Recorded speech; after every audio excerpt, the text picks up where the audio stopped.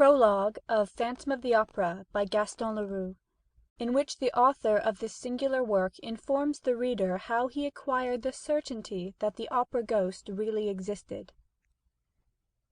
The opera ghost really existed. He was not, as was long believed, a creature of the imagination of the artists, the superstition of the managers, or a product of the absurd and impressionable brains of the young ladies of the ballet, their mothers, the box-keepers, the cloak-room attendants, or the concierge. Yes, he existed in flesh and blood, although he assumed the complete appearance of a real phantom, that is to say, of a spectral shade.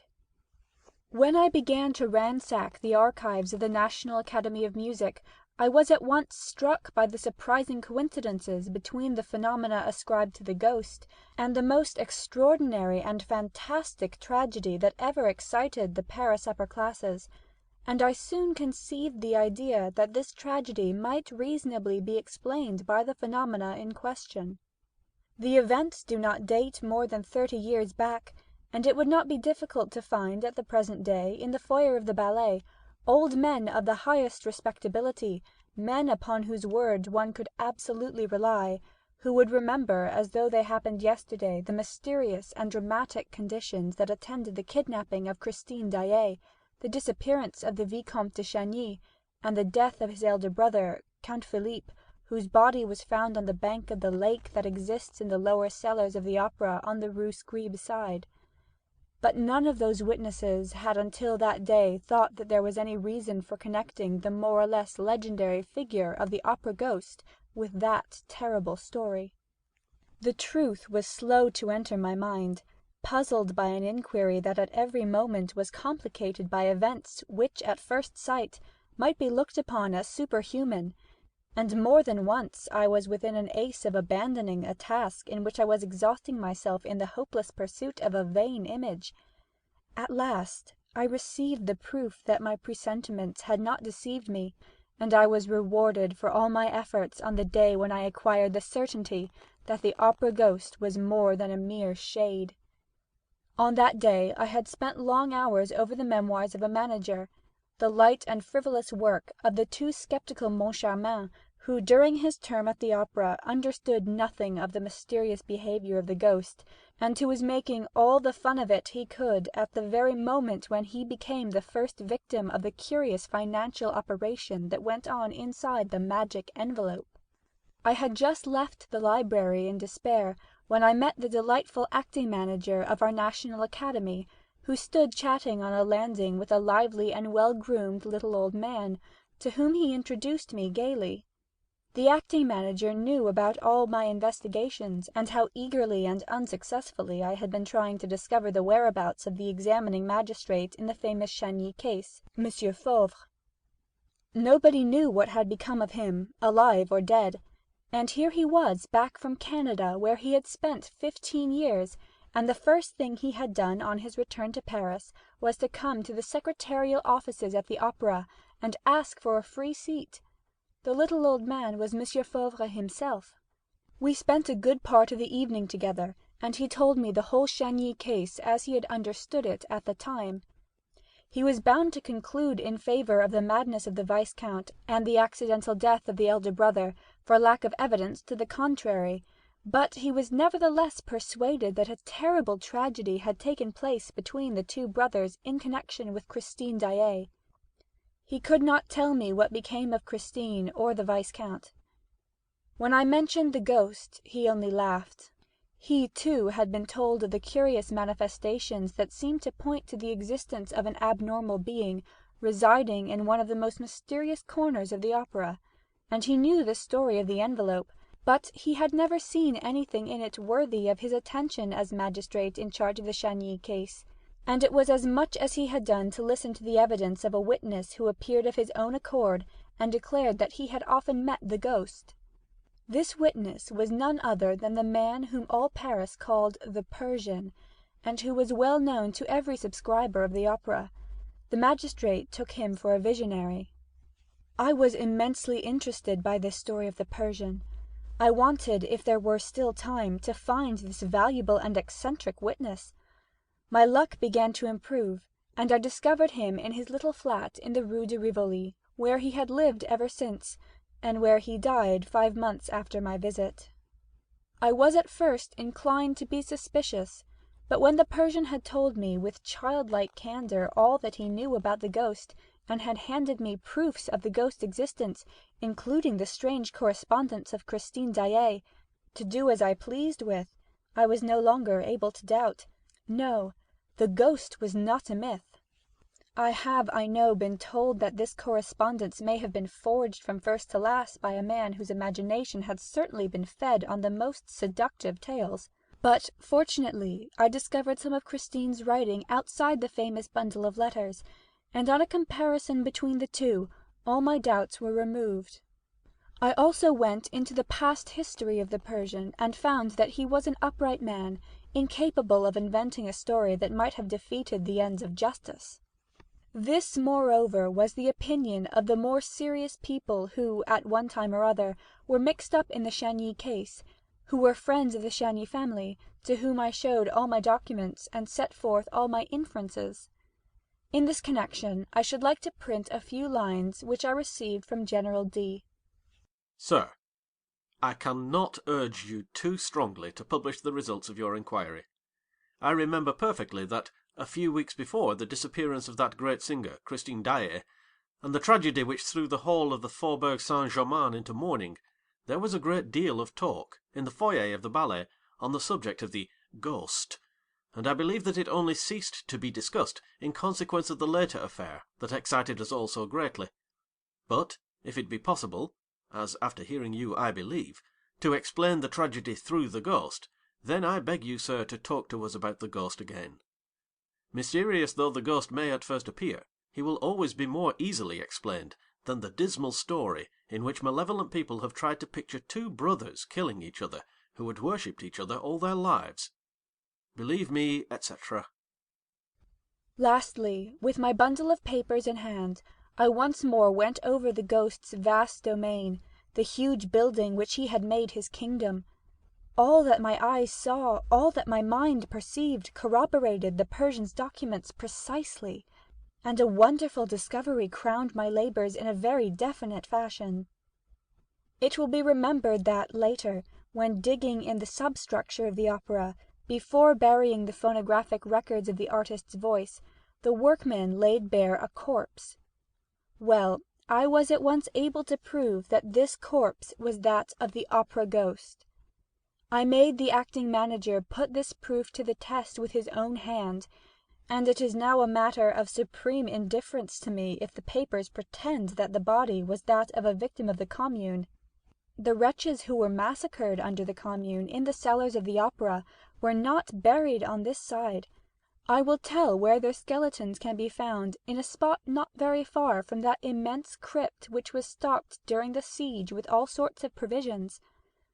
I came upon this track just when I was looking for the remains of the opera ghost, which I should never have discovered but for the unheard-of chance described above.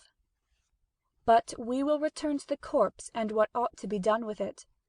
For the present I must conclude this very necessary introduction by thanking Monsieur Millefoy, who was the commissary of police called in for the first investigations after the disappearance of Christine Daae, Monsieur Remy, the late secretary, Monsieur Mercier, the late acting manager, Monsieur Gabriel, the late chorus-master, and more particularly Madame la Baronne de Castelot-Barbezac, who was once the little Meg of the story, and who is not ashamed of it, the most charming star of our admirable court ballet, the eldest daughter of the worthy Madame Giry, now deceased, who had charge of the ghost's private box.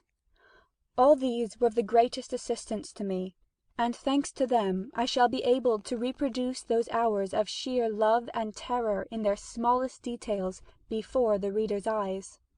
And I should be ungrateful indeed if I omitted, while standing on the threshold of this dreadful and veracious story, to thank the present management of the opera, which has so kindly assisted me in all my inquiries, and Monsieur Messager in particular, together with Monsieur Gabillon, the acting manager, and that most admirable of men, the architect entrusted with the preservation of the building, who did not hesitate to lend me the works of Charles Garnier, though he was almost sure that I would never return them to him.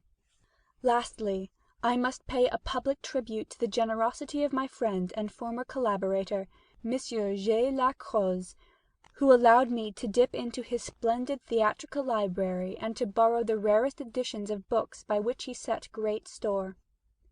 Gaston Leroux. End of Prologue. Chapter 1. Is it the Ghost? It was the evening on which Messieurs Debienne and Poligny, the managers of the opera, were giving a last gala performance to mark their retirement. Suddenly the dressing-room of La Sorelli, one of the principal dancers, was invaded by half a dozen young ladies of the ballet, who had come up from the stage after dancing Polyeucte. They rushed in amid great confusion, some giving vent to forced and unnatural laughter, others to cries of terror. Sorelli, who wished to be alone for a moment to run through the speech which she was to make to the resigning managers, looked around angrily at the mad and tumultuous crowd. It was little Jeanne, the girl with the tip-tilted nose and forget-me-not eyes, the rose-red cheeks and the lily-white neck and shoulders, who gave the explanation in a trembling voice. "It's the ghost!" And she locked the door. Sorelli's dressing-room was fitted up with official, commonplace elegance. A pier-glass, a sofa, a dressing-table, and a cupboard or two provided the necessary furniture. On the walls hung a few engravings, relics of the mother, who had known the glories of the old opera in the Rue des Pelletiers, portraits of Vestris, Gardel, Dupont, Bigottini. But the room seemed a palace to the brats of the corps de ballet, who were lodged in common dressing-rooms, where they spent their time singing, quarrelling, smacking the dressers and hairdressers, and buying one another glasses of cassis, beer, or even rum, until the call-boy's bell rang. Sorelli was very superstitious. She shuddered when she heard little Jeanne speak of the ghost, called her a silly little fool, and then, as she was the first to believe in ghosts in general, and the opera ghost in particular, at once asked for details. "Have you seen him?" "As plainly as I see you now," said little Jeanne, whose legs were giving way beneath her, and she dropped with a moan into a chair. Thereupon little Giry, the girl with eyes black as sloes, hair black as ink, a swarthy complexion, and a poor little skin stretched over poor little bones, little Giry added, "If that's the ghost, he's very ugly." "Oh, yes!" cried the chorus of ballet girls, and they all began to talk together. The ghost had appeared to them in the shape of a gentleman in dress clothes, who had suddenly stood before them in the passage without their knowing where he came from. He seemed to have come straight through the wall. "Pooh!" said one of them, who had more or less kept her head. "You see the ghost everywhere." And it was true. For several months there had been nothing discussed at the opera but this ghost in dress clothes, who stalked about the building from top to bottom like a shadow, who spoke to nobody, to whom nobody dared speak, and who vanished as soon as he was seen, no one knowing how or where. As became a real ghost, he made no noise in walking. People began by laughing and making fun of this spectre dressed like a man of fashion or an undertaker. But the ghost legend soon swelled to enormous proportions among the corps de ballet. All the girls pretended to have met this supernatural being more or less often, and those who laughed the loudest were not the most at ease. When he did not show himself, he betrayed his presence or his passing by accident, comic or serious, for which the general superstition held him responsible. Anyone met with a fall, or suffered a practical joke at the hands of one of the other girls, or lost a powder-puff, it was at once the fault of the ghost, of the opera ghost. After all, who had seen him? You meet so many men in dress clothes at the opera who are not ghosts. But this dress suit had a peculiarity of its own. It covered a skeleton. At least, so the ballet girl said, and, of course, it had a death's head. Was all this serious? The truth is that the idea of the skeleton came from the description of the ghost given by Joseph Buquet, the chief scene-shifter, who had really seen the ghost. He had run up against the ghost on the little staircase by the footlights which leads to the cellars. He had seen him for a second, for the ghost had fled, and to anyone who cared to listen to him, he said, "He is extraordinarily thin. and his dress coat hangs on a skeleton frame. His eyes are so deep that you can hardly see the fixed pupils. You just see two big black holes, as in a dead man's skull. His skin, which is stretched across his bones like a drumhead, is not white, but a nasty yellow. His nose is so little worth talking about that you can't see its side face, and the absence of that nose is a horrible thing to look at. All the hair he has is 3 or 4 long dark locks on his forehead and behind his ears. The chief scene-shifter was a serious, sober, steady man, very slow at imagining things. His words were received with interest and amazement, and soon there were other people to say that they too had met a man in dress clothes with a death's head on his shoulders. Sensible men who had wind of the story began by saying that Joseph Buquet had been the victim of a joke played by one of his assistants. And then, one after the other, there came a series of incidents so curious and so inexplicable that the very shrewdest people began to feel uneasy. For instance, a fireman is a brave fellow. He fears nothing, least of all fire. Well, the fireman in question, who had gone to make a round of inspection in the cellars, and who, it seems, had ventured a little farther than usual, suddenly reappeared on the stage, pale, scared, trembling, with his eyes starting out of his head, and practically fainted in the arms of the proud mother of little Jeanne. And why? Because he had seen coming towards him, at the level of his head, but without a body attached to it, a head of fire. And, as I said, a fireman is not afraid of fire. The fireman's name was Pimpin. The corps de ballet was flung into consternation. At first sight this fiery head in no way corresponded to Joseph Buquet's description of the ghost, but the young ladies soon persuaded themselves that the ghost had several heads, which he changed about as he pleased, and of course they at once imagined that they were in the greatest danger. Once a fireman did not hesitate to faint. Leaders and front-row and back-row girls alike had plenty of excuses for the fright that made them quicken their pace when passing some dark corner or ill-lighted corridor. Sorelli herself, on the day after the adventure of the fireman, placed a horseshoe on the table in front of the stage doorkeeper's box, which everyone who entered the opera otherwise than as a spectator must touch before setting foot on the first tread of the staircase. This horseshoe was not invented by me, any more than any other part of this story, alas, and it may still be seen on the table in the passage outside the stage doorkeeper's box when you enter the opera through the court known as the Cour de l'Administration. To return to the evening in question. "It's the ghost!" little Jeanne had cried. An agonizing silence now reigned in the dressing-room. Nothing was heard but the hard breathing of the girls. At last Jeanne, flinging herself upon the farthest corner of the wall, with every mark of real terror on her face, whispered, "Listen!" Everybody seemed to hear a rustling outside the door. There was no sound of footsteps. It was like light silk sliding over the panel. Then it stopped. Sorelli tried to show more pluck than the others. She went up to the door and, in a quavering voice, asked, "Who's there?" But nobody answered. Then, feeling all eyes upon her, watching her last movement, she made an effort to show courage, and said very loudly, "Is there anyone behind the door?" "Oh, yes, of course there is," cried that little dried plum of a Meg Giry, heroically holding Sorelli back by her gauze skirt. "Whatever you do, don't open the door. Oh, Lord, don't open the door." But Sorelli, armed with a dagger that never left her, turned the key and drew back the door, while the ballet girls retreated to the inner dressing-room, and Meg Giry sighed. "Mother! Mother!" Sorelli looked into the passage bravely. It was empty. A gas flame in its glass prison cast a red and suspicious light into the surrounding darkness, without succeeding in dispelling it, and the dancer slammed the door again with a deep sigh. "No," she said. "there is no one there." "Still we saw him," Jeanne declared, returning with timid little steps to her place beside Sorelli. "He must be somewhere prowling about. I shan't go back to dress. We had better all go down to the foyer together at once for the speech, and we will come up again together." And the child reverently touched the little coral finger-ring which she wore as a charm against bad luck, while Sorelli stealthily, with the tip of her pink thumb-nail, made a St. Andrew's cross on the wooden ring which adorned the fourth finger of her left hand. She said to the little ballet girls, Come, children, pull yourselves together. I dare say no one has ever seen the ghost. Yes, we saw him. We saw him just now. cried the girls.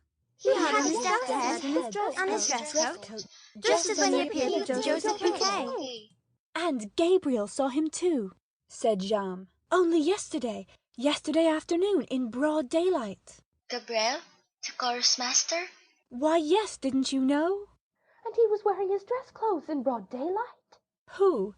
Gabriel? Why, no, the ghost. Certainly. Gabriel told me so himself. That's what he knew him by. Gabriel was in the stage manager's office. Suddenly, the door opened and the Persian entered. You know the Persian has the evil eye. Oh, yes, answered the little ballet girls in chorus, warding off ill luck by pointing their forefinger and little finger at the absent Persian, while their second and third fingers were bent on the palm and held down by the thumb. And you know how superstitious Gabriel is, continued Jeanne. However, he is always polite. When he meets the Persian, he just puts his hand in his pocket and touches his keys. Well, the moment the Persian appeared in the doorway, Gabriel gave one jump from his chair to the lock of the cupboard so as to touch iron. In doing so, he tore the whole skirt of his overcoat on a nail. Hurrying to get out of the room, he banged his forehead against a hat peg and gave himself a huge bump. Then, suddenly stepping back, he skinned his arm on the screen near the piano. He tried to lean on the piano, but the lid fell on his hands and crushed his fingers. He rushed out of the office like a madman, slipped on the staircase, and came down the whole of the first flight on his back. I was just passing with Mother. We picked him up. He was covered with bruises, and his face was all over blood. We were frightened out of our lives, but all at once he began to thank Providence that he had gotten off so cheaply. Then he told us what had frightened him. He had seen the ghost behind the Persian, the ghost with the death's head, just like Joseph Bouquet's description.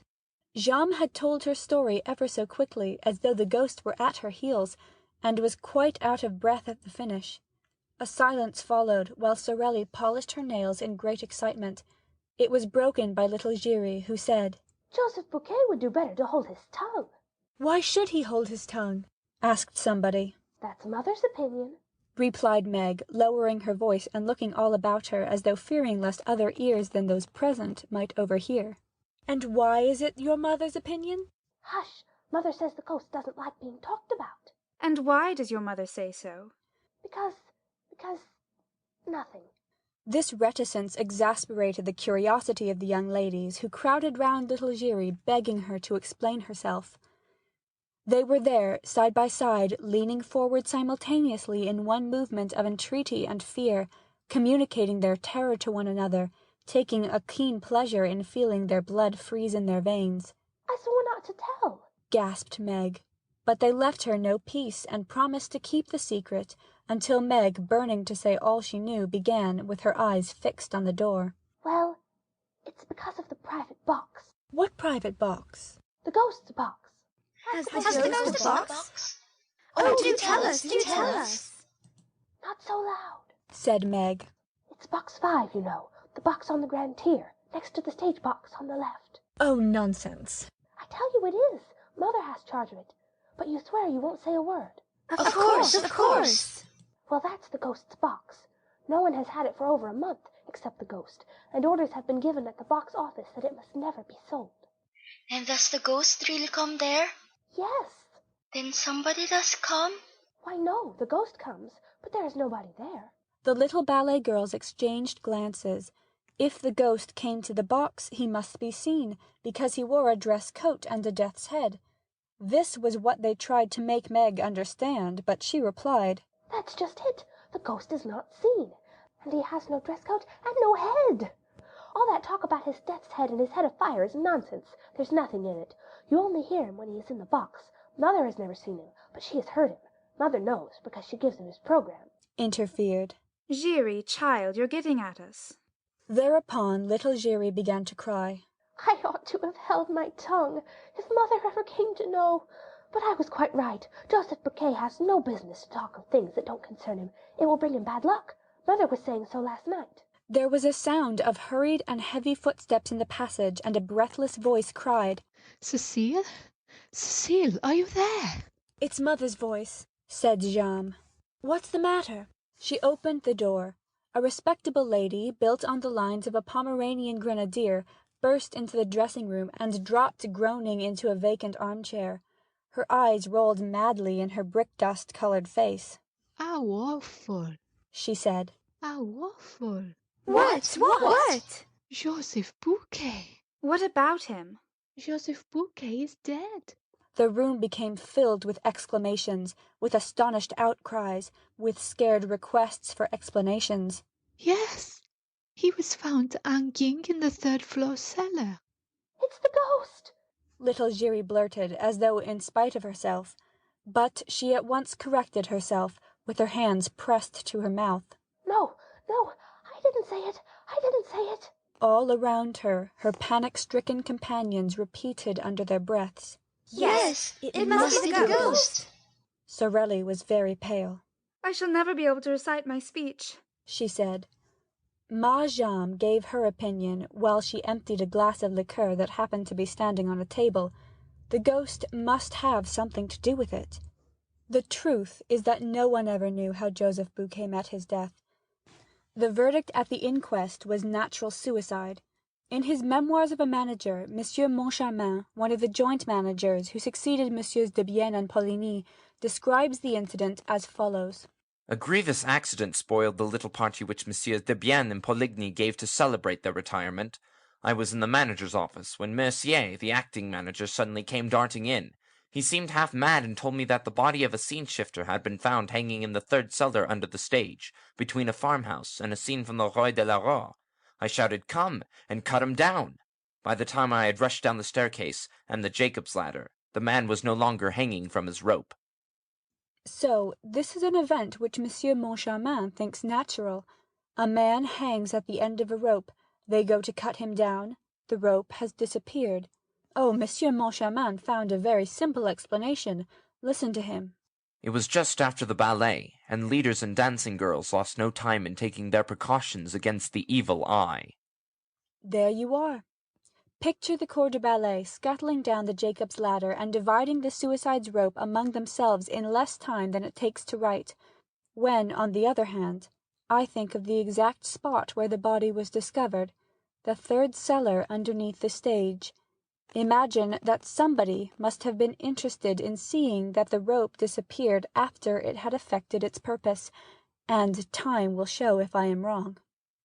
The horrid news soon spread all over the opera, where Joseph Bouquet was very popular.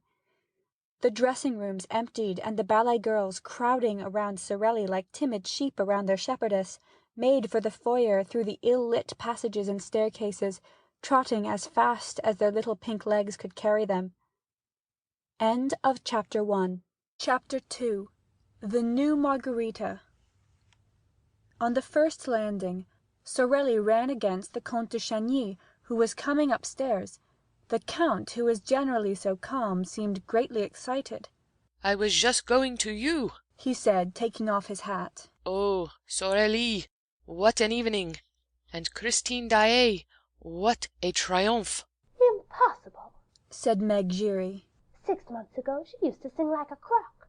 But do let us go by, my dear Count, continues the brat with a saucy curtsy. We are going to inquire after a poor man who was found hanging by the neck. Just then the acting manager came fussing past and stopped when he heard this remark. "What?" he exclaimed roughly. "Have you girls heard already? Well, please forget about it for tonight, and above all, don't let Monsieur Debienne and Monsieur Poligny hear. It would upset them too much on their last day." They all went on to the foyer of the ballet, which was already full of people. The Comte de Chagny was right. No gala performance ever equalled this one. All the great composers of the day had conducted their own works in turns. Farr and Krauss had sung, and on that evening Christine Daae had revealed her true self for the first time to the astonished and enthusiastic audience. Gounod had conducted the funeral march of a marionette, Rayet his beautiful overture to Siguar, Sansin the Danse Macabre and a Reverie Orientale, Massenet an unpublished Hungarian march, Giraud his Carnaval, Delibes the Valse Lente from Sylvia, and the Pizzicati from Coppelia. Mademoiselle Krauss had sung the bolero in the Vespri Siciliani, and Mademoiselle Denise Bloch the drinking song in Lucrezia Borgia. But the real triumph was reserved for Christine Daae, who had begun by singing a few passages from Romeo and Juliet. It was the first time that the young artist sang in this work of Gounod, which had not been transferred to the opera, and which was revived at the Opera Comique after it had been produced at the old Théâtre Lyrique by Madame Carvalho. Those who heard her say that her voice in these passages was seraphic, but this was nothing to the superhuman notes that she gave forth in the prison scene and the final trio in Faust, which she sang in the place of La Carlotta who was ill. No one had ever heard or seen anything like it.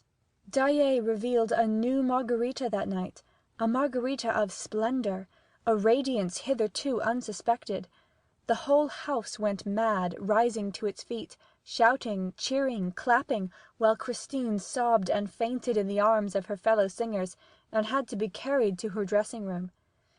A few subscribers, however, protested. Why had so great a treasure been kept from them all that time? Till then, Christine Daae had played a good Sibylle to Carlotta's rather too splendidly material Margarita, and it had needed Carlotta's incomprehensible and inexcusable absence from this gala night for the little Daae, at a moment's warning, to show all that she could do in a part of the programme reserved for the Spanish diva. Well, what the subscribers wanted to know was, why had Debienne and Poligny appealed to Daae when Carlotta was taken ill? Did they know of her hidden genius? And if they did know of it, why had they kept it hidden? And why had she kept it hidden? Oddly enough, she was not known to have a professor of singing at that moment. She had often said she meant to practice alone for the future. The whole thing was a mystery. The Comte de Chagny, standing up in his box, listened to all this frenzy and took part in it by loudly applauding. Philippe Georges Marie Comte de Chagny was just 41 years of age. He was a great aristocrat and a good-looking man, above middle height and with attractive features, in spite of his hard forehead and his rather cold eyes. He was exquisitely polite to the women and a little haughty to the men, who did not always forgive him for his successes in society. He had an excellent heart and an irreproachable conscience. On the death of old Count Philibert, he became the head of one of the oldest and most distinguished families in France, whose arms dated back to the 14th century. The Chagnys owned a great deal of property, and when the old count, who was a widower, died, it was no easy task for Philippe to accept the management of so large an estate. His two sisters and his brother Raoul would not hear of a division, and waived their claim to the shares, leaving themselves entirely in Philippe's hands, as though the right of primogeniture had never ceased to exist. When the two sisters married on the same day, they received their portion from their brother, not as a thing rightfully belonging to them, but as a dowry for which they thanked him. The Comtesse de Chagny, née Le Morogis de la Martinière, had died giving birth to Raoul, who was born 20 years after his elder brother. At the time of the old count's death, Raoul was 12 years of age. Philippe busied himself actively with the youngster's education. He was admirably assisted in this work first by his sisters, and afterward by an old aunt, a widow of a naval officer who lived at Brest, and gave young Raoul a taste for the sea. The lad entered the Borda training ship, finished his course with honours, and quietly made his trip round the world. Thanks to powerful influence, he had just been appointed a member of the official expedition on board the Requin, which was to be sent to the Arctic Circle in search of the survivors of the D'Artois expedition, of whom nothing had been heard for 3 years. Meanwhile, he was enjoying a long furlough which would not be over for 6 months, and already the dowagers of the Faubourg Saint-Germain were pitying the handsome and apparently delicate stripling for the hard work in store for him. The shyness of the sailor lad, I was almost saying his innocence, was remarkable. He seemed to have but just left the woman's apron strings. As a matter of fact, petted as he was by his two sisters and his old aunt, he had retained from this purely feminine education manners that were almost candid and stamped with a charm that nothing yet had been able to sully.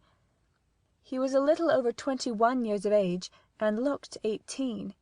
He had a small fair moustache, beautiful blue eyes, and a complexion like a girl's. Philippe spoiled Raoul. To begin with, he was very proud of him and pleased to foresee a glorious career for his junior in the navy, in which one of their ancestors, the famous Chagny de la Roche, had held the rank of admiral. He took advantage of the young man's leave of absence to show him Paris, with all its luxurious and artistic delights. The Count considered that, at Raoul's age, it is not good to be too good. Philippe himself had a character that was very well balanced in work and pleasure alike. His demeanour was always faultless, and he was incapable of setting his brother a bad example. He took him with him wherever he went. He even introduced him to the foyer of the ballet. I know that the Count was said to be on terms with Sorelli, but it could hardly be reckoned as a crime for this nobleman, a bachelor, with plenty of leisure, especially since his sisters were settled, to come and spend an hour or two after dinner in the company of a dancer, who, though not so very, very witty, had the finest eyes that ever were seen. And besides, there are places where a true Parisian, when he has the rank of the Comte de Chagny, is bound to show himself, and at that time the foyer of the ballet at the opera was one of those places. Lastly, Philippe would perhaps not have taken his brother behind the scenes of the opera if Raoul had not been the first to ask him, repeatedly renewing his request with a gentle obstinacy which the Count remembered at a later date.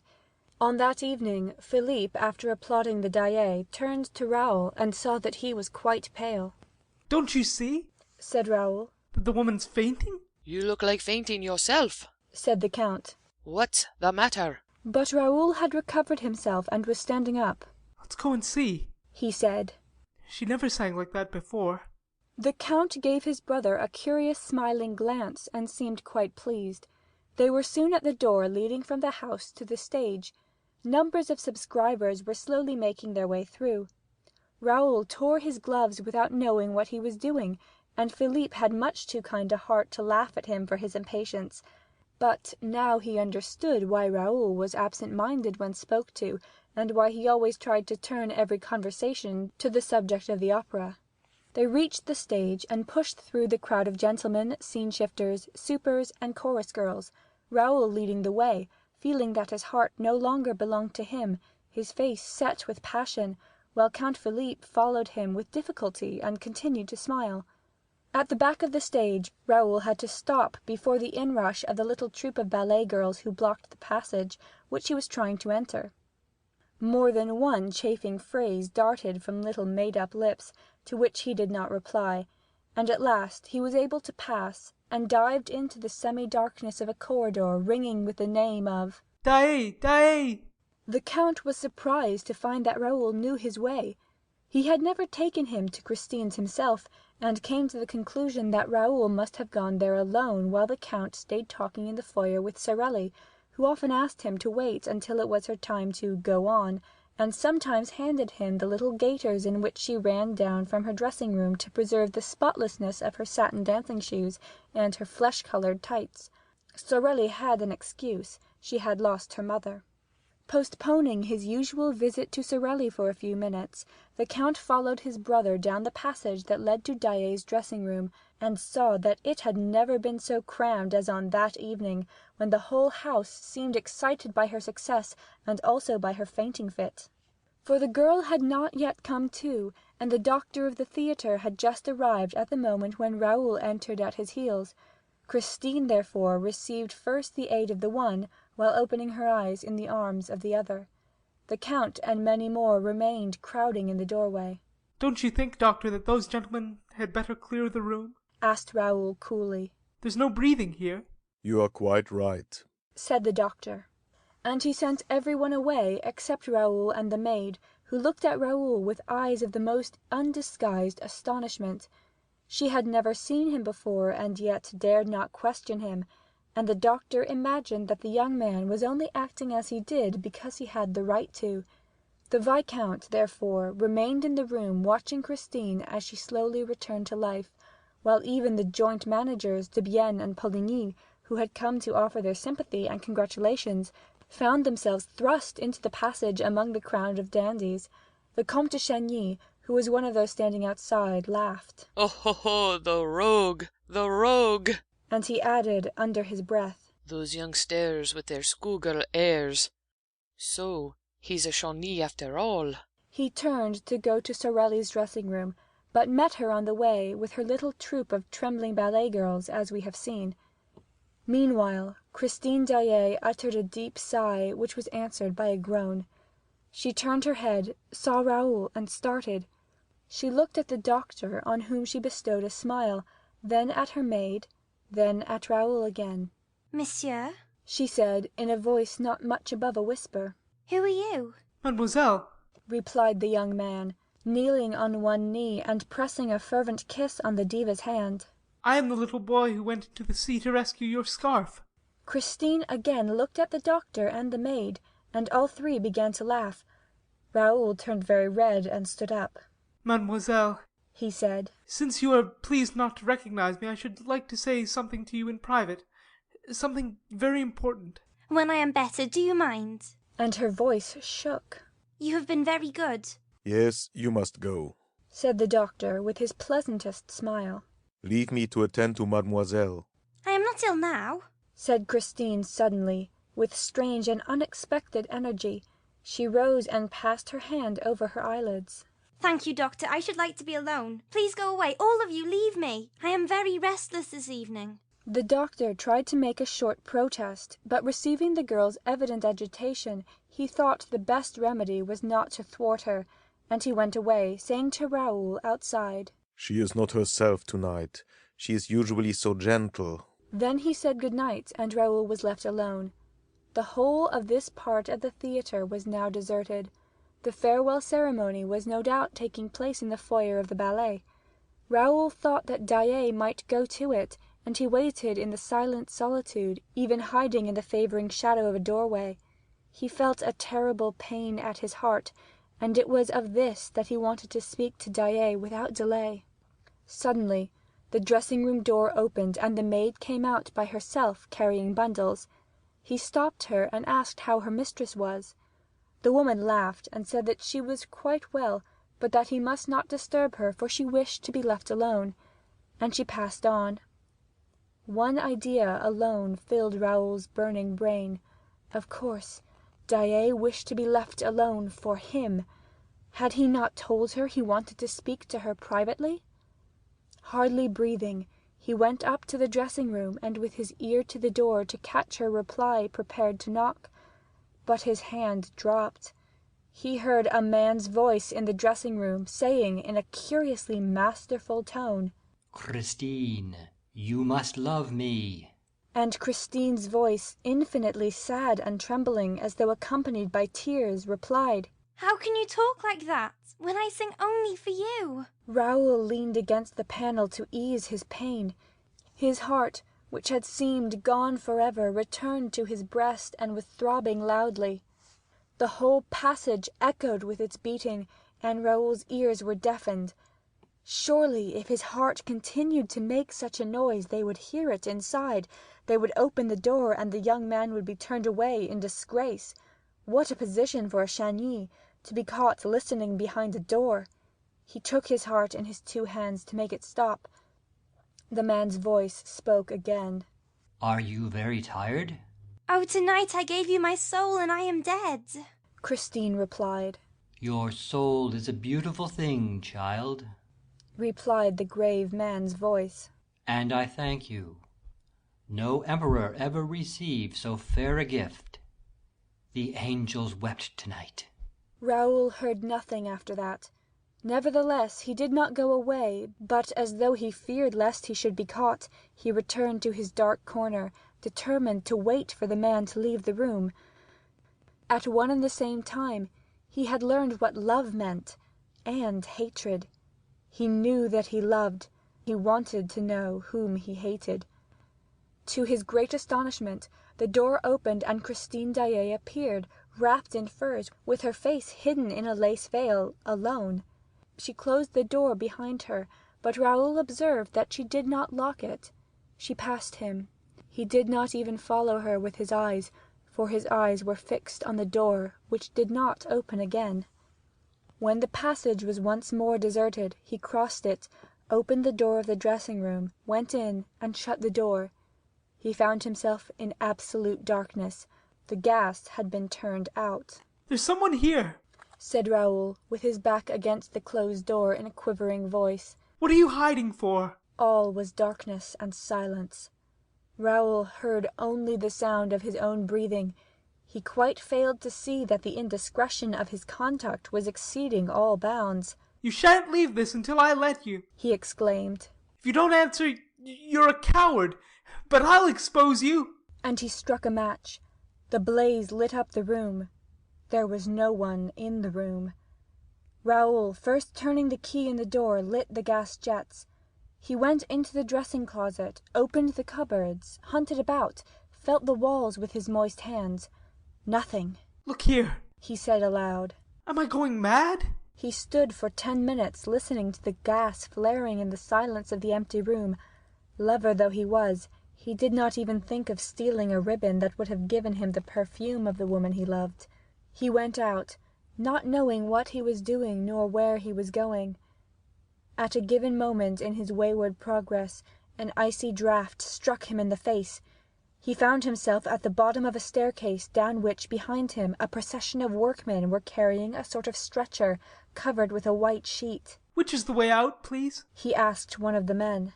"Straight in front of you the door is open, but let us pass." Pointing to the stretcher, he asked mechanically, "What's that?" The workman answered, "That is Joseph Buquet, who was found in the third cellar, hanging between a farmhouse and a scene from the Roi de Lahore." He took off his hat, fell back to make room for the procession, and went out.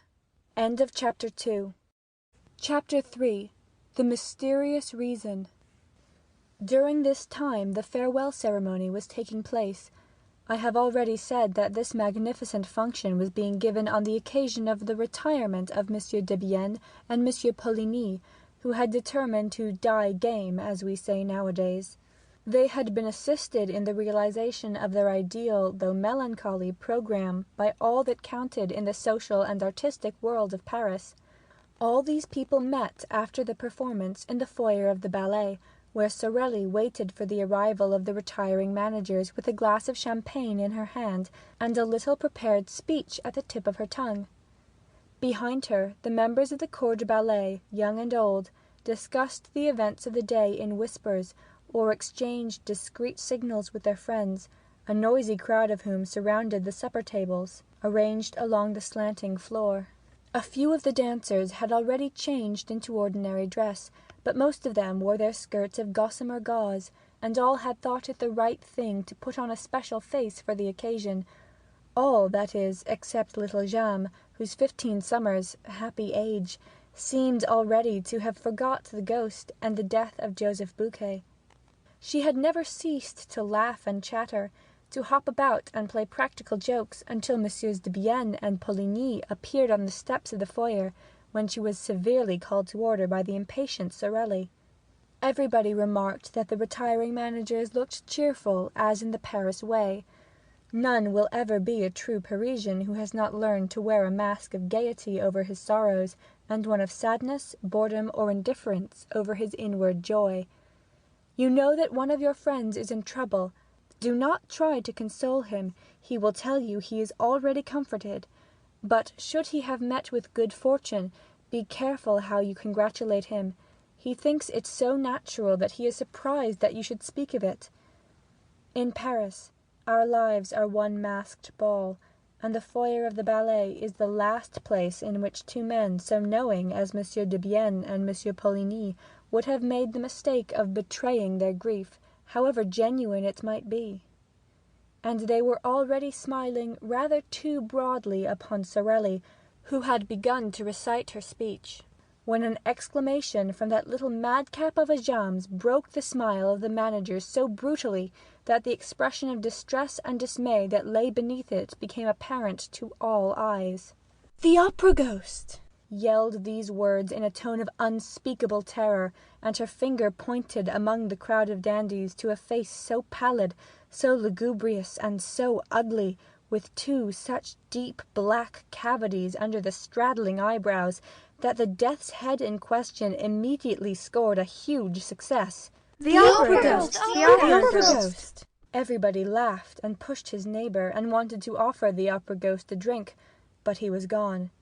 He had slipped through the crowd, and the others vainly hunted for him, while two gentlemen tried to calm little Jeanne, and while little Giry stood screaming like a peacock. Sorelli was furious. She had not been able to finish her speech. The managers had kissed her, thanked her, and run away as fast as the ghost himself. No one was surprised at this, for it was known that they were to go through the same ceremony on the floor above, in the foyer of the singers, and that finally they were themselves to receive their personal friends for the last time in the great lobby outside the manager's office, where a regular supper would be served. Here they found the new managers, Monsieur Armand Moncharmin and Monsieur Firmin Richard, whom they hardly knew. Nevertheless, they were lavish in protestations of friendship, and received 1,000 flattering compliments in reply, so that those of the guests who had feared that they had a rather tedious evening in store for them at once put on their brighter faces. The supper was almost gay, and a particularly clever speech of the representative of the government, mingling the glories of the past with the successes of the future, caused the greatest cordiality to prevail. The retiring managers had already handed over to their successors the 2 tiny master keys which opened all the doors, thousands of doors, of the opera house. And those little keys, the object of general curiosity, were being passed from hand to hand, when the attention of some of the guests was diverted by their discovery, at the end of the table, of that strange, wan, and fantastic face, with the hollow eyes, which had already appeared in the foyer of the ballet, and been greeted by little Jean's exclamation, "The opera ghost!" There sat the ghost, as natural as he could be, except that he neither ate nor drank. Those who began by looking at him with a smile ended by turning away their heads, for the sight of him at once provoked the most funereal thoughts. No one repeated the joke of the foyer. No one exclaimed, "There's the opera ghost."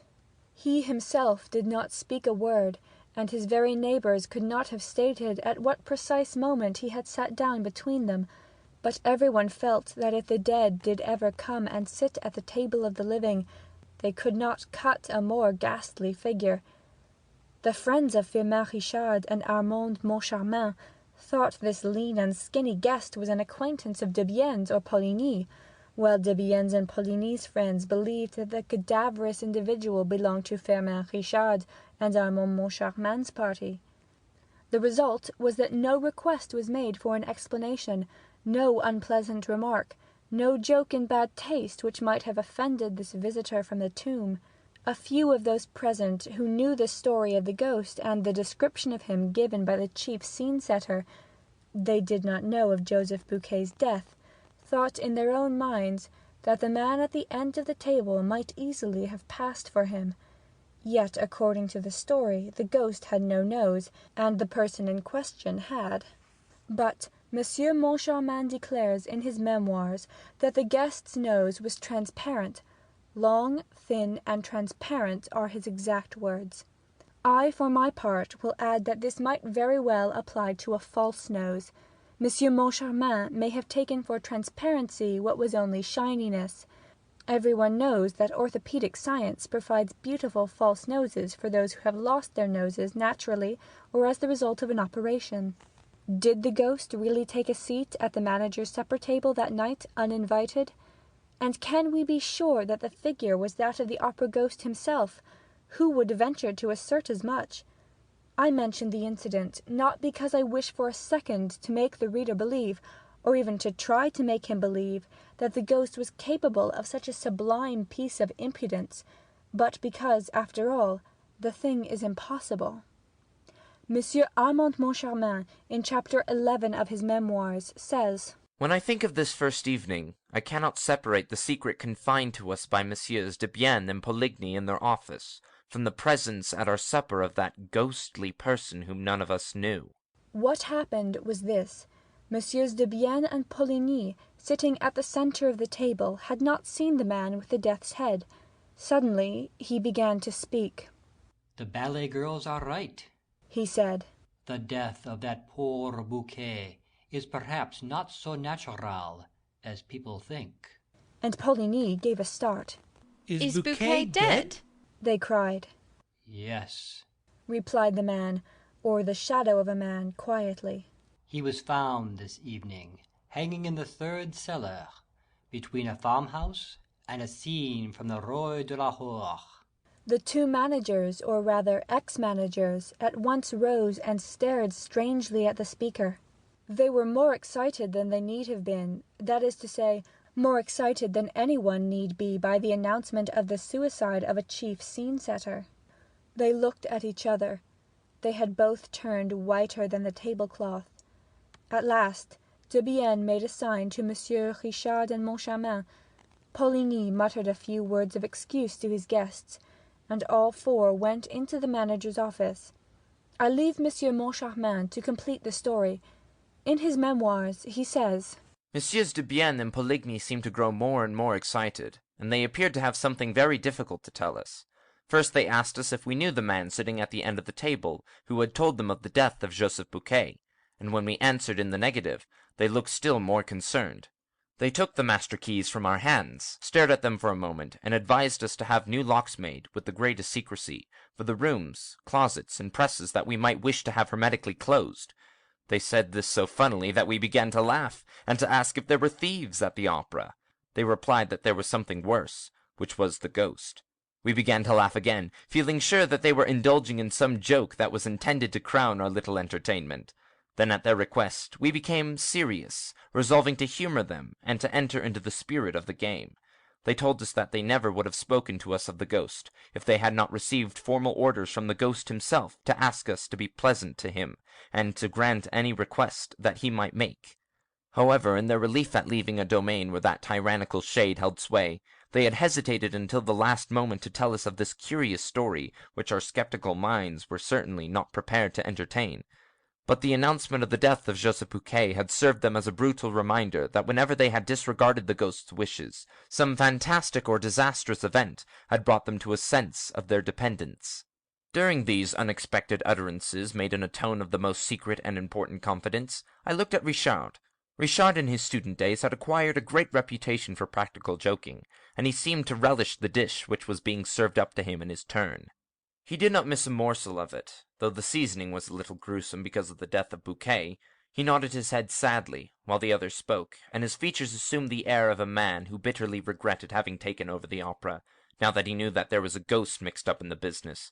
I could think of nothing better than to give him a servile imitation of this attitude of despair.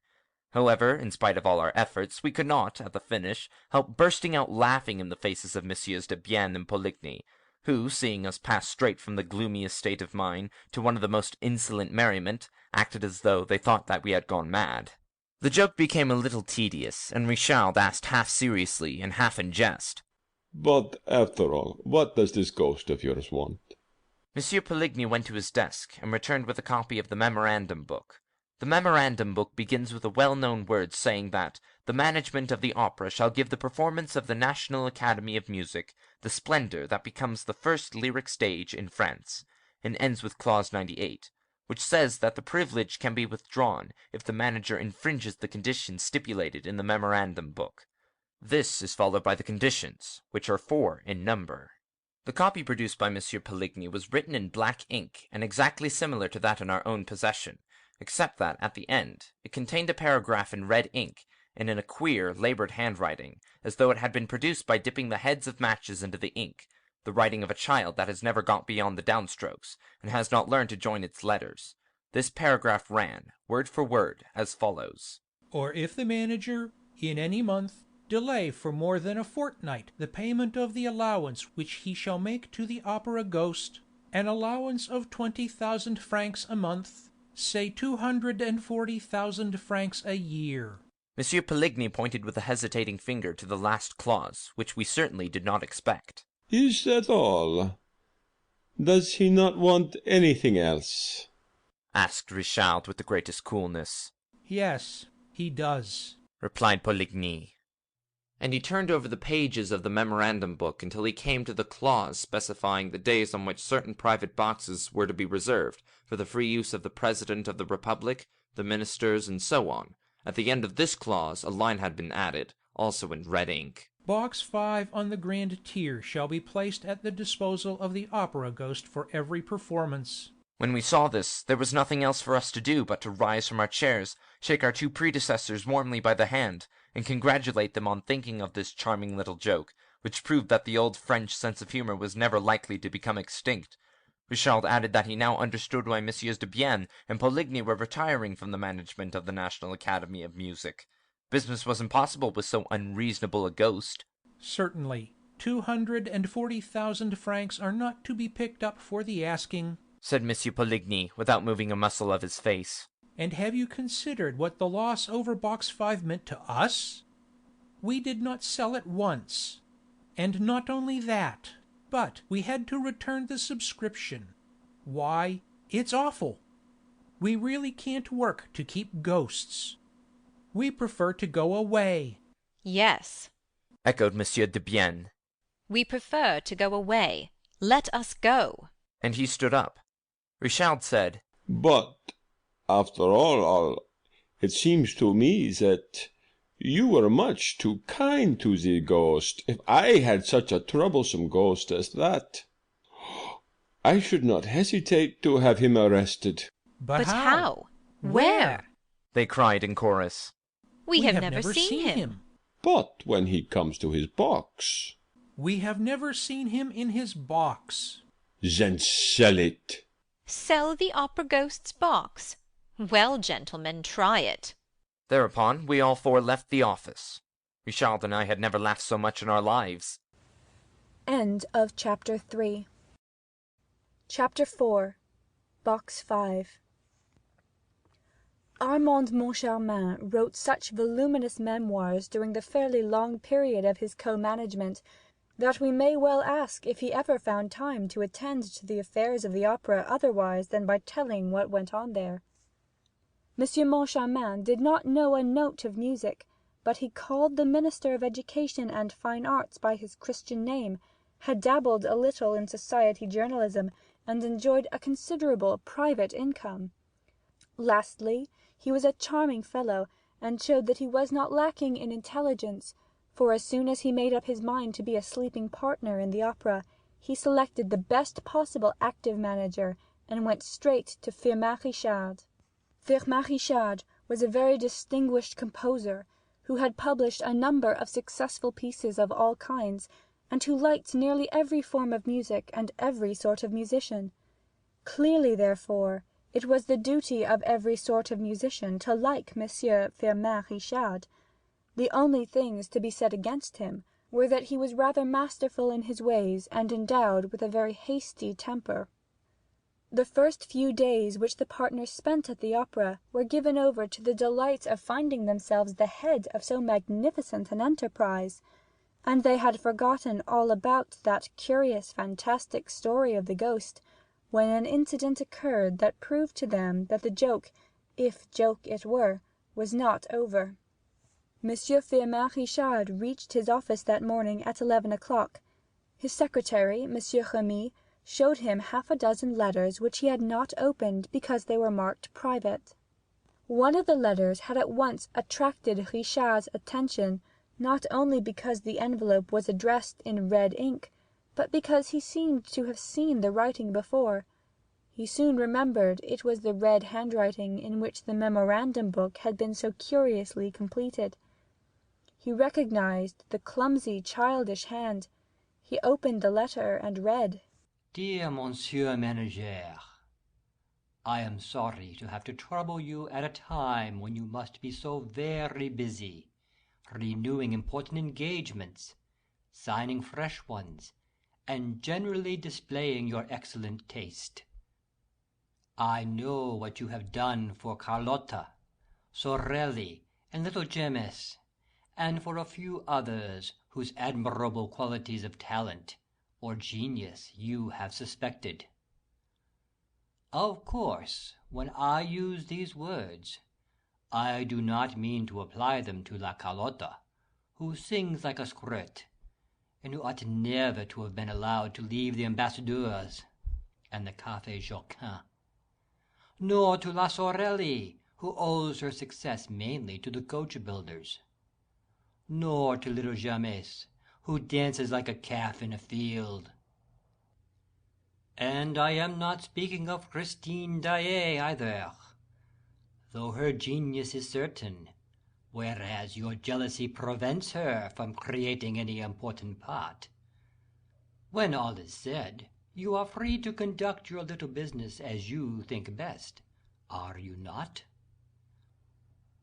All the same, I should like to take advantage of the fact that you have not yet turned Christine Daae out of doors by hearing her this evening in the part of the Belle, as that of Margarita has been forbidden her since her triumph of the other evening.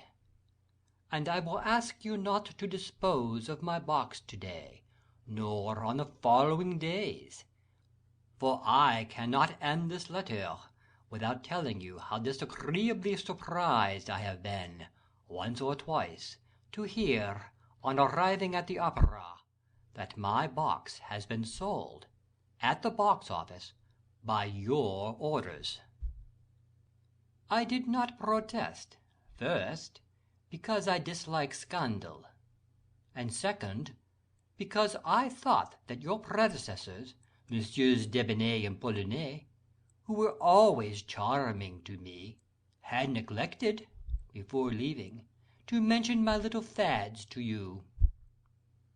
I have now received a reply from those gentlemen to my letter asking for an explanation, and this reply proves that you know all about my memorandum book, and consequently that you are treating me with outrageous contempt. If you wish to live in peace, you must not begin by taking away my private box. Believe me to be, dear Monsieur Manager, without prejudice to these little observations, your most humble and obedient servant, Opera Ghost. The letter was accompanied by a cutting from the agony column of the Revue Théâtrale, which ran: O.G. There is no excuse for R&M. We told them, and left your memorandum book in their hands. Kind regards. They are keeping up the joke, said Monsieur Richard. but I don't call it funny. What does it all mean? Asked Monsieur Moncharmin. Do they imagine that because they have been managers of the opera, we are going to let them have a box for an indefinite period? I am not in the mood to let myself be laughed that long, said Firmin Richard. It's harmless enough, observed Armand Moncharmin. What is it they really want, a box for tonight? Monsieur Firmin Richard told his secretary to send box 5 on the grand tier to Messieurs Debienne and Poligny, if it was not sold. It was not. It was sent off to them.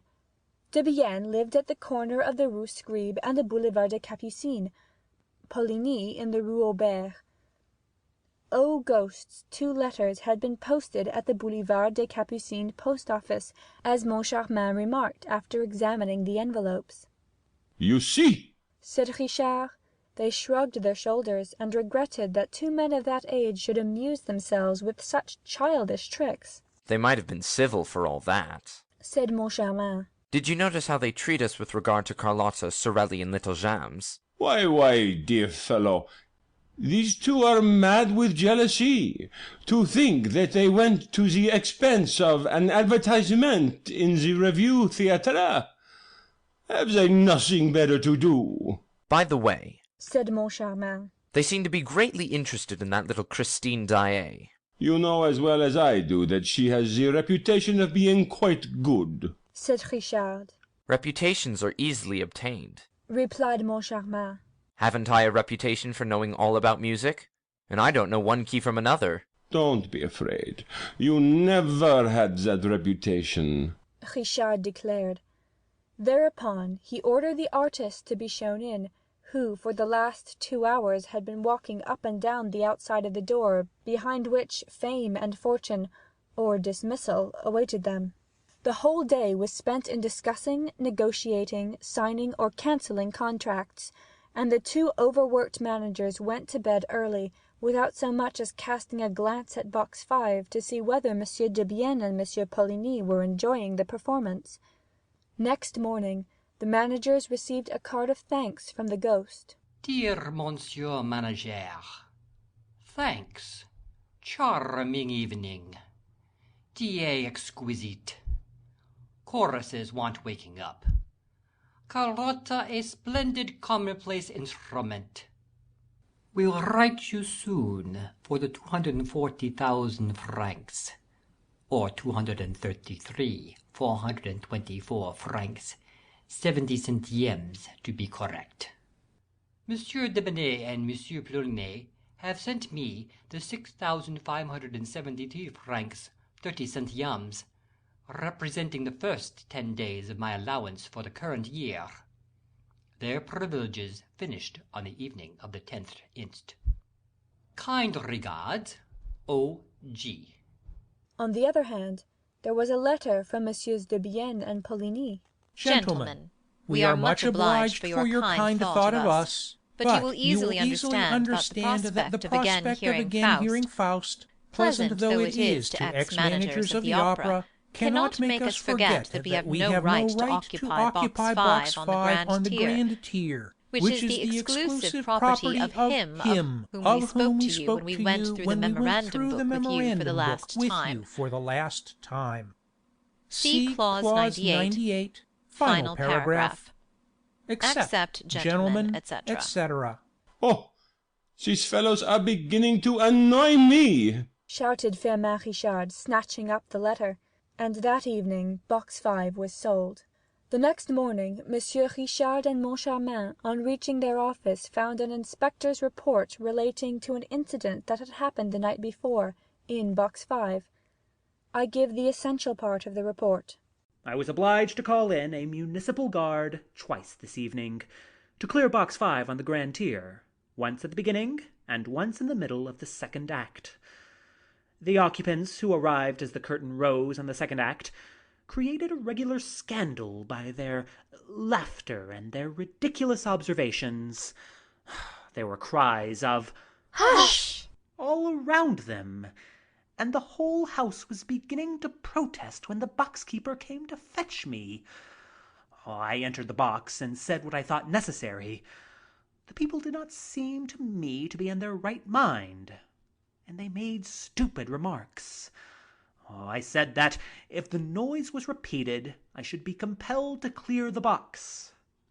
The moment I left, I heard the laughing again, with fresh protest from the house. I returned with a municipal guard, who turned them out. They protested, still laughing, saying they would not go unless they had their money back. At last they became quiet, and I allowed them to enter the box again. The laughter at once recommenced, and this time I had them turned out definitely. Send for the inspector, said Richard to his secretary, who had already read the report and marked it with blue pencil. Monsieur Remy, the secretary, had foreseen the order and called the inspector at once.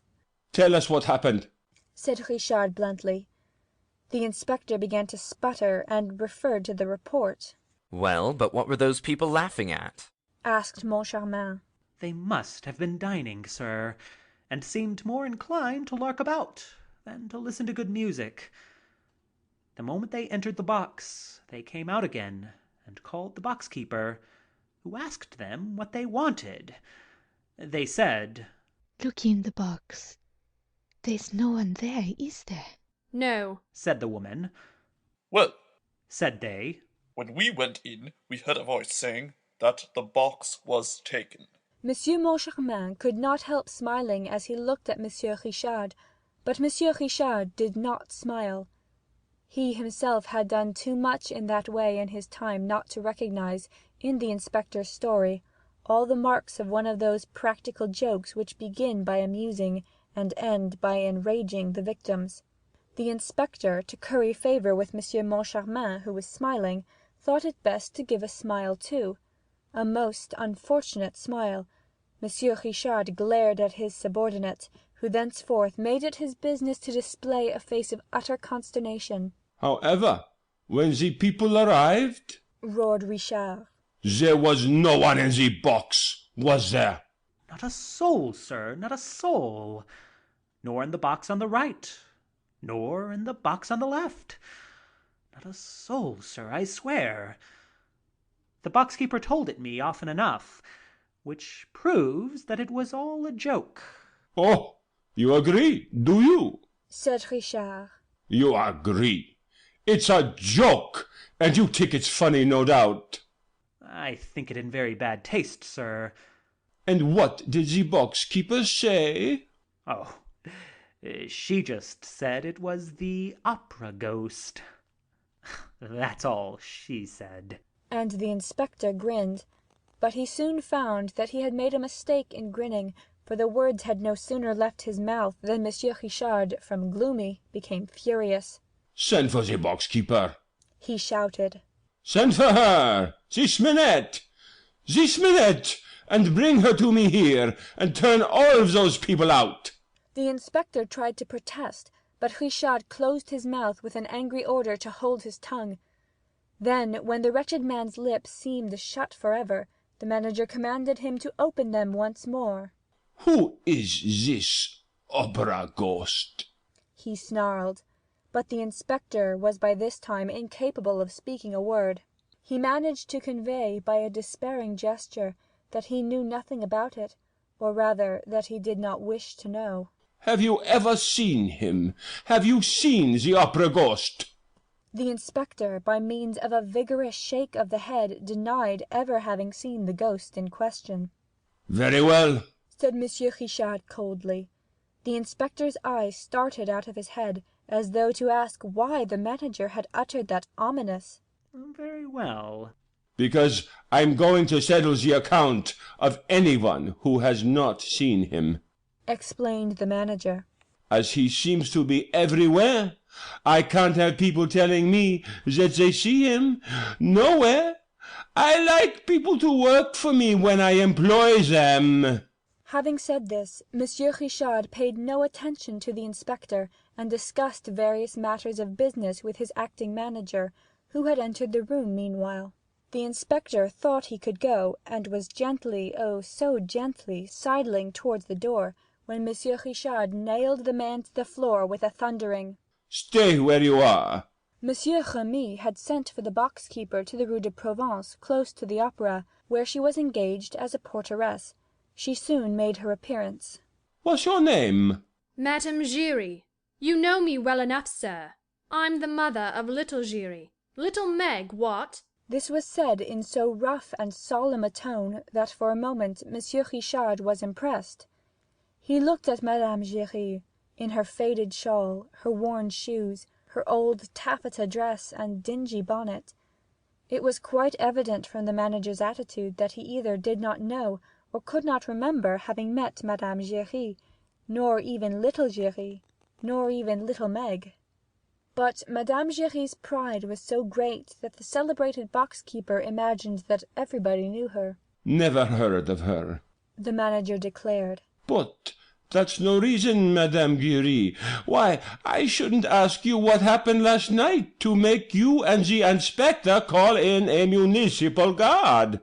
"I was just wanting to see you, sir, and talk to you about it, so that you mightn't have the same unpleasantness as Monsieur Debienne and Monsieur Polony. They wouldn't listen to me either at first." "I'm not asking you about all that. I'm asking you what happened last night." Madame Giry turned purple with indignation. Never had she been spoken to like that. She rose as though to go, gathering up the folds of her skirt and waving the feathers of her dingy bonnet with dignity, but, changing her mind, she sat down again and said in a haughty voice, I'll tell you what happened.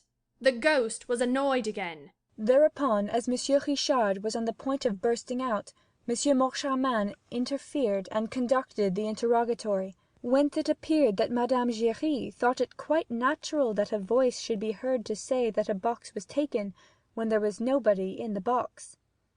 She was unable to explain this phenomenon, which was not new to her, except by the intervention of the ghost. Nobody could see the ghost in his box, but everybody could hear him. She had often heard him, and they could believe her, for she always spoke the truth. They could ask Monsieur Debienne and Monsieur Poligny, and anyone who knew her, and also Monsieur Isidore Sac, who had had a leg broken by the ghost. Indeed, said Moncharmin, interrupting her. Did the ghost break poor Isidore Sac's leg? Madame Giry opened her eyes with astonishment at such ignorance. However, she consented to enlighten those two poor innocents. The thing had happened in Monsieur Debienne and Monsieur Poligny's time, also in Box 5, and also during a performance of Faust. Madame Giry coughed, cleared her throat. It sounded as though she were preparing to sing the whole of Gounod's score, and began. It was like this, sir. That night, Monsieur Maniera and his lady, the jewellers in the Rue Mocador, were sitting in the front of the box, with their great friend, Monsieur Isidore Sac, sitting behind Madame Maniera. Mephistopheles was singing. Madame Giry here burst into song herself. Caterina, while you play at sleeping. And then Monsieur Maniera heard a voice in his right ear. His wife was on his left, saying, Aha! Julie's not playing at sleeping. His wife happened to be called Julie. So, Monsieur Maniera turns to the right to see who was talking to him like that. Nobody there. He rubs his ear and asks himself if he's dreaming. Then Mephistopheles went on with his serenade. But perhaps I'm boring you, gentlemen. No, go on. You are too good, gentlemen. With a smirk. Well then, Mephistopheles went on with his serenade. Madame Giry burst into song again. Saint, unclose thy portals holy, and accord the bliss to a mortal bending lowly of a pardon kiss. And then Monsieur Maniera again hears the voice in his right ear, saying this time, Ha! Julie wouldn't mind according a kiss to Isidore. Then he turns round again, but this time to the left, and what do you think he sees? Isidore, who had taken his lady's hand and was covering it with kisses through the little round place in the glove, like this, gentlemen. Rapturously kissing the bit of palm left bare in the middle of her thread gloves. Then they had a lively time between them. Bang, bang! Monsieur Maniera, who was big and strong like you, Monsieur Richard, gave 2 blows to Monsieur Isidore Sac, who was small and weak like Monsieur Moncharmin, saving his presence. There was a great uproar. People in the house shouted, That'll do! Stop them! You'll kill him! Then, at last, Monsieur Isidore Sac managed to run away. Then the ghost had not broken his leg? Asked Monsieur Moncharmin, a little vexed that his figure had made so little impression on Madame Giry. He did break it for him, sir, replied Madame Giry haughtily. He broke it for him on the grand staircase, which he ran down too fast, sir, and it will be long before the poor gentleman will be able to go up it again. Did the ghost tell you what he said in Monsieur Maniera's right ear? Asked Monsieur Moncharmin, with a gravity which he thought exceedingly humorous. No, sir, it was Monsieur Maniera himself, so— But you have spoken to the ghost, my good lady? As I'm speaking to you now, my good sir, Madame Giry replied. And when the ghost speaks to you, what does he say? Well, he tells me to bring him a footstool. This time Richard burst out laughing, as did Moncharmin and Remy, the secretary.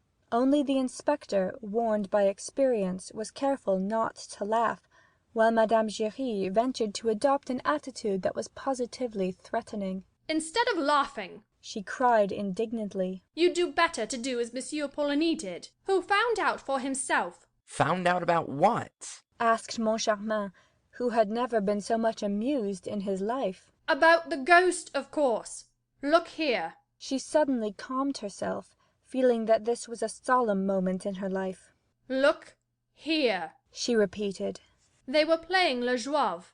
Monsieur Poligny thought he would watch the performance from the ghost's box. Well, when Leopold cries, "Let us fly," you know, and Eleazar stops them and says, "Whither go ye?" Well, Monsieur Poligny, I was watching him from the back of the next box, which was empty. Monsieur Poligny got up and walked out quite stiffly, like a statue, and before I had time to ask him, "Whither go ye?" like Eleazar, he was down the staircase, but without breaking his leg. Still, that doesn't let us know how the opera ghost came to ask you for a footstool, insisted Monsieur Moncharmin. Well, from that evening, no one tried to take the ghost's private box from him. The manager gave orders that he was to have it at each performance, and whenever he came, he asked me for a footstool. Tut tut. A ghost asking for a footstool. Then this ghost of yours is a woman? No, the ghost is a man. How do you know? He has a man's voice. Oh, such a lovely man's voice. This is what happens. When he comes to the opera, it's usually in the middle of the first act. He gives 3 little taps on the door of box 5. The first time I heard those 3 taps, when I knew there was no one in the box, you can think how puzzled I was. I opened the door, listened, looked, nobody, and then I heard a voice say, Mademoiselle Jules.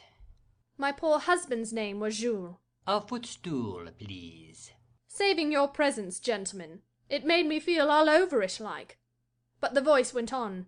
Don't be frightened, Mademoiselle Jules. I'm the opera ghost.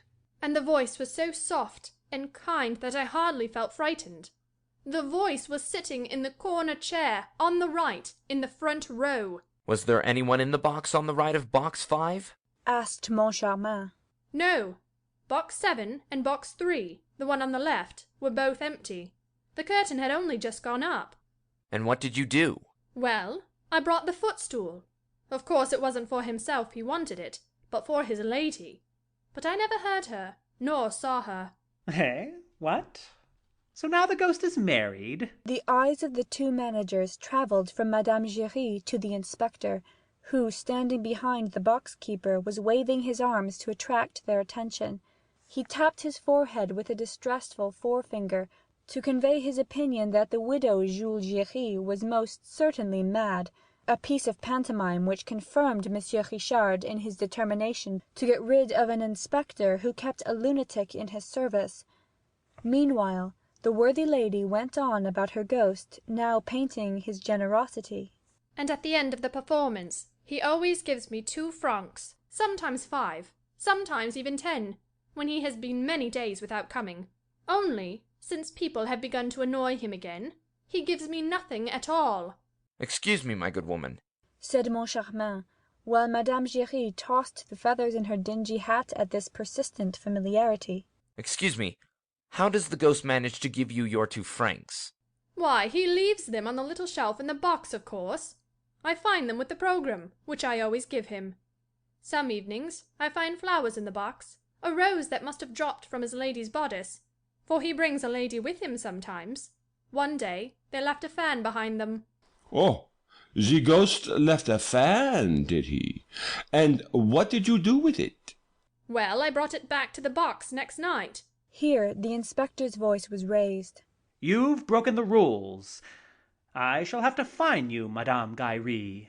Hold your tongue, you fool, muttered Monsieur Firmin Richard. You brought back the fan, and then? Well, then they took it away with them, sir. It was not there at the end of the performance, and in its place they left me a box of English sweets, which I'm very fond of. That's one of the ghost's pretty thoughts. That will do, Madame Giry. You can go. When Madame Giry had bowed herself out, with a dignity that never deserted her, the manager told the inspector that they had decided to dispense with that old madwoman's services, and when he had gone in his turn, they instructed the acting manager to make up the inspector's accounts. Left alone, the managers told each other of the idea which they both had in mind, which was that they should look into that little matter of box 5 themselves. Chapter 5. The Enchanted Violin. Christine Daae, owing to intrigues to which I will return later, did not immediately continue her triumph at the opera. After the famous gala night, she sang once at the Duchess de Zurich, but this was the last occasion on which she was heard in private. She refused, without plausible excuse, to appear at a charity concert to which she had promised her assistance. She acted throughout as though she were no longer the mistress of her own destiny, and as though she feared a fresh triumph. She knew that the Comte de Chagny, to please his brother, had done his best on her behalf with Monsieur Richard, and she wrote to thank him, and also to ask him to cease speaking in her favour. Her reason for this curious attitude was never known.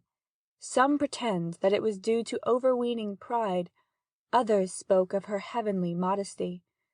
But people on the stage are not so modest as all that, and I think I shall not be far from the truth if I ascribe her action simply to fear. Yes, I believe that Christine Daae was frightened by what had happened to her.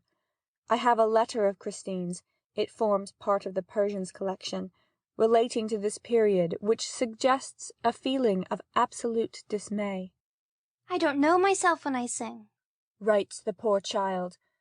She showed herself nowhere, and the Vicomte de Chagny tried in vain to meet her. He wrote to her, asking to call upon her, but despaired of receiving a reply, when one morning she sent him the following note: "Monsieur, I have not forgotten the little boy who went into the sea to rescue my scarf. I feel that I must write to you today, in fulfilment of a sacred duty. Tomorrow is the anniversary of the death of my poor father, whom you knew, and who was very fond of you.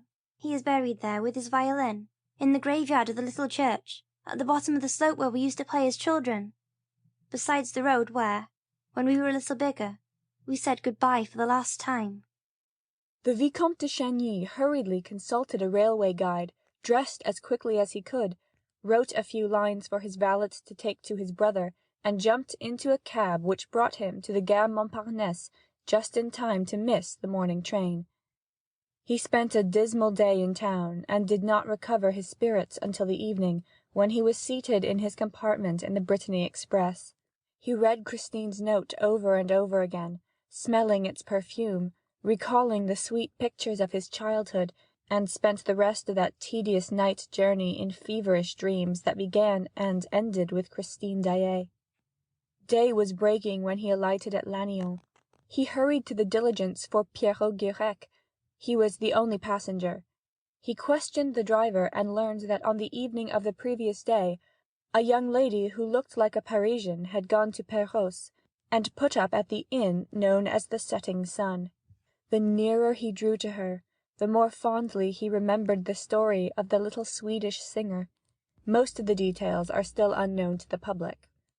There was once, in a little market town not far from Upsala, a peasant, who lived there with his family, digging the earth during the week, and singing in the choir on Sundays.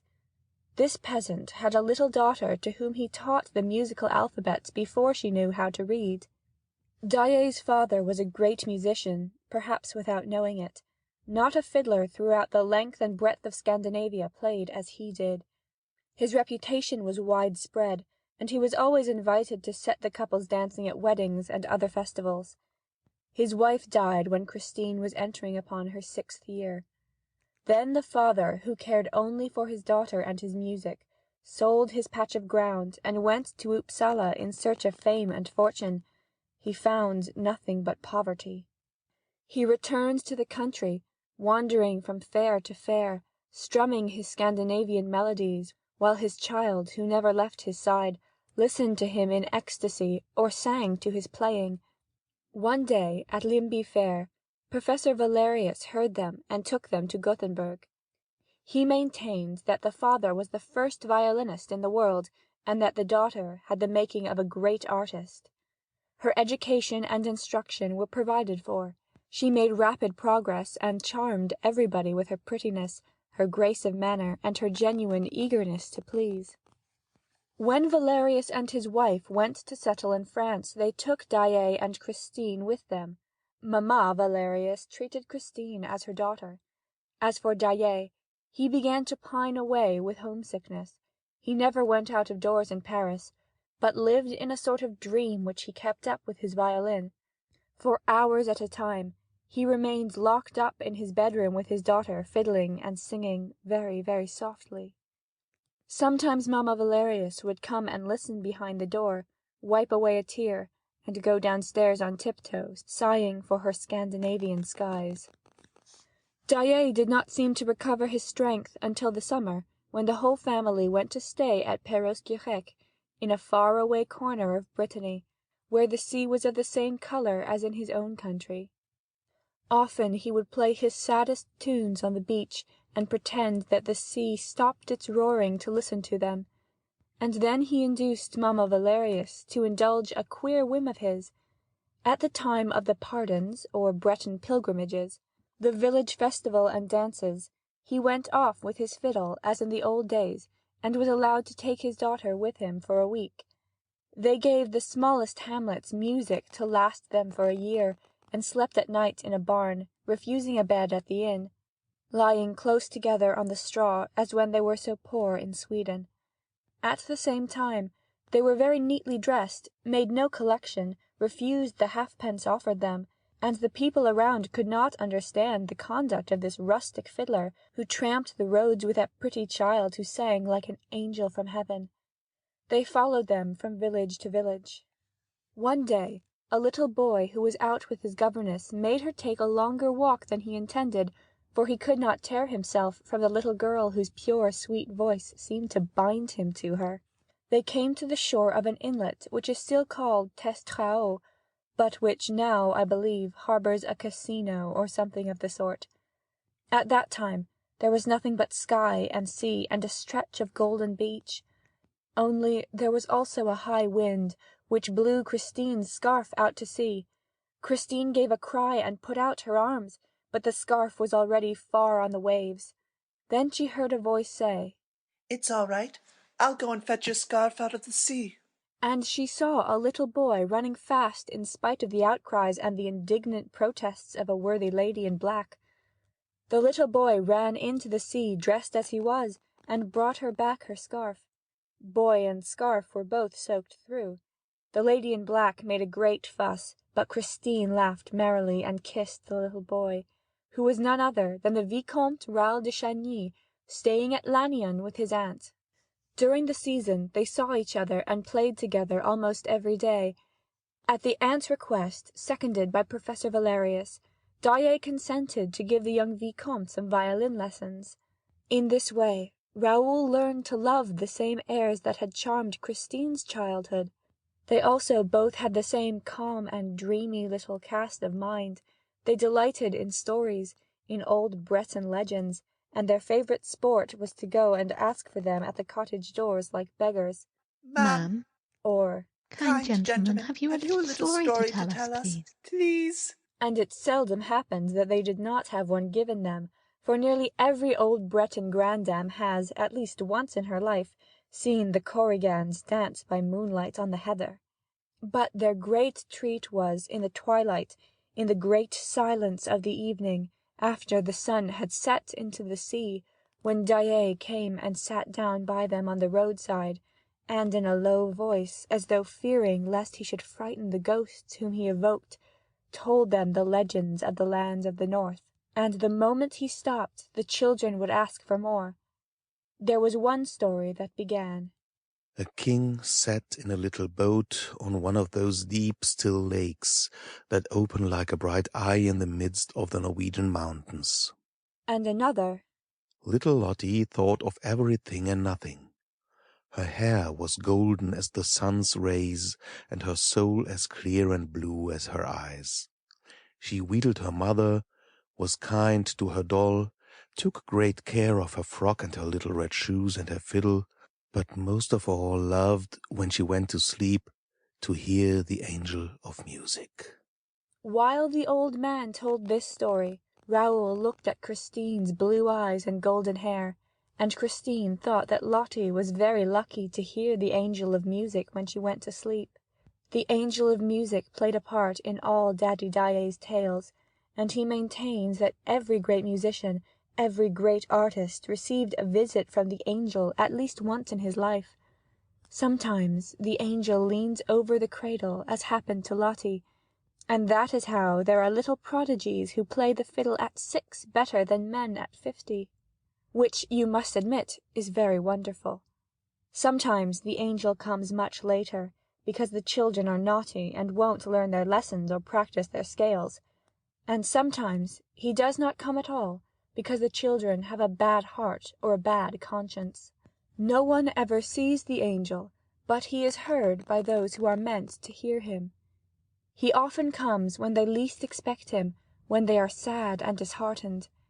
Then their ears suddenly perceive celestial harmonies, a divine voice which they remember all their lives. Persons who are visited by the angel quiver with a thrill unknown to the rest of mankind, and they cannot touch an instrument or open their mouths to sing without producing sounds that put all other human sounds to shame. Then people who do not know that the angel has visited those persons say that they have genius. Little Christine asked her father if he had heard the angel of music, but Daddy Daae shook his head sadly, and then his eyes lit up as he said, "You will hear him one day, my child. When I am in heaven, I will send him to you." Daddy was beginning to cough at that time. 3 years later, Raoul and Christine met again at Perros. Professor Valerius was dead, but his widow remained in France with Daddy Daae and his daughter, who continued to play the violin and sing, wrapping in their dream of harmony their kind patroness, who seemed henceforth to live on music alone. The young man, as he now was, had come to Perros on the chance of finding them, and went straight to the house in which they used to stay. He first saw the old man, and then Christine entered, carrying the tea-tray. She flushed at the sight of Raoul, who went up to her and kissed her. She asked him a few questions, performed her duty as hostess prettily, took up the tea-tray again and left the room.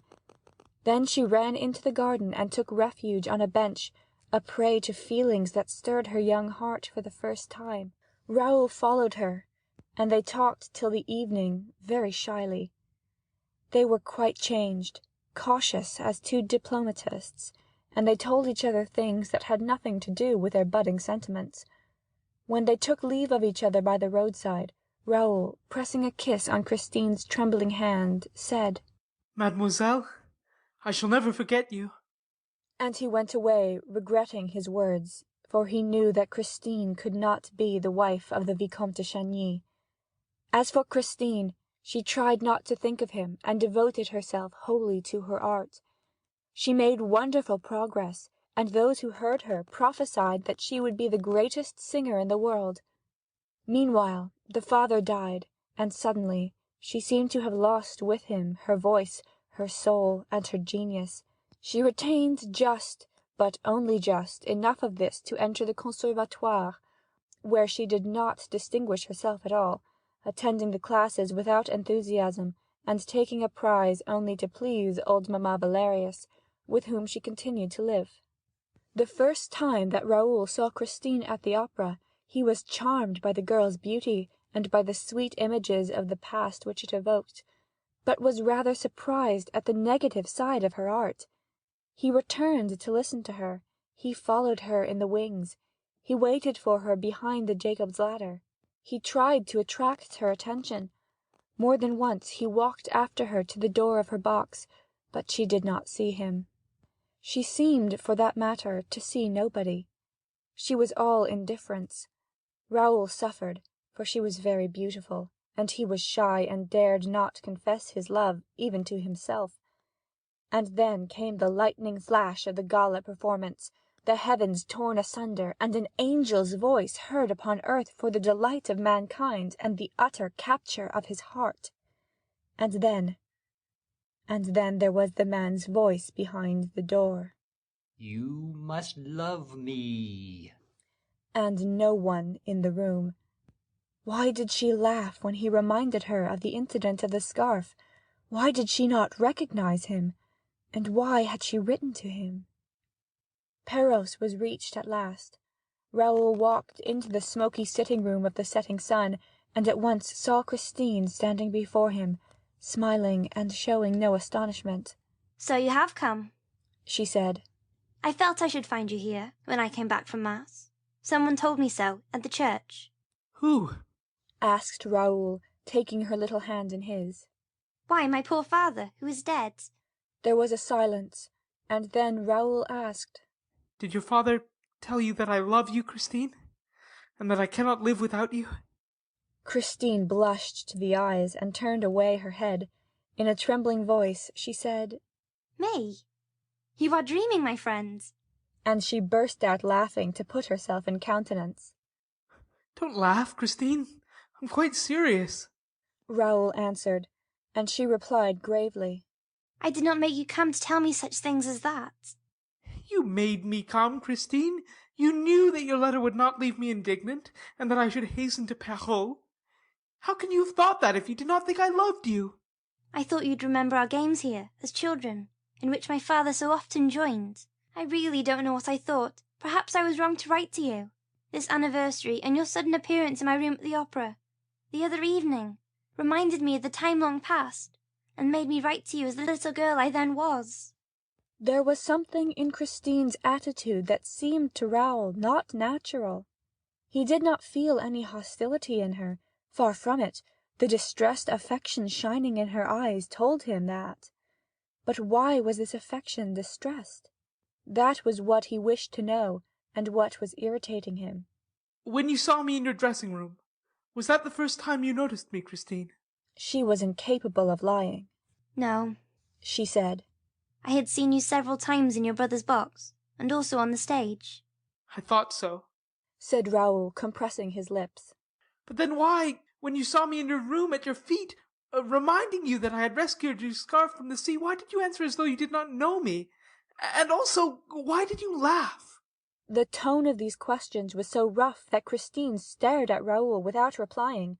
The young man himself was aghast at the sudden quarrel which he dared to raise at the very moment when he had resolved to speak words of gentleness, love, and submission to Christine.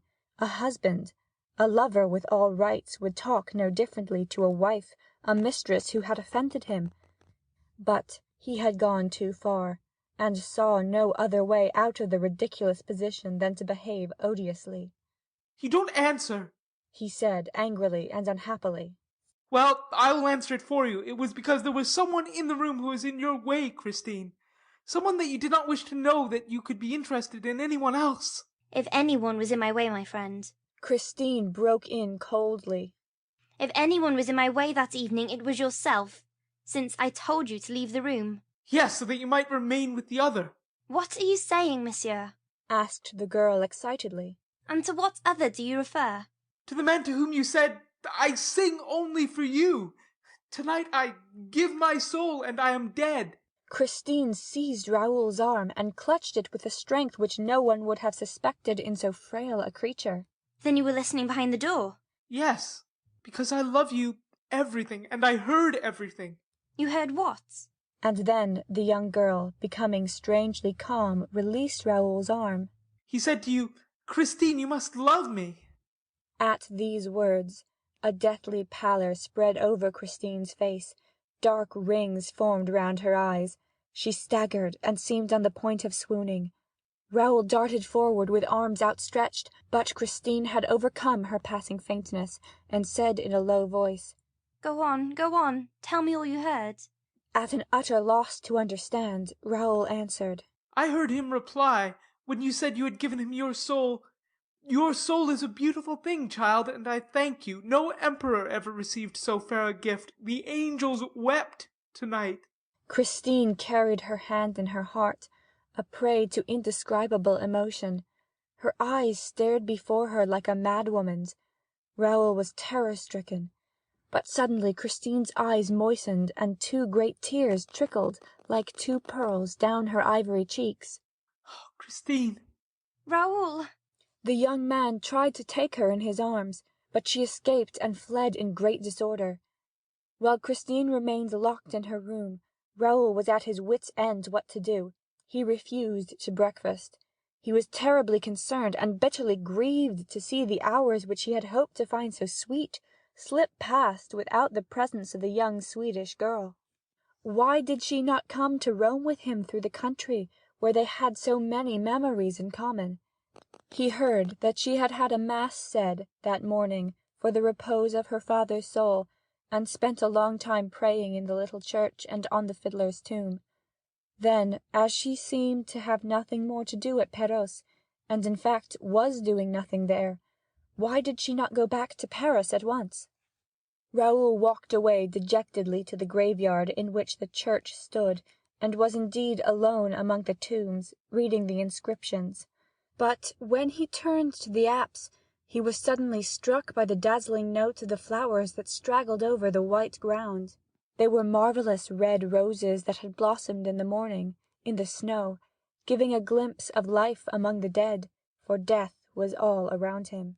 It also, like the flowers, issued from the ground, which had flung back a number of its corpses. Skeletons and skulls by the hundred were heaped against the wall of the church, held in position by a wire that left the gruesome stack visible. Dead men's bones, arranged in rows like bricks to form the first course upon which the walls of the sacristy had been built. The door of the sacristy opened in the middle of the bony structure, as it is often seen in old Breton churches. Raoul said a prayer for Daae, and then, painfully impressed by all those eternal smiles on the mouths of skulls, he climbed the slope and sat down on the edge of the heath, overlooking the sea. The wind fell with the evening. Raoul was surrounded by icy darkness, but he did not feel the cold. It was here, he remembered, that he used to come with little Christine to see the Corrigans dance at the rising of the moon. He had never seen any, though his eyes were good, whereas Christine, who was a little short-sighted, pretended that she had seen many. He smiled at the thought, and then suddenly gave a start. A voice behind him said, "Do you think the Corrigans will come this evening?" It was Christine. He tried to speak. She put her gloved hand on his mouth. "Listen, Raoul.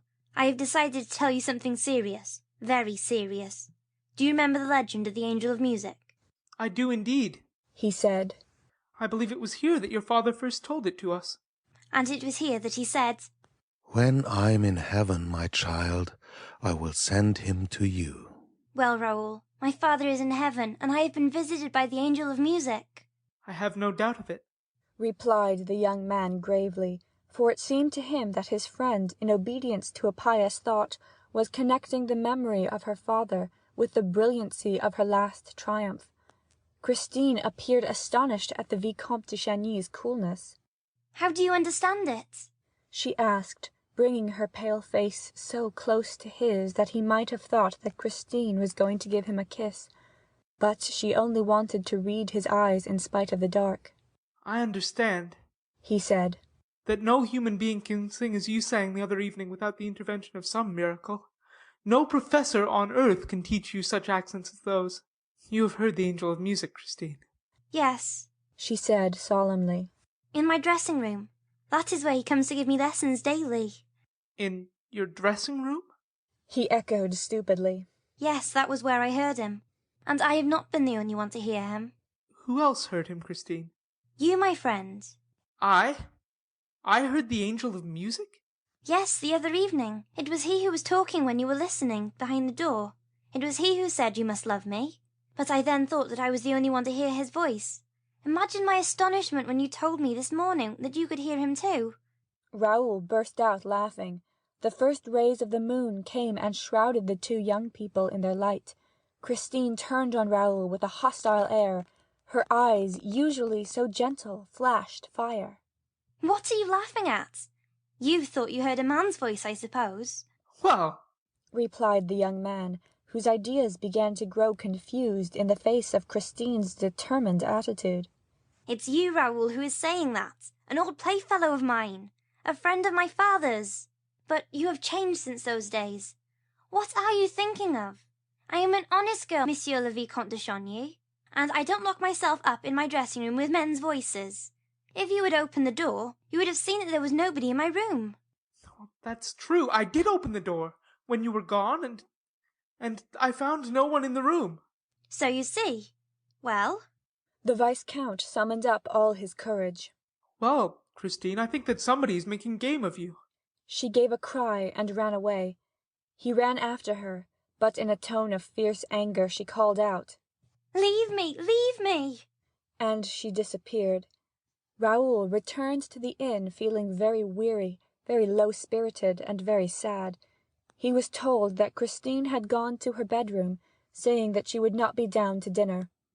Raoul dined alone, in a very gloomy mood. Then he went to his room and tried to read, went to bed and tried to sleep. There was no sound in the next room. The hours passed slowly. It was about 11:30 when he distinctly heard someone moving with a light, stealthy step in the room next to his. Then Christine had not gone to bed. Without troubling for a reason, Raoul dressed, taking care not to make a sound, and waited. Waited for what? How could he tell? But his heart thumped in his chest when he heard Christine's door turning slowly on its hinges. Where could she be going at this hour, when everyone was fast asleep at Perros? Softly opening the door, he saw Christine's white form in the moonlight slipping along the passage. She went down the stairs, and he leaned over the baluster above her. Suddenly he heard two voices in rapid conversation. He caught one sentence. "Thou layest the key." It was the landlady's voice. The door facing the sea was opened and locked again.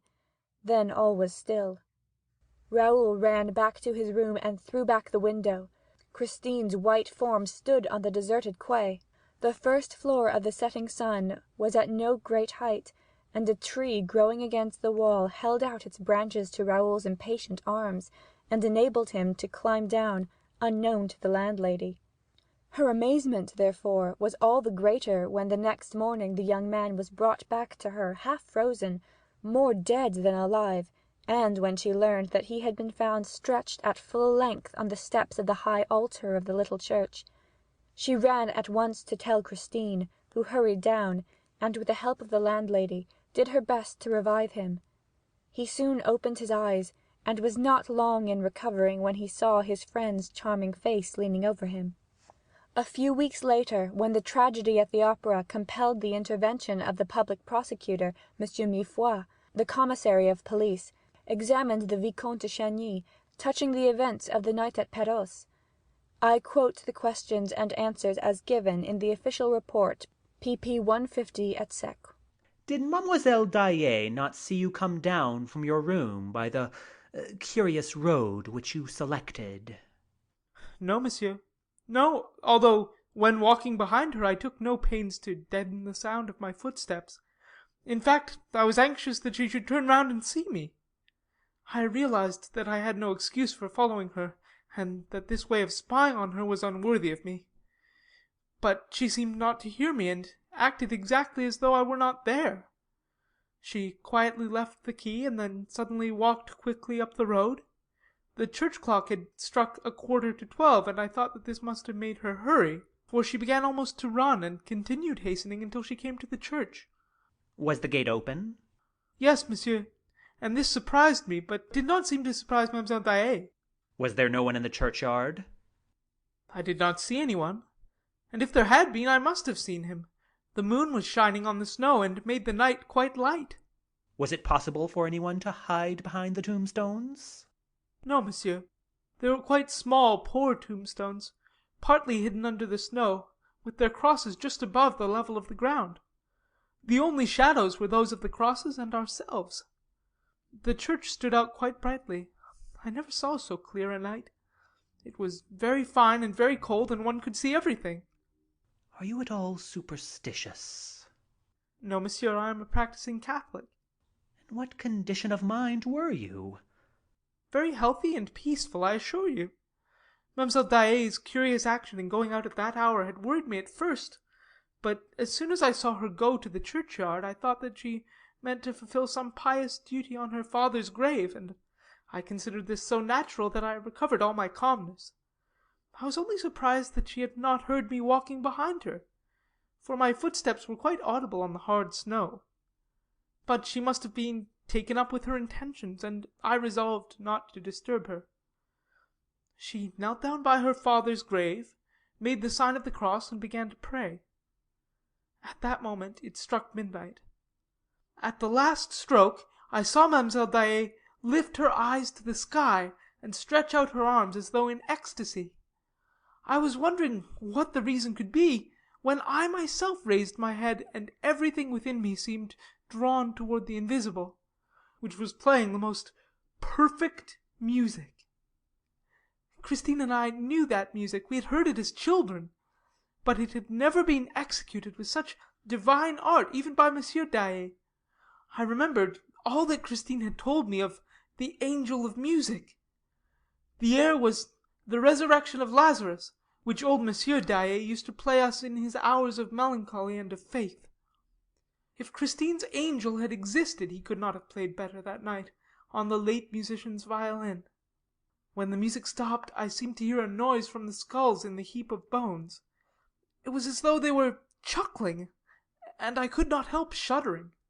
Did it not occur to you that the musician might be hiding behind that very heap of bones? It was the one thought that did occur to me, monsieur. So much so that I omitted to follow Mlle. Daae when she stood up and walked slowly to the gate. She was so much absorbed just then that I am not surprised that she did not see me. Then what happened that you were found in the morning lying half dead on the steps of the high altar? First, a skull rolled to my feet. Then another. Then another. It was as if I were the mark of that ghastly game of bowls, and I had an idea that false step must have destroyed the balance of the structure behind which our musician was concealed. This surmise seemed to be confirmed when I saw a shadow suddenly glide along the sacristy wall. I ran up. The shadow had already pushed open the door and entered the church, but I was quicker than the shadow and caught hold of a corner of its cloak. At that moment we were just in front of the high altar, and the moonbeams fell straight upon us through the stained glass windows of the apse. As I did not let go of the cloak, the shadow turned round, and I saw a terrible death's head, which darted a look at me from a pair of scorching eyes.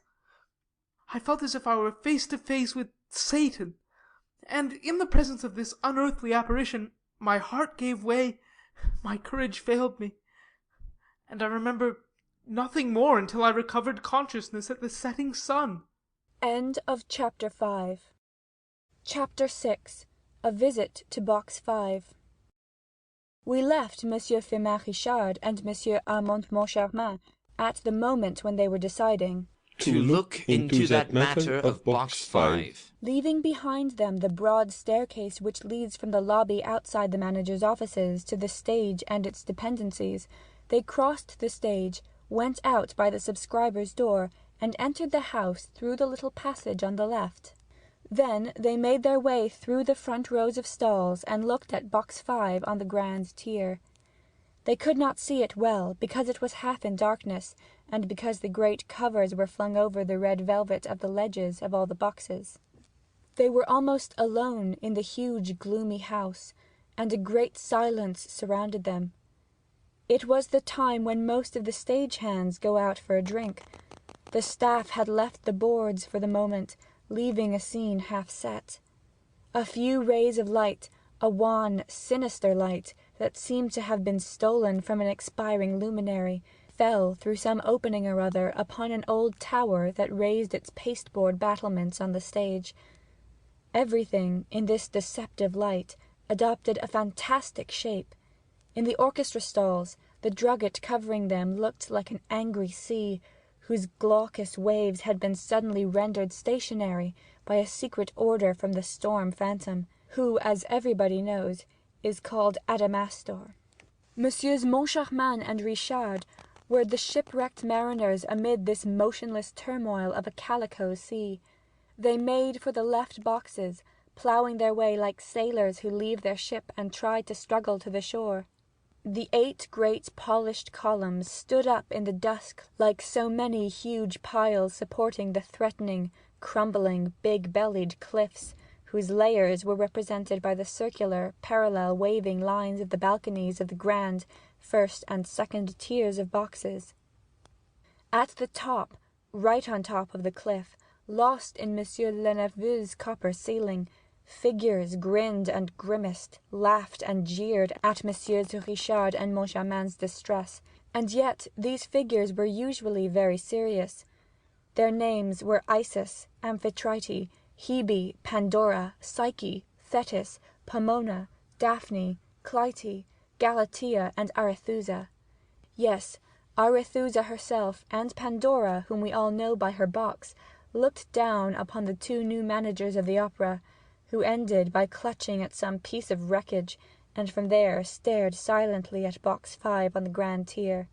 I have said that they were distressed, at least I presume so. Monsieur Moncharmin, in any case, admits that he was impressed.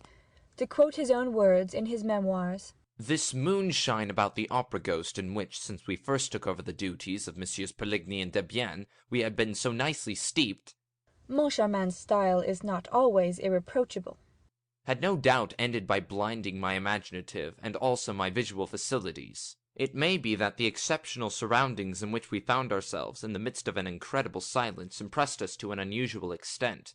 It may be that we were the sport of a kind of hallucination brought about by the semi-darkness of the theatre and the partial gloom that filled Box 5. At any rate, I saw, and Richard also saw, a shape in the box. Richard said nothing, nor I either, but we spontaneously seized each other's hand. We stood like that for some minutes, without moving, with our eyes fixed on the same point, but the figure had disappeared. Then we went out, and, in the lobby, communicated our impressions to each other, and talked about the shape. The misfortune was that my shape was not in the least like Richard's. I had seen the thing like a death's head, resting on the ledge of the box, whereas Richard saw the shape of an old woman who looked like Madame Giry. We soon discovered that we had really been the victims of an illusion, whereupon, without further delay, and laughing like madmen, we ran to Box 5 on the grand tier, went inside, and found no shape of any kind. Box 5 is just like all the other grand tier boxes. There is nothing to distinguish it from any of the others. Monsieur Moncharmin and Monsieur Richard, ostensibly highly amused and laughing at each other, moved the furniture of the box, lifted the cloths and the chairs, and particularly examined the armchair in which the man's voice used to sit. But they saw it was a respectable armchair, with no magic about it. Altogether, the box was the most ordinary box in the world, with its red hangings, its chairs, its carpet, and its ledge covered in red velvet. After feeling the carpet in the most serious manner possible, and discovering nothing more here or anywhere else, they went down to the corresponding box on the pit tier below. In Box 5 on the pit tier, which is just inside the first exit from the stalls on the left, they found nothing worth mentioning either. "Those people are all making fools of us," Firmin Richard ended by exclaiming. "It will be Faust on Saturday. Let us both see the performance from Box 5 on the grand tier." End of Chapter 6. Chapter 7. Faust and what followed.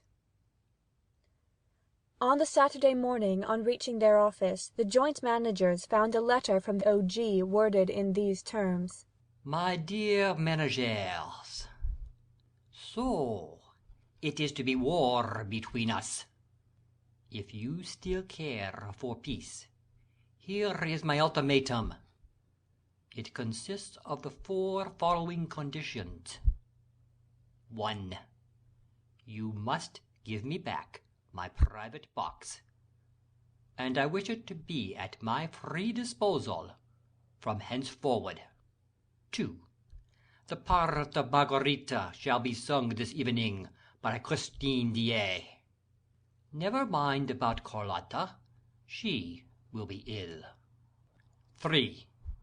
I absolutely insist upon the good and loyal services of Mademoiselle Giray, my box-keeper, whom you will reinstate in her functions forthwith.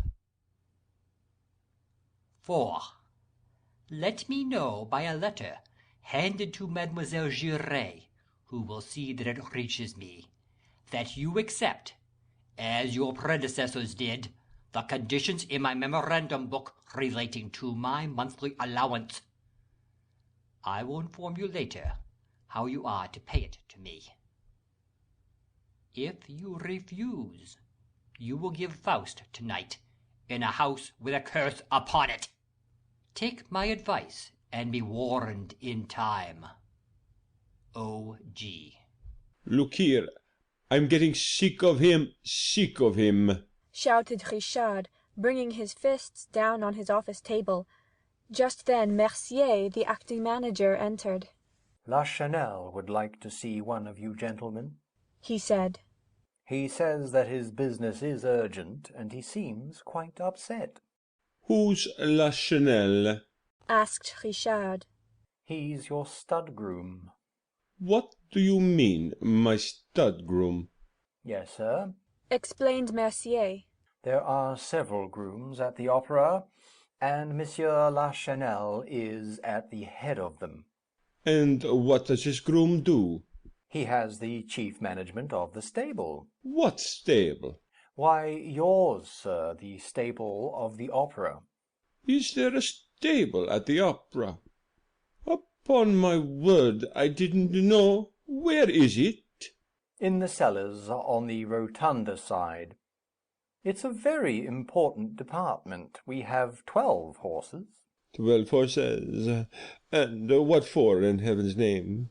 Why, we want trained horses for the processions in the Jules, the Profeta, and so on. Horses used to the boards. It is the groom's business to teach them. Monsieur Lachenel is very clever at it. He used to manage Franconi's stables. Very well, but what does he want? I don't know. I never saw him in such a state. He can come in. Monsieur Lachenel came in, carrying a riding whip, with which he struck his right boot in an irritable manner. Good morning, Monsieur Lachenel, said Richard, somewhat impressed. To what do we owe the honour of your visit? Mr. Manager, I have come to ask that you get rid of those whole stable. What? You want to get rid of our horses? I'm not talking of the horses, but of the stablemen. How many stablemen have you, Monsieur Lachenel? 6 stablemen. That's at least 2 too many. These are places, Mercier interposed. Created and forced upon us by the Under-Secretary for Fine Arts. They are filled by protégés of the government, and, if I may venture to... I don't care a hang for the government, roared Richard. We don't need more than 4 stablemen for 12 horses. 11, said the head riding-master, correcting him. 12, repeated Richard. 11, repeated Lachenel. Oh, the acting manager told me that you had 12 horses. I did have 12, but I have only 11 since Caesar was stolen. And Monsieur Lachenel gave himself a great smack on the boot with his whip. Has Caesar been stolen? cried the acting manager. Caesar, the white horse in the Profeta? There are not 2 Caesars, said the stud groom dryly. I was 10 years at Franconi's, and I have seen plenty of horses in my time. Well, there are not 2 Caesars, and he's been stolen. How?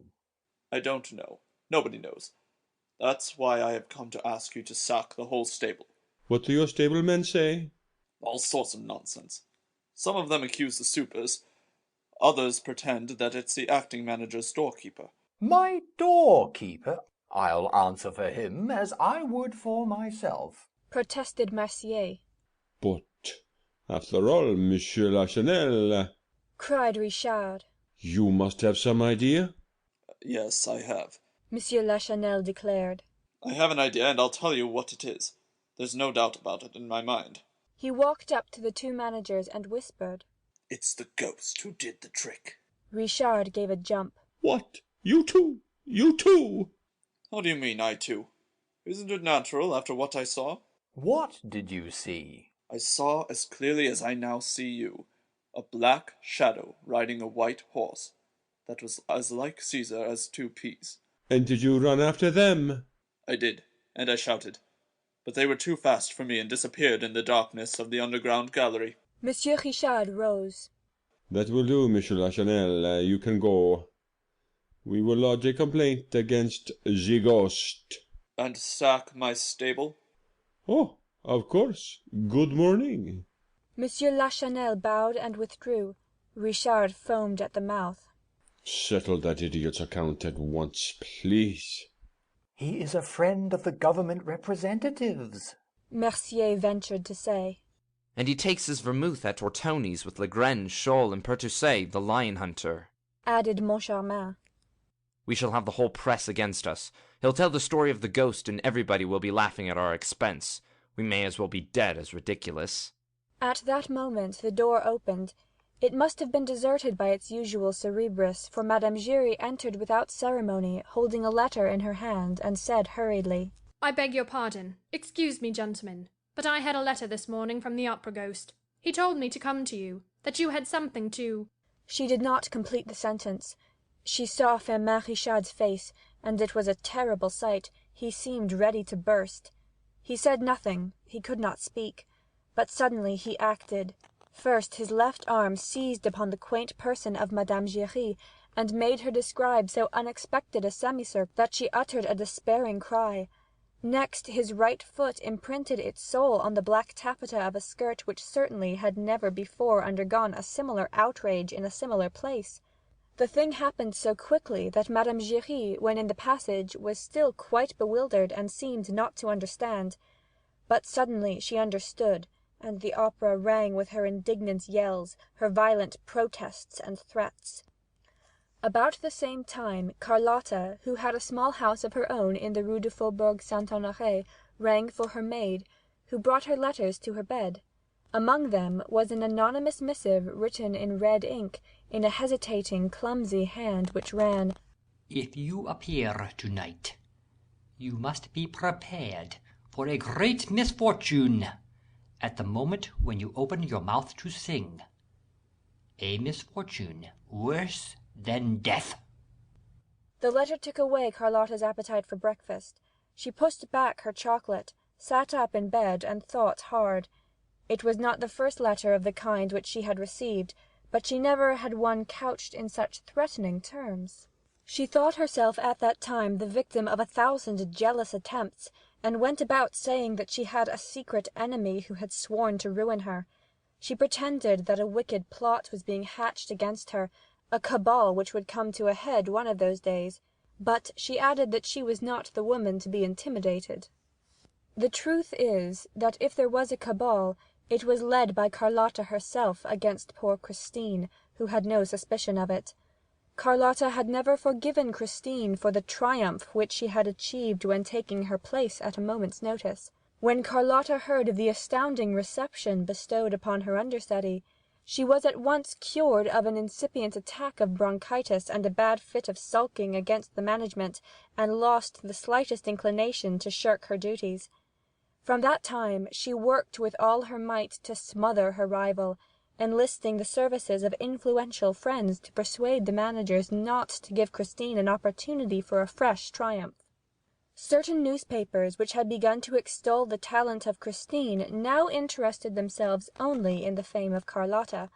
Lastly, in the theatre itself, the celebrated but heartless and soulless diva made the most scandalous remarks about Christine, and tried to cause her endless minor unpleasantnesses. When Carlotta had finished thinking over the threat contained in the strange letter, she got up. "We shall see," she said, adding a few oaths in her native Spanish with a very determined air. The first thing she saw, when looking out of her window, was a hearse. She was very superstitious, and the hearse and the letter convinced her that she was running the most serious dangers that evening.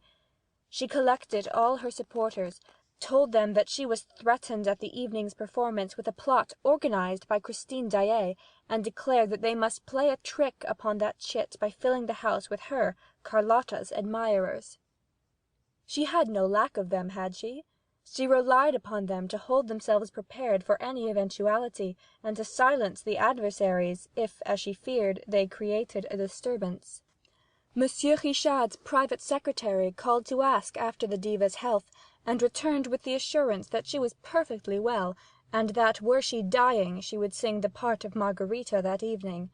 The secretary urged her, in his chief's name, to commit no imprudence, to stay at home all day, and to be careful of draughts, and Carlotta could not help, after he had gone, comparing this unusual and unexpected advice with the threats contained in the letter.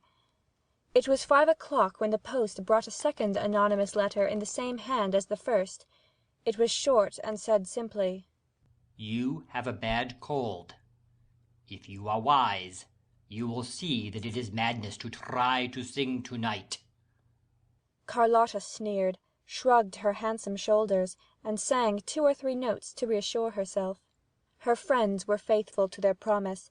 They were all at the opera that night, but looked round in vain for the fierce conspirators whom they were instructed to suppress. The only unusual thing was the presence of Monsieur Richard and Monsieur Moncharmin in box 5. Carlotta's friends thought that, perhaps, the managers had wind on their side of the proposed disturbance, and they had determined to be in the house so as to stop it then and there. But this was unjustifiable supposition, as the reader knows. Monsieur Richard and Monsieur Moncharmin were thinking of nothing but their ghost. Vain, in vain do I call through my vigil weary on creation and its Lord. Never reply will break the silence dreary, no sign, no single word.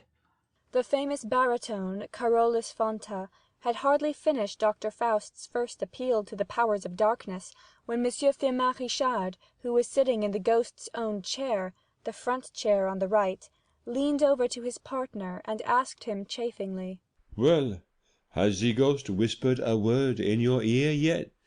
Wait, don't be in such a hurry, replied Monsieur Armand Moncharmin in the same gay tone. The performance has only begun, and you know the ghost does not usually come until the middle of the first act. The first act passed without incident, which did not surprise Carlotta's friends, because Margarita does not sing in this act. As for the managers, they looked at each other when the curtain fell. That's one, said Moncharmin. Yes, the ghost is late, said Firmin Richard. It's not a bad house, said Moncharmin. for a house with a curse on it. Monsieur Richard smiled and pointed to a fat, rather vulgar woman dressed in black, sitting in a stall in the middle of the auditorium, with a man in a broadcloth frock coat on either side of her. Who on earth are those? asked Moncharmin. Those, my dear fellow, are my concierge, her husband, and her brother. Did you give them their tickets? I did. My concierge had never been to the opera. This is the first time, and as she is now going to come every night, I wanted her to have a good seat before spending her time showing other people to theirs.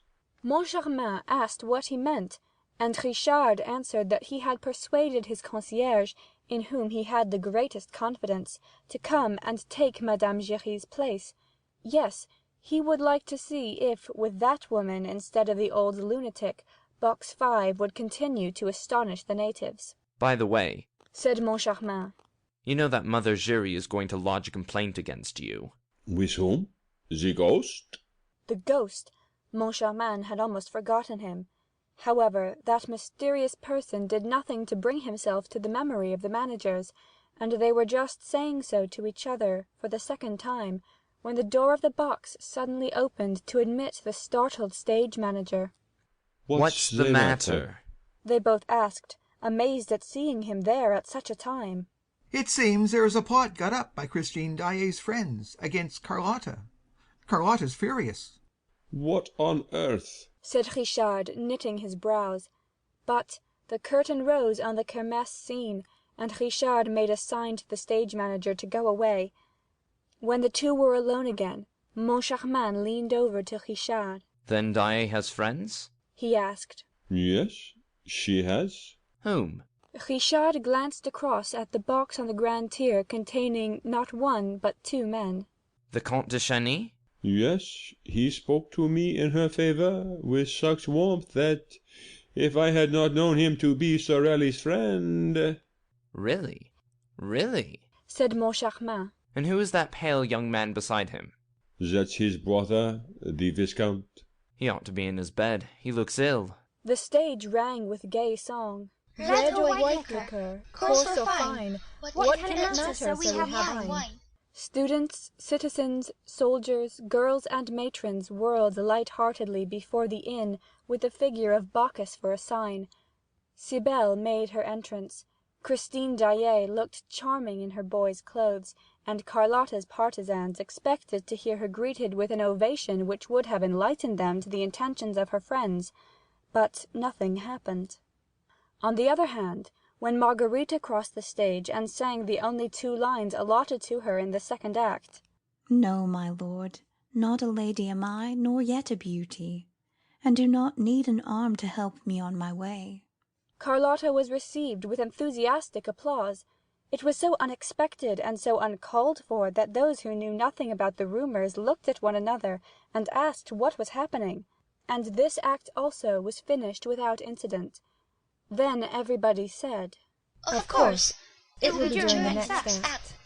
Some, who seemed to be better informed than the rest, declared that the row would begin with the ballad of the King of Thule, and rushed to the subscribers' entrance to warn Carlotta.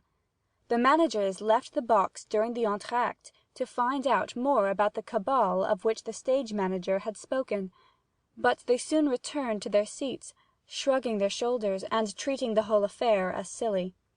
The first thing they saw on entering the box was a box of English sweets on the little shelf of the ledge. Who had put it there? They asked the box-keepers, but none of them knew. Then they went back to the shelf, and next to the box of sweets found an opera-glass. They looked at each other. They had no inclination to laugh. All that Madame Giry had told them returned to their memory, and then they seemed to feel a curious sort of draught around them. They sat down in silence. The scene represented Margarita's garden. Gently flowers in the dew, be message from me.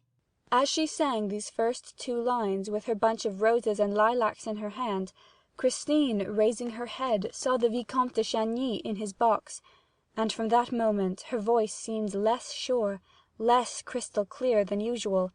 Something seemed to deaden and dull her singing. What a queer girl she is, said one of Carlotta's friends in the stalls, almost aloud. The other day she was divine, and tonight she's simply bleating. She has no experience, no training. Gently flowers, lie there, and tell her from me. The Viscount put his head under his hands and wept. The Count behind him viciously gnawed his moustache, shrugged his shoulders and frowned. For him, usually so cold and correct, to betray his inner feelings like that by outward signs, the Count must be very angry. He was. He had seen his brother return from a rapid and mysterious journey in an alarming state of health. The explanation that followed was unsatisfactory, and the Count asked Christine Daae for an appointment. She had the audacity to reply that she could not see either him or his brother. Would she but deign to hear me, with one smile to cheer me. The little baggage, growled the Count, and he wondered what she wanted, what she was hoping for. She was a virtuous girl. She was said to have no friend, no protector of any sort. That angel from the north must be very artful. Raoul, behind the curtain of his hands that veiled his boyish tears, thought only of the letter which he had received on his return to Paris, where Christine, fleeing from Perros like a thief in the night, had arrived before him. My dear little playfellow, you must have the courage not to see me again, not to speak of me again. If you love me just a little, do this for me who will never forget you, my dear Raoul. My life depends upon it. Your life depends upon it. Your little Christine. Thunders of applause. Carlotta made her entrance. I wish I could but know who he was that addressed me, if he was noble, or at least what his name is. When Margarita had finished singing the ballad of the King of Thule, she was loudly cheered, and again when she came to the end of the jewel song. Ah, the joy of past compare, these jewels bright to wear. Thenceforth, certain of herself, certain of her friends in the house, certain of her voice and her success, fearing nothing, Carlotta flung herself into the part without restraint of modesty. She was no longer Margarita, she was Carmen. She was applauded all the more, and her début with Faust seemed about to bring her a new success, when suddenly a terrible thing happened. Faust had knelt on one knee. Let me gaze on the form below me. or from yonder ether blue, look how the star of eve bright and tender lingers o'er me, to love thy beauty too. And Margarita replied, Oh, how strange! Like a spell does the evening bind me, and a deep languid charm I feel without alarm, with its melody enwind me, and all my heart subdue. At that moment, at that identical moment, the terrible thing happened. Carlotta croaked like a toad. Cluck! There was consternation on Carlotta's face, and consternation on the faces of all the audience. The two managers in their box could not suppress an exclamation of horror. Everyone felt that the thing was not natural, that there was witchcraft behind it. That toad smelt of brimstone. Poor, wretched, despairing, crushed Carlotta. The uproar in the house was indescribable. If the thing had happened to anyone but Carlotta, she would have been hooted. But everybody knew how perfect an instrument her voice was, and there was no display of anger, but only one of horror and dismay, the sort of dismay which men would have felt if they had witnessed the catastrophe that broke the arms of the Venus de Milo, and even then they would have seen and understood.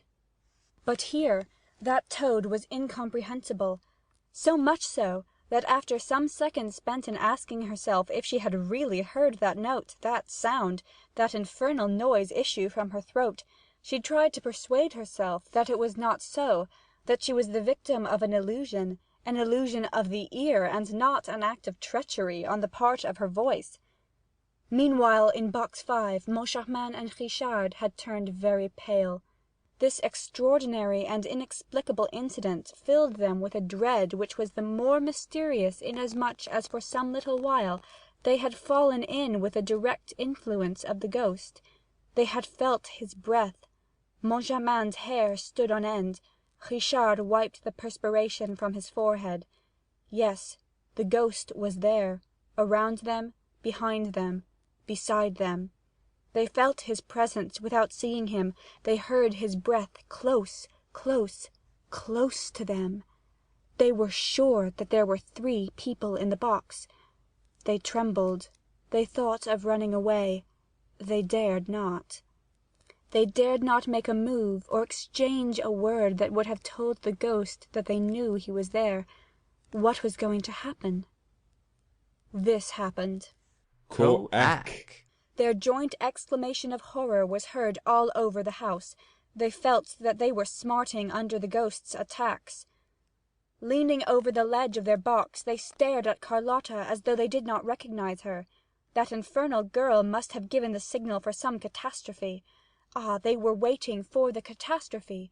The ghost had told them it would come. The house had a curse upon it. The two managers gasped and panted under the weight of the catastrophe. Richard's stifled voice was heard calling to Carlotta. Well, go on. No, Carlotta did not go on. Bravely, heroically, she started afresh on the fatal line at the end of which the toad had appeared. An awful silence succeeded the uproar. Carlotta's voice alone once more filled the resounding house.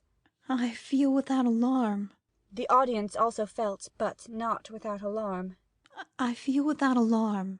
I feel without alarm, with its melody enwind me, and all my heart The toad had also started afresh. The house broke into a wild tumult. The two managers collapsed in their chairs and dared not even turn round. They had not the strength. The ghost was chuckling behind their backs. And at last they distinctly heard his voice in their right ears, the impossible voice, the mouthless voice, saying, "She is singing tonight to bring the chandelier down." With one accord they raised their eyes to the ceiling and uttered a terrible cry. The chandelier, the immense mass of the chandelier, was slipping down, coming towards them at the call of the fiendish voice. Released from its hook, it plunged from the ceiling and came smashing into the middle of the stalls, amid 1,000 shouts of terror. A wild rush for the doors followed. The papers of the day state that there were numbers wounded and 1 killed. The chandelier had crashed down upon the head of that wretched woman who had come to the opera for the first time in her life, the one whom Monsieur Richard had appointed to succeed Madame Giry, the ghost's box-keeper, in her functions.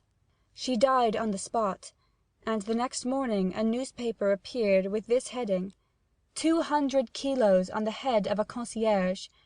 That was her sole epitaph. Chapter 8. The Mysterious Brougham. That tragic evening was bad for everybody.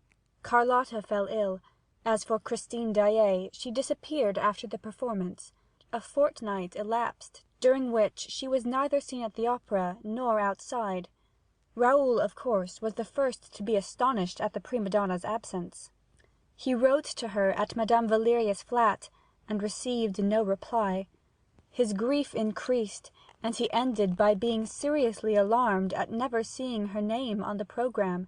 Faust was played without her. One afternoon he went to the manager's office to ask the reason of Christine's disappearance. He found them both looking extremely worried. Their own friends did not recognize them. They had lost all their gaiety and spirits.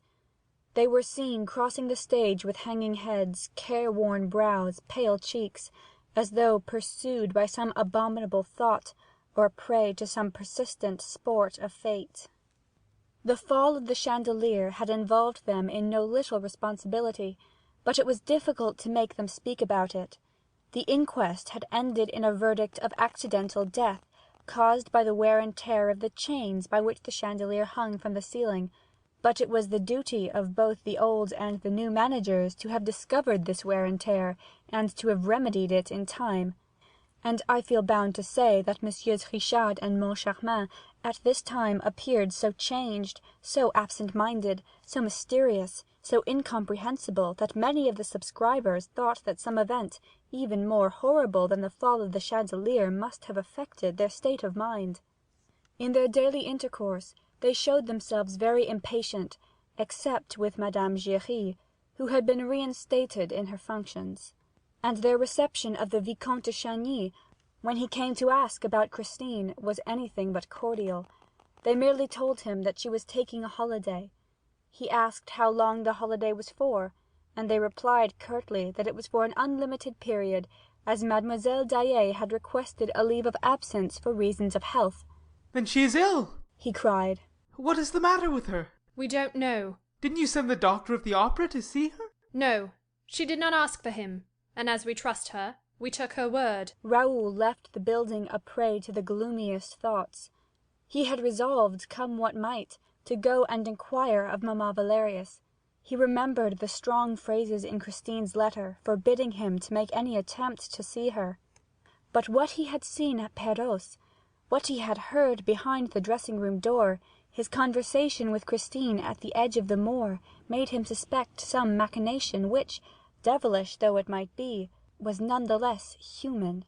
The girl's highly strung imagination, her affectionate and credulous mind, the primitive education which had surrounded her childhood with a circle of legends, the constant brooding over her dead father, and, above all, the state of sublime ecstasy into which music threw her from the moment that this art was made manifest to her in certain exceptional conditions, as in the churchyard at Perros, all this seemed to him to constitute a moral ground only too favourable for the malevolent designs of some mysterious and unscrupulous person.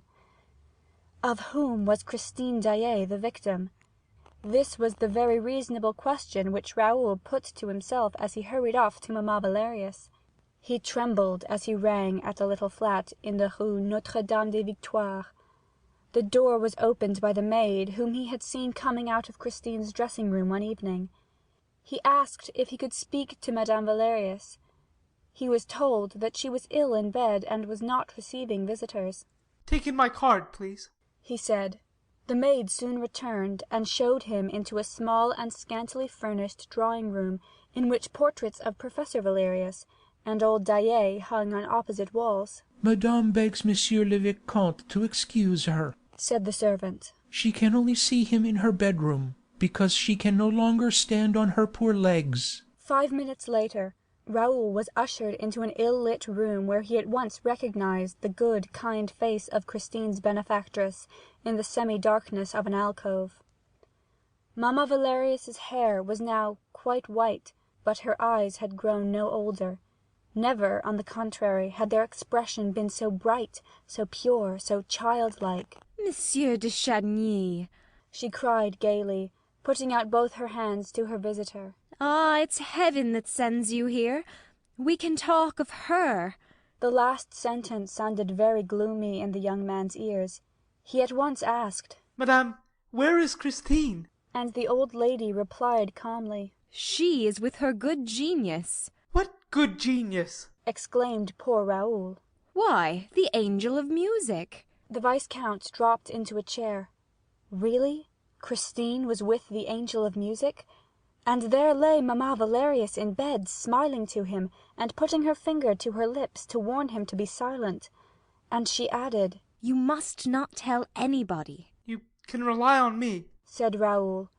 He hardly knew what he was saying, for his ideas about Christine, already greatly confused, were becoming more and more entangled, and it seemed as if everything was beginning to turn around him, around the room, around that extraordinary good lady with the white hair and the forget-me-not eyes. I know I can, she said, with a happy laugh. But why don't you come near me, as you used to do when you were a little boy?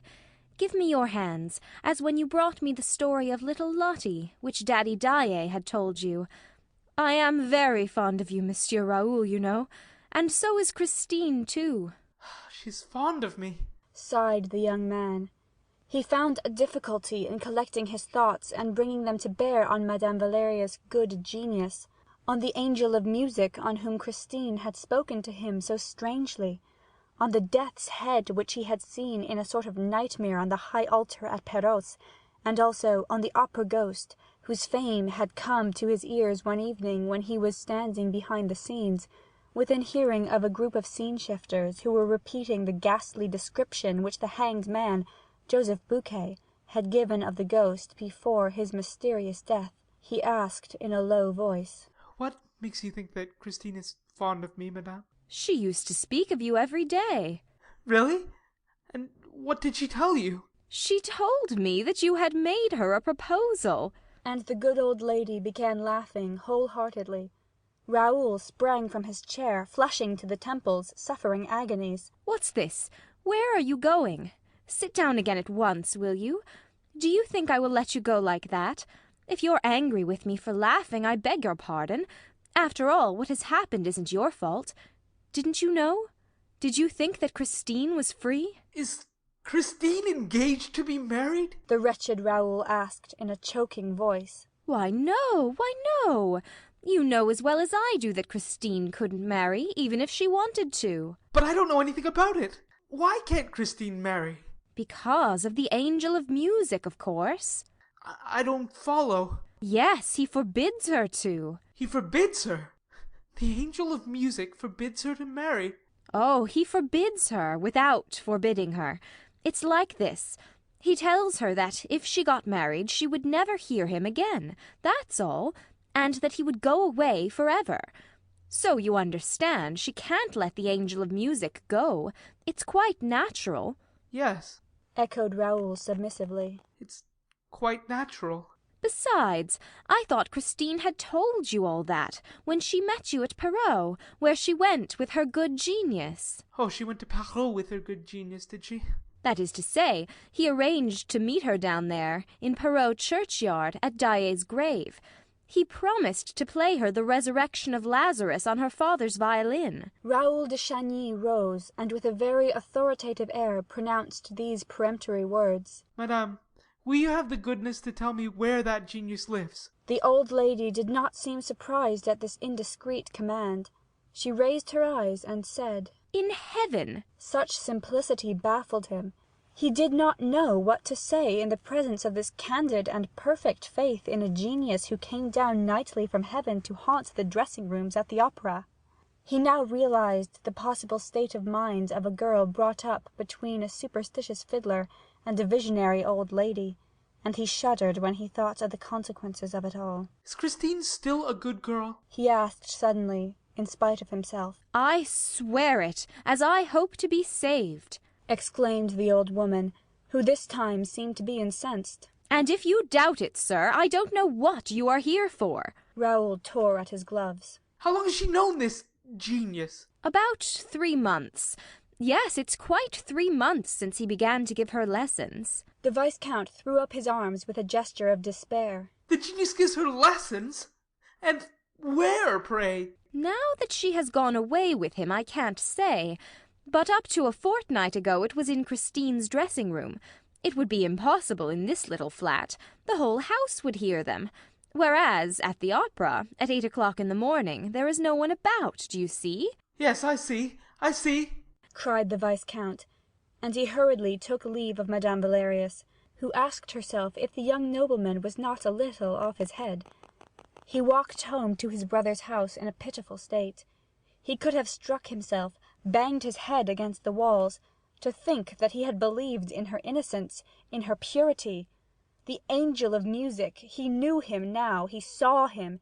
It was beyond a doubt some unspeakable tenor, a good-looking jackanapes who mouthed and simpered as he sang. He thought himself as absurd and wretched as he could be. Oh, what a miserable, little, insignificant, silly young man was Monsieur le Vicomte de Chagny, thought Raoul furiously. And she, what a bold and damnable sly creature. His brother was waiting for him, and Raoul fell into his arms like a child.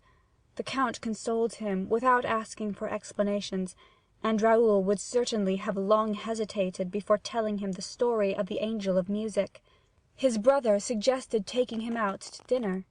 Overcome as he was with despair, Raoul would probably have refused any invitation that evening, if the Count had not, as an inducement, told him that the lady of his thoughts had been seen the night before, in the company of the other sex in the Bois. At first, the Viscount refused to believe, but he received such exact details that he ceased protesting. She had been seen, it appeared, driving in a brougham with the window down. She seemed to be slowly taking in the icy night air. There was a glorious moon shining. She was recognized beyond a doubt. As for her companion, only his shadowy outline was distinguished leaning back in the dark. The carriage was going at a walking pace in a lonely drive behind the grand stand at Longchamp. Raoul, dressed in frantic haste, prepared to forget his distress by flinging himself, as people say, into the vortex of pleasure. Alas, he was a very sorry guest, and leaving his brother early, found himself by 10 o'clock in the evening in a cab behind the Longchamp racecourse. It was bitterly cold. The road seemed deserted and very bright under the moonlight. He told the driver to wait for him patiently at the corner of a near turning, and hiding himself as well as he could, stood stamping his feet to keep warm. He had been indulging in this healthy exercise for half an hour or so, when a carriage turned the corner of the road and came quietly in his direction at a walking pace. As it approached, he saw that a woman was leaning her head from the window, and suddenly the moon shed a pale gleam over her features. Christine! The sacred name of his love had sprung from his heart and his lips. He could not keep it back. He would have given anything to withdraw it, for that name, proclaimed in the stillness of the night, had acted as though it were a preconcerted signal for a furious rush on the part of the whole turnout, which dashed past him before he could put into execution his plan of leaping at the horses' heads. The carriage window had been closed, and the girl's face had disappeared, and the brougham, behind which he was now running, was no more than a black spot on the white road. He called out again, "Christine!" No reply, and he stopped in the midst of the silence. With a lacklustre eye he stared down that cold, desolate road into the pale, dead night. Nothing was colder than his heart, nothing half so dead. He had loved an angel, and now he despised a woman. Raoul, how that little fairy of the north has trifled with you! Was it really necessary to have so fresh and so young a face, a forehead so shy and always ready to cover itself with a pink blush of modesty in order to pass in a lonely night in a carriage and pair accompanied by a mysterious lover. Surely there should be some limit to hypocrisy and lying. She had passed without answering his cry, and he was thinking of dying, and he was 20 years old. His valet found him in the morning sitting on his bed. He had not undressed, and the servant feared, at the sight of his face, that some disaster had occurred. Raoul snatched the letters from the man's hands. He had recognized Christine's paper and handwriting. She said, Dear, go to the masked ball in the opera on the night after tomorrow. At 12 o'clock, be in the little room behind the chimney place of the big crush room. Stand near the door that leads to the rotunda. Don't mention his appointment to any one on earth. Wear a white domino and be carefully masked. As you love me, do not let yourself be recognized. Christine. End of chapter 8. Chapter 9. At the Masked Ball. The envelope was covered with mud and unstamped. It bore the words, To be handed to Monsieur le Vicomte Raoul de Chagny, with the address in pencil. It must have been flung out in the hope that a passer-by would pick up the note and deliver it, which was what had happened. The note had been picked up on the pavement of the Place de l'Opéra. Raoul read it over again with fevered eyes. No more was needed to revive his hope. The sombre picture which he had for a moment imagined of a Christine forgetting her duty to herself made way for his original concept of an unfortunate, innocent child, the victim of imprudence and exaggerated sensibility. To what extent, at this time, was she really a victim? Whose prisoner was she? Into what whirlpool had she been dragged? He asked himself these questions with a cruel anguish, but even this pain seemed endurable beside the frenzy into which he was thrown at the thought of a lying and deceitful Christine. What had happened? What influence had she undergone? What monster had carried her off, and by what means? By what means, indeed, but that of music? He knew Christine's story. After her father's death, she acquired a distaste of everything in life, including her art. She went through the conservatoire like a poor soulless singing machine, and suddenly she awoke as though through the intervention of a god. The angel of music had appeared upon the scene. She sang Margarita in Faust and triumphed. The angel of music. For 3 months the angel of music had been giving Christine lessons. Ah, but he was a punctual singing master. And now he was taking her for drives in the Bois. Raoul's fingers clutched at his flesh above his jealous heart. In his inexperience he now asked himself with terror what game the girl was playing. Up to what point could an opera singer make a fool of a good-natured young man quite new to love? Oh, misery! Thus did Raoul's thoughts fly from one extreme to the other. He no longer knew whether to pity Christine or to curse her, and he pitied and cursed her turn and turn about. At all events, he bought a white domino. The hour of the appointment came at last. With his face in a mask trimmed with long, thick lace, looking like a Pierrot in his white wrap, the Viscount thought himself very ridiculous. Men of the world did not go to the opera ball in fancy dress. It was absurd. One thought, however, consoled the Viscount. He would certainly never be recognized. This ball was an exceptional affair, given some time before Shrovetide, in honor of the anniversary of the birth of a famous draftsman, and it was expected to be much gayer, noisier, more bohemian than the ordinary masked ball. Numbers of artists had arranged to go, accompanied by a whole cohort of models and pupils, who by midnight began to create a tremendous din. Raoul climbed the grand staircase at 5 minutes to 12, did not linger to look at the motley dresses displayed all the way up the marble steps, one of the richest settings in the world, allowed no facetious mask to draw him into a war of wits, replied to no jests, and shook off the bold familiarity of a number of couples who had already become a trifle too gay. Crossing the big crush room and escaping from a mad whirl of dancers in which he was caught for a moment, he at last entered the room mentioned in Christine's letter. He found it crammed, for this small space was the point where all those who were going to supper in the rotunda crossed those who were returning from taking a glass of champagne. The fun here waxed fast and furious. Raoul leaned against the door-post and waited. He did not wait long. A black domino passed and gave a squeeze to the tips of his fingers.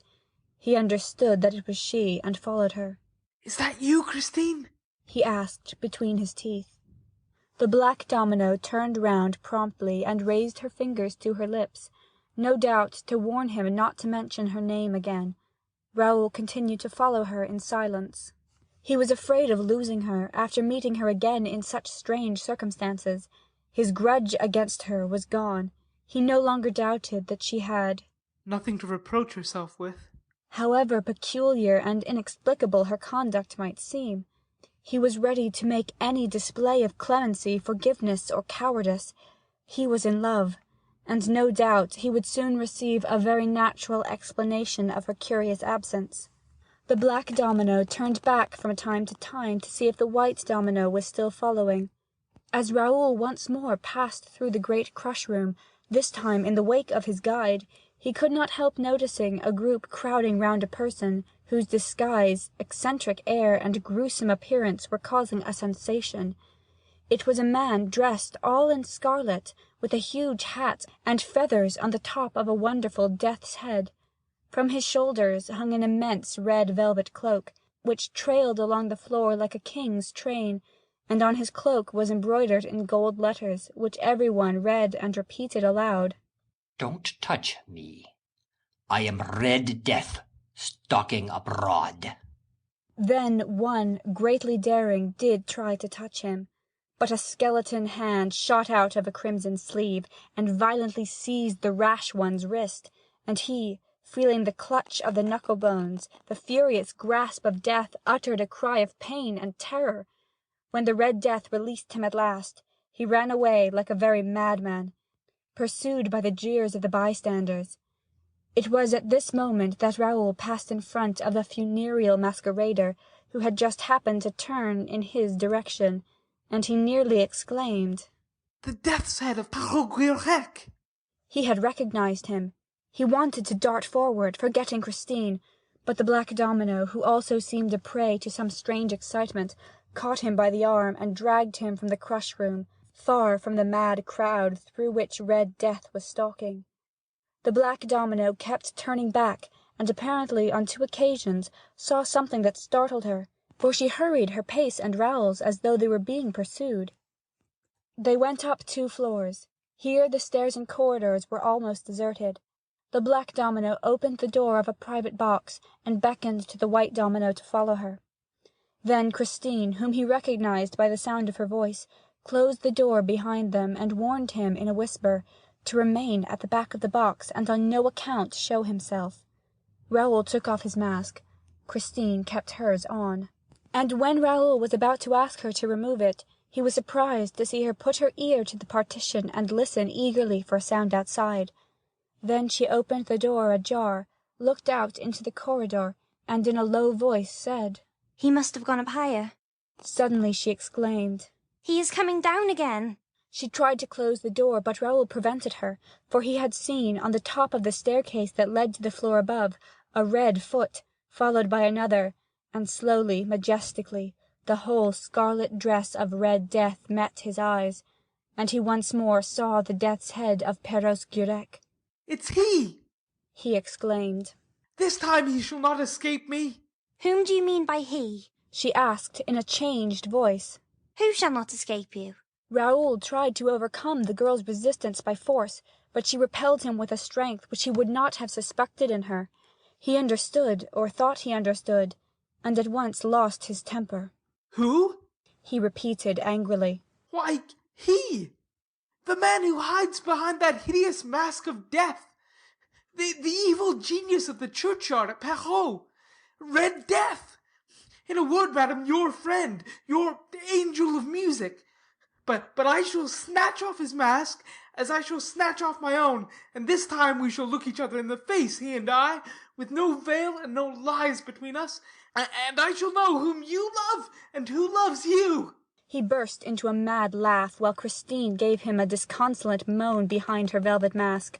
With a tragic gesture she flung out her 2 arms, which fixed a barrier of white flesh against the door. In the name of our love, Raoul, you shall not pass. He stopped. What had she said? In the name of their love? Never before had she confessed that she loved him, and yet she had had opportunities enough. Pooh! Her only object was to gain a few seconds.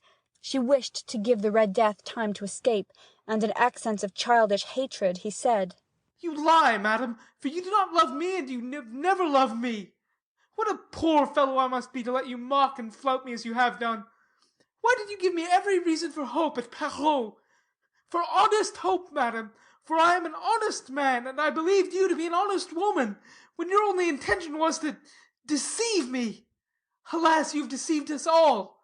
You have taken a shameful advantage of the candid affection of your benefactress herself, who continues to believe in your sincerity, while you go about the opera ball with Red Death. I despise you. And he burst into tears. She allowed him to insult her. She thought of but one thing, to keep him from leaving the box. You will beg my pardon, one day, for all those ugly words, Raoul. And when you do, I shall forgive you. He shook his head. No, you have driven me mad. When I think that I had only one object in life, to give my name to an opera wench. Raoul, how can you? I shall die of shame. No, dear, live, said Christine's grave and changed voice. And goodbye. Goodbye, Raoul. The boy stepped forward, staggering as he went. He risked one more sarcasm. Oh, you must let me come and applaud you from time to time. I shall never sing again, Raoul. Really? He replied, still more satirically. So he's taking you off the stage. I congratulate you. But we shall meet in the Bois one of these evenings. Not in the Bois or anywhere, Raoul. You shall not see me again. May one at least ask to what darkness you are returning? For what hell are you leaving, mysterious lady? Or for what paradise? I came to tell you, dear, but I can't tell you now. You would not believe me. You have lost faith in me, Raoul. It is finished. She spoke in such a despairing voice that the lad began to feel remorse for his cruelty. But look here, he cried. Can't you tell me what all this means? You're free. There's no one to interfere with you.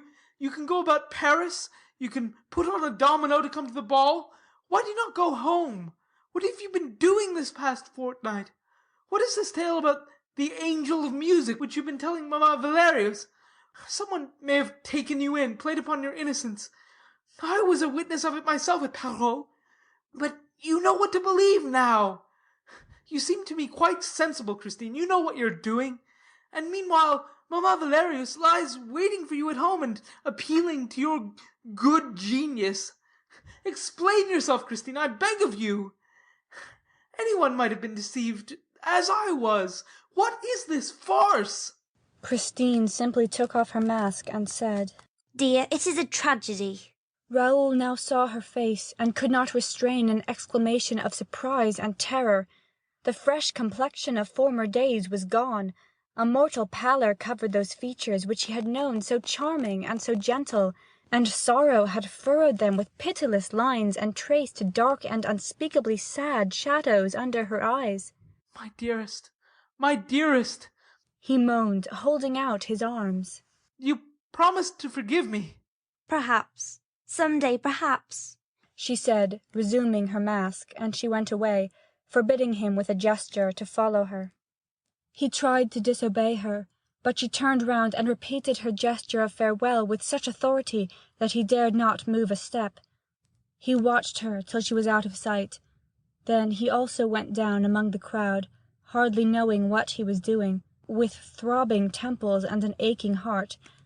And as he crossed the dancing floor, he asked if anybody had seen Red Death. Yes, everyone had seen Red Death, but Raoul could not find him, and at 2:00 in the morning he turned down the passage behind the scenes that led to Christine Daae's dressing-room. His footsteps took him to that room where he had first known suffering. He tapped at the door. There was no answer. He entered just as he had entered when he looked everywhere for the man's voice. The room was empty. A gas jet was burning, turned down low. He saw some writing paper on a little desk. He thought of writing to Christine, but he heard steps in the passage. He had only time to hide in the inner room, which was separated from the dressing-room by a curtain. Christine entered, took off her mask with a weary movement, and flung it on the table. She sighed, and let her pretty head fall into her two hands. What was she thinking of? Of Raoul? No, for Raoul heard her murmur. Poor Eric. At first he thought he must be mistaken. To begin with, he was persuaded that if anyone was to be pitied, it was he, Raoul.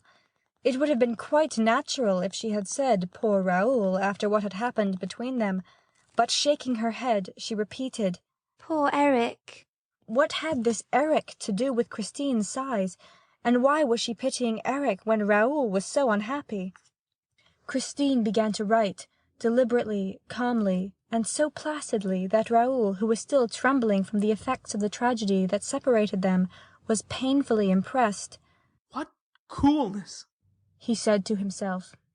She wrote on, filling 2, 3, 4 sheets. Suddenly she raised her head and hid the sheets in her bodice. She seemed to be listening. Raoul also listened.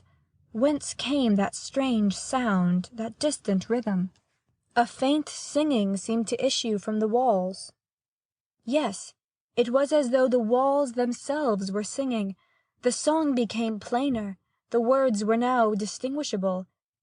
He heard a voice, a very beautiful, very soft, very captivating voice. But for all its softness, it remained a male voice. The voice came nearer and nearer. It came through the wall. It approached.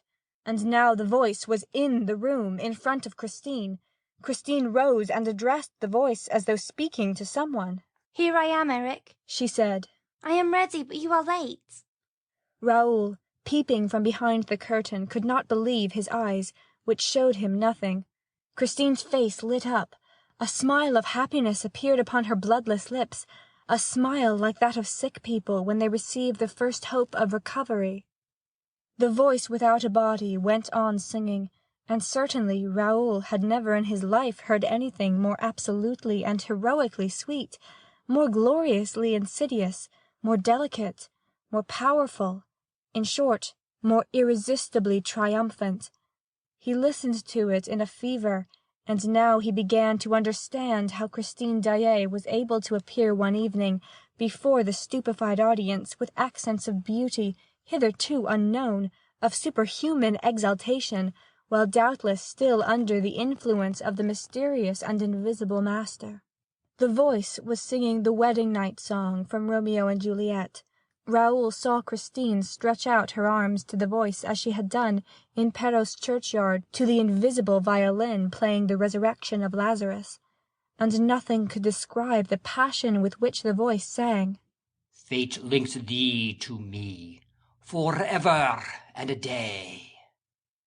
The strains went through Raoul's heart, struggling against the charm that seemed to deprive him of all his will and all his energy, and almost of his lucidity at the moment when he needed them most. He succeeded in drawing back the curtain that hid him, and he walked to where Christine stood. She herself was moving to the back of the room, the whole wall of which was occupied by a great mirror that reflected her image, but not his, for he was just behind her, and entirely covered by her. Fate links thee to me, forever and a day. Christine walked towards her image in the glass, and the image came towards her. The two Christines, the real one and the reflection, ended by touching, and Raoul put out his arms to clasp the two in one embrace. But, by a sort of dazzling miracle that sent him staggering, Raoul was suddenly flung back, when an icy blast swept over his face. He saw, not 2, but 4, 8, 20 Christines spinning round him, laughing at him, and fleeing so swiftly that he could not touch one of them. At last everything stood still again, and he saw himself in the glass, but Christine had disappeared. He rushed up to the glass. He struck at the walls. Nobody. and meanwhile the room still echoed with a distant passionate singing. Faith links thee to me for ever and a day. Which way had Christine gone? Which way would she return? Would she return? Alas, had she not declared to him that everything was finished? And was the voice not repeating, Fate links thee to me for ever and a day. To me? To whom? Then, worn out, beaten, empty-brained, he sat down on the chair which Christine had just left. Like her, he let his head fall into his hands.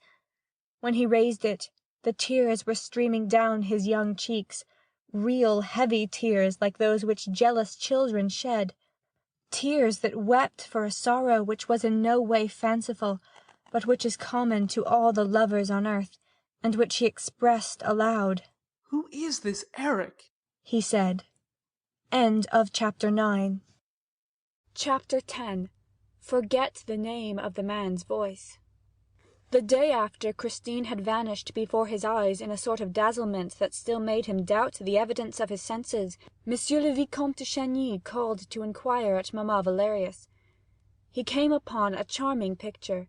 Christine herself was seated by the bedside of the old lady, who was sitting up against the pillows knitting. The pink and white had returned to the young girl's cheeks, the dark rings round her eyes had disappeared. Raoul no longer recognized the tragic face of the day before. If the veil of melancholy over those adorable features had not still appeared to the young man as the last trace of the weird drama in whose toils that mysterious child was struggling, he could have believed that Christine was not its heroine at all. She rose, without showing any emotion, and offered him her hand. But Raoul's stupefaction was so great that he stood there dumbfounded, without a gesture, without a word. "Well, Monsieur de Chagny," exclaimed Mamma Valerius, "don't you know our Christine? Her good genius has sent her back to us." Mamma! The girl broke in promptly, while a deep blush mantled to her eyes. I thought, Mamma, that there was no question of that. You know there's no such thing as the angel of music.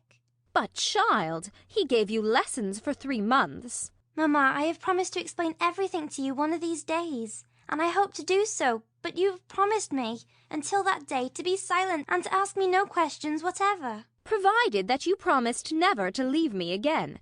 But have you promised that, Christine? Mamma, all this cannot interest Monsieur de Chagny. "On the contrary, mademoiselle," said the young man, in a voice which he tried to make firm and brave, but which still trembled. "anything that concerns you interests me to an extent which perhaps you will one day understand.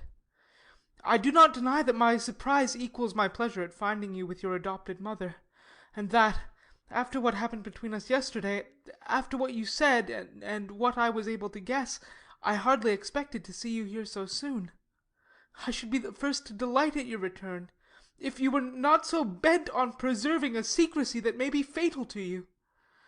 And I have been your friend too long not to be alarmed, with Madame Valerius, at a disastrous adventure which will remain dangerous so long as we have not unravelled its threads, and of which you will certainly end by being the victim, Christine." At these words, Mamma Valerius tossed about in her bed. "What does this mean?" she cried. "Is Christine in danger?" "Yes, madame," said Raoul courageously, notwithstanding the signs which Christine made to him. "My God!" exclaimed the good, simple old woman, gasping for breath. "You must tell me everything, Christine. Why did you try to reassure me?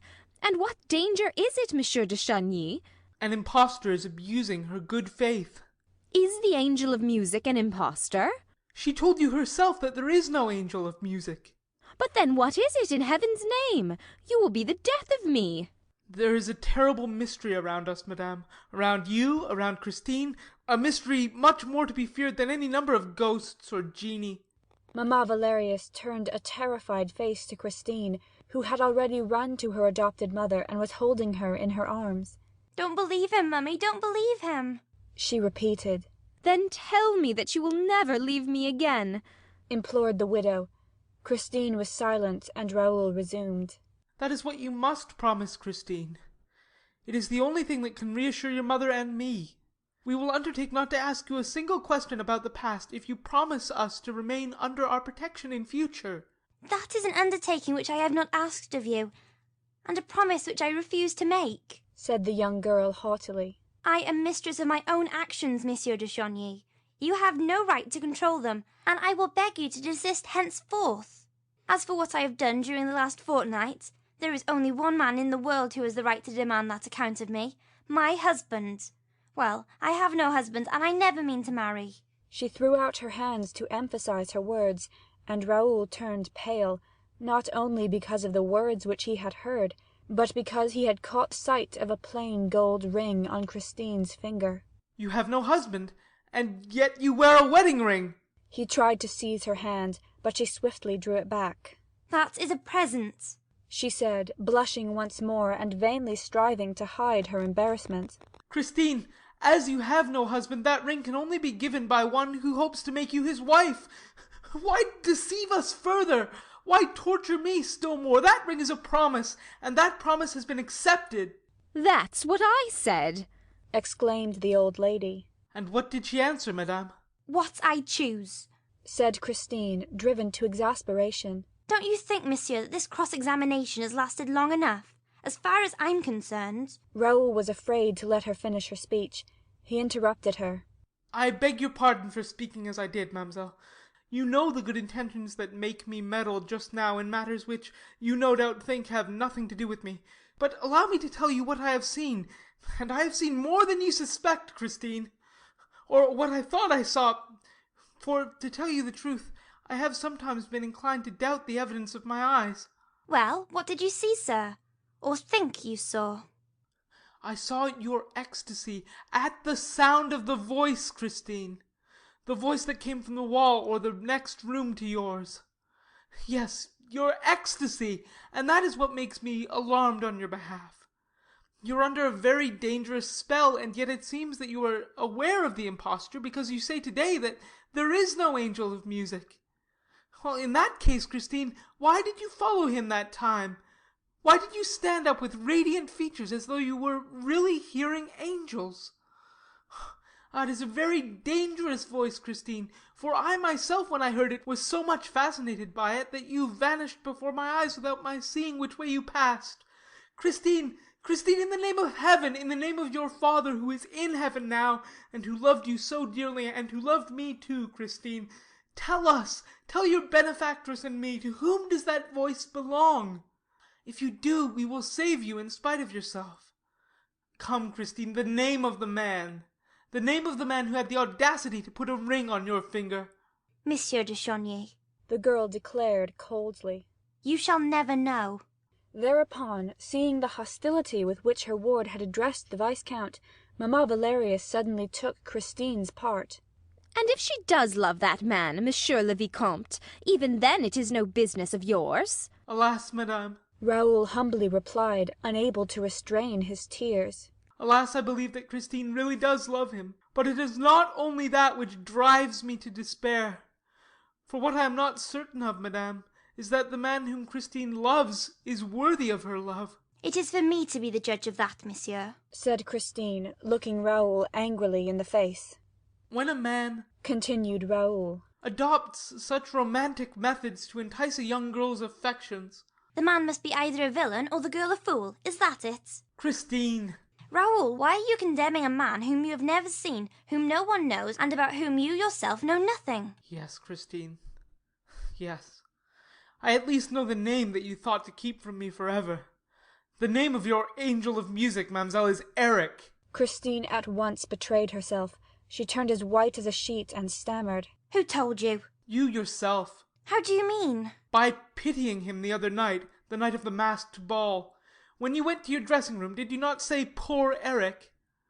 Well, Christine, there was a poor Raoul who overheard you. This is the second time you have listened behind the door, Monsieur de Chagny. I was not behind the door. I was in the dressing room, in the inner room, mademoiselle. Oh, unhappy man, moaned the girl, showing every sign of unspeakable terror. Unhappy man, do you want to be killed? Perhaps. Raoul uttered this perhaps with so much love and despair in his voice that Christine could not keep back a sob. She took his hands and looked at him with all the pure affection of which she was capable. Raoul, she said, forget the man's voice, and do not remember its name. You must never try to fathom the mystery of the man's voice. Is the mystery so very terrible? There is no more awful mystery on this earth. Swear to me that you will make no attempt to find out. She insisted. Swear to me that you will never come to my dressing room unless I send for you. Then you promise to send for me? Sometimes, Christine? I promise. When? Tomorrow. Then I swear to do as you ask. He kissed her hands and went away, cursing Eric and resolving to be patient. End of chapter 10. Chapter 11. Above the Trapped Doors. The next day he saw her at the opera. She was still wearing the plain gold ring. She was gentle and kind to him. She talked to him of the plans which he was forming, of his future, of his career. He told her that the date of the polar expedition had been put forward, and that he would have to leave France in 3 weeks, or a month at the latest. She suggested, almost gaily, that he must look upon the voyage with delight, as a stage toward his coming fame. And when he replied that fame without love was no attraction in his eyes, she treated him as a child whose sorrows were only short-lived. How can you speak so lightly of such serious things? He asked. Perhaps we shall never see each other again. I may die during that expedition. Or I, she said simply. She no longer smiled or jested. She seemed to be thinking of some new thing that had entered her mind for the first time. Her eyes were all aglow with it. What are you thinking of, Christine? I am thinking we shall not see each other again. And does that make you so radiant? And that, in a month, we shall have to say goodbye forever.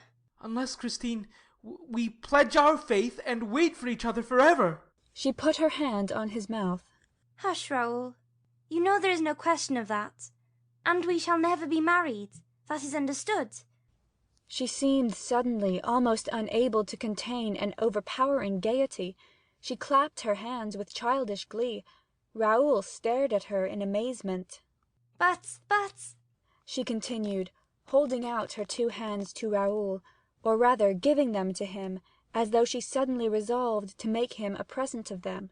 But if we cannot be married, we can be engaged. Nobody will know but ourselves, Raoul. There have been plenty of secret marriages. Why not a secret engagement? We are engaged, my dear, for a month. In a month you will go away, and I can be happy with the thought of that month all my life long. She was enchanted with her inspiration. Then she became serious again. This, she said, is a happiness that will harm no one. Raoul jumped at the idea. He bowed to Christine and said, Mademoiselle, I have the honor to ask for your hand. Why, you have both of them already, my betrothed. Oh, Raoul, how happy we shall be. We must play at being engaged all day long. It was the prettiest game in the world, and they enjoyed it like the children that they were. Oh, the wonderful speeches that they made to each other, and the eternal vows they exchanged. They played at hearts as other children might play at ball, only, as it was really their 2 hearts that they flung to and fro, they had to be very, very handy to catch them each time without hurting them. One day, about a week after the game began, Raoul's heart was badly hurt, and he stopped playing and uttered these wild words. I shan't go to the North Pole. Christine, who in her innocence had not dreamed of such a possibility, suddenly discovered the danger of the game and reproached herself bitterly. She did not say a word in reply to Raoul's remark, and went straight home. This happened in the afternoon, in the singers' dressing-room, where they met every day, and where they amused themselves by dining on 3 biscuits, 2 glasses of port, and a bunch of violets. In the evening she did not sing, and he did not receive his usual letter, though they had arranged to write to each other daily during that month. The next morning he ran off to Mamma Valerius, who told him that Christine had gone away for 2 days. She had left at 5 o'clock the day before.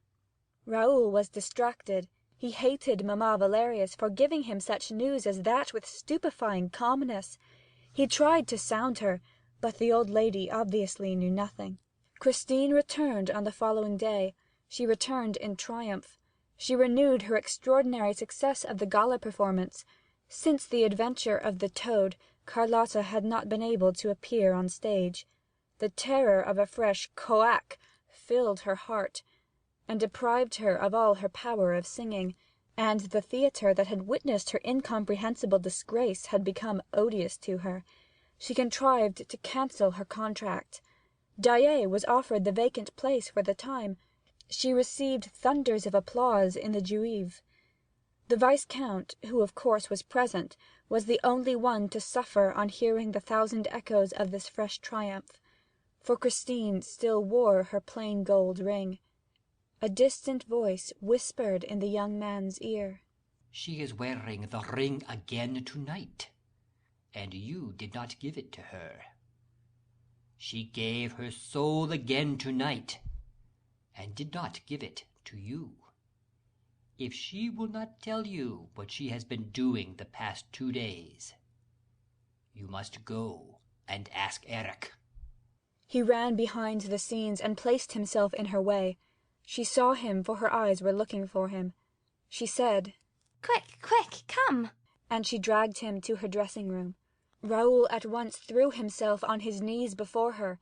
He swore to her that he would go, and he entreated her never again to withhold a single hour of the ideal happiness which she had promised him. She let her tears flow. They kissed like a despairing brother and sister who have been smitten with a common loss, and who meet to mourn a dead parent.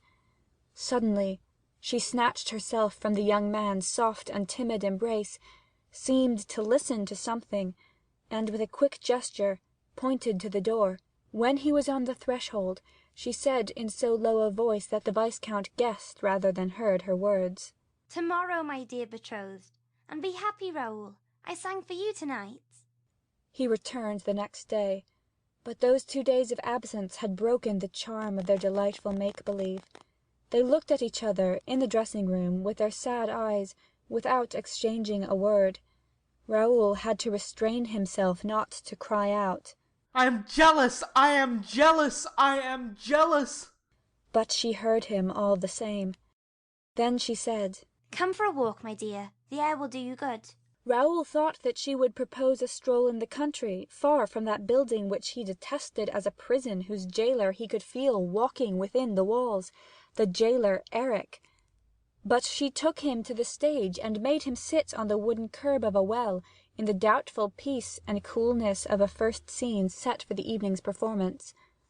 On another day she wandered with him, hand in hand, along the deserted paths of a garden whose creepers had been cut out by a decorator's skilful hands. It was as though the real sky, the real flowers, the real earth were forbidden to her for all time, and she condemned to breathe no other air than that of the theatre. An occasional fireman passed, watching over their melancholy idyll from afar, and she would drag him above the clouds in the magnificent disorder of the grid, where she loved to make him giddy by running in front of him along the frail bridges, among the thousands of ropes fastened to the pulleys, the windlasses, the rollers, in the midst of a regular forest of yards and masts. If he hesitated, she said with an adorable pout of her lips, "You, a sailor!" And then they returned to terra firma, that is to say, to some passage that led them to the little girls' dancing school, where brats between 6 and 10 were practising their steps, in the hope of becoming great dancers one day, covered with diamonds. Meanwhile, Christine gave them sweets instead. She took him to the wardrobe and property rooms, took him all over her empire, which was artificial, but immense, covering 17 stories from the ground floor to the roof, and inhabited by an army of subjects. She moved among them like a popular queen, encouraging them in their labours, sitting down in the workshops, giving words of advice to the workmen whose hands hesitated to cut the rich stuffs that were to clothe heroes. There were inhabitants of that country who practised every trade. There were cobblers, there were goldsmiths. All had learned to know her and to love her, for she always interested herself in all their troubles and all their little hobbies. She knew unsuspected corners that were secretly occupied by little old couples. She knocked at their door and introduced Raoul to them as a Prince Charming who had asked for her hand, and the two of them, sitting on some worm-eaten property, would listen to the legends of the opera, even as, in their childhood, they had listened to the old Breton tales. Those old people remembered nothing outside the opera. They had lived there for years without number. Past managements had forgotten them. Palace revolutions had taken no notice of them. The history of France had run its course unknown to them, and nobody recollected their existence. The precious days sped this way, and Raoul and Christine, by affecting excessive interest in outside matters, strove awkwardly to hide from each other the one thought of their hearts. One fact was certain, that Christine, who until then had shown herself the stronger of the two, became suddenly inexpressibly nervous. When on their expeditions she would start running without reason, or else suddenly stop, and her hand, turning ice cold in a moment, would hold the young man back. Sometimes her eyes seemed to pursue imaginary shadows. She cried this way and this way and this way, laughing a breathless laugh that often ended in tears. Then Raoul tried to speak, to question her in spite of his promises, but even before he had worded his question, she answered feverishly, Nothing. I swear it is nothing. Once, when they were passing before an open trap-door on the stage, Raoul stopped over the dark cavity. You've shown me over the upper part of your empire, Christine, but there are strange stories told of the lower part. Shall we go down? She caught him in her arms, as though she feared to see him disappear down the black hole, and in a trembling voice whispered, Never. I will not have you go there. Besides, it's not mine. Everything that is underground belongs to him. Raoul looked into her eyes and said roughly, So he lives down there, does he? I never said so. Who told you a thing like that? Come away. I sometimes wonder if you're quite sane, Raoul. You always take things in such an impossible way. Come along, come. And she literally dragged him away, for he was obstinate and wanted to remain by the trap-door. That hole attracted him. Suddenly the trap-door was closed, and so quickly that they did not even see the hand that worked it, and they remained quite dazed. Perhaps he was there, Raoul said at last. She shrugged her shoulders, but did not seem easy. No, it was the trap-door shutters. They must do something, you know. They open and shut the trap-doors without any particular reason. It's like the door shutters. They must spend their time somehow. But suppose it were he, Christine? No, he has shut himself up. He is working. Oh, really? He's working, is he? Yes, he can't open and shut trap-doors and work at the same time. She shivered. What is he working at? Oh, something terrible. But it's all the better for us. When he's working, that is. He sees nothing. He does not eat or drink or breathe for days and nights at a time. He becomes a living dead man, and has no time to amuse himself with trap-doors. She shivered again. She was still holding him in her arms. Then she sighed and said in her turn, Suppose it were he? Are you afraid of him? No, of course not, she said. For all that, on the next day and the following days, Christine was careful to avoid the trap-doors. Her agitation only increased as the hours passed. At last, one afternoon, she arrived very late, with her face so desperately pale and her eyes so desperately red, that Raoul resolved to go to all lengths, including that which he foreshadowed when he blurted out that he would not go on the North Pole expedition unless she first told him the secret of the man's voice. Hush, in heaven's name! Suppose he heard you, you unfortunate Raoul! And Christine's eyes stared wildly at everything around her. I will remove you from his power, Christine, I swear it, and you shall not think of him any more. Is it possible? She allowed herself this doubt, which was an encouragement, while dragging the young man up to the topmost floor of the theatre, far, very far from the trap-doors. I shall hide you in some unknown corner of the world where he cannot come to look for you. You will be safe, and then I shall go away, as you have sworn never to marry. Christine seized Raoul's hands and squeezed them with incredible rapture. But suddenly, becoming alarmed again, she turned away her head. Higher, was all she said. Higher still. And she dragged him up toward the summit. He had a difficulty in following her. They were soon under the very roof, in the maze of timber-work. They slipped through the buttresses, the rafters, the joists. They ran from beam to beam as they might have run from tree to tree in a forest.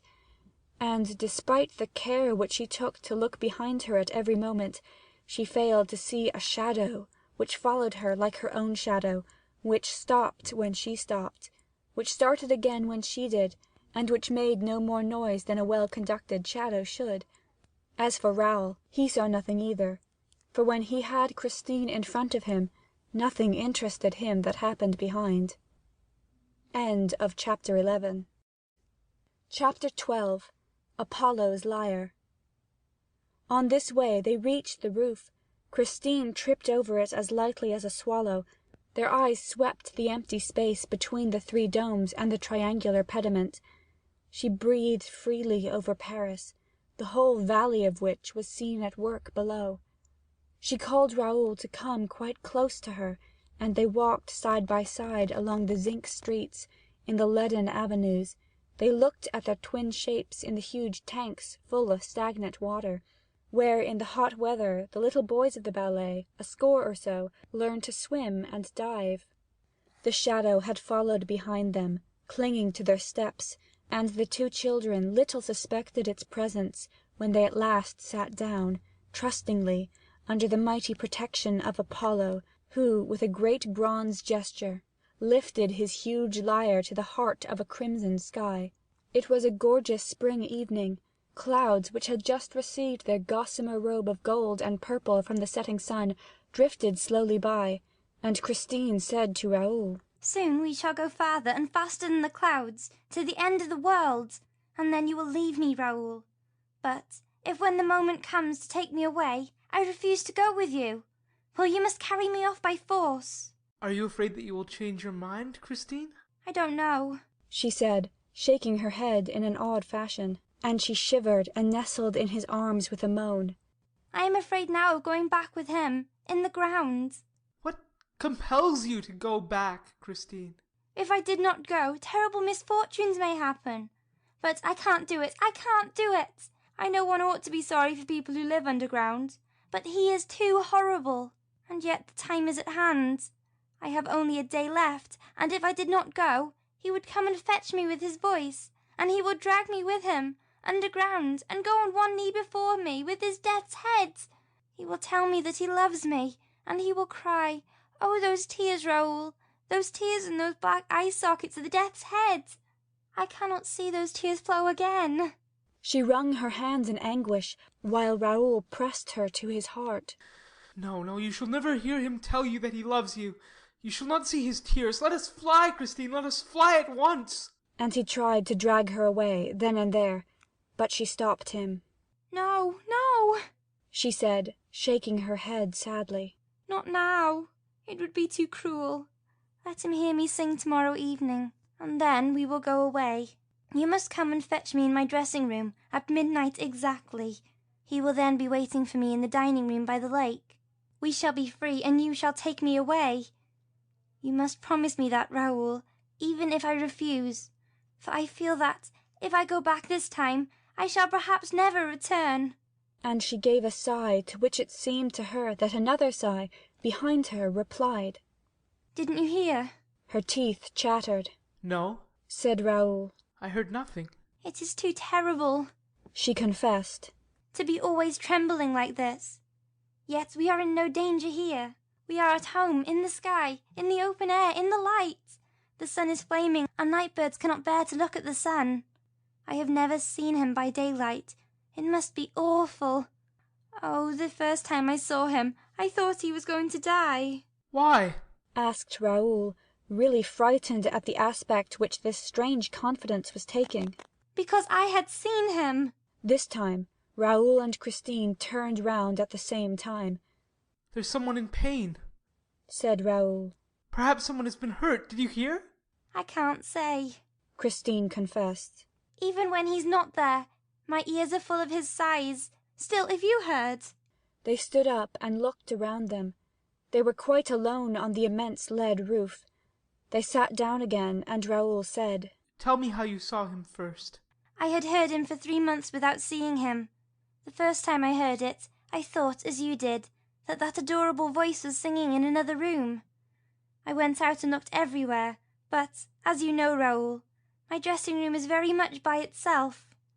I could not find the voice outside my room, whereas it went on steadily inside, and it not only sang, but it spoke to me and answered my questions like a real man's voice, with this difference, that it was as beautiful as the voice of an angel. I had never got the angel of music whom my poor father had promised to send me as soon as he was dead. I really think that Mamma Valerius was a little bit to blame. I told her about it, and she at once said, "It must be the angel. At any rate, you can do no harm by asking him."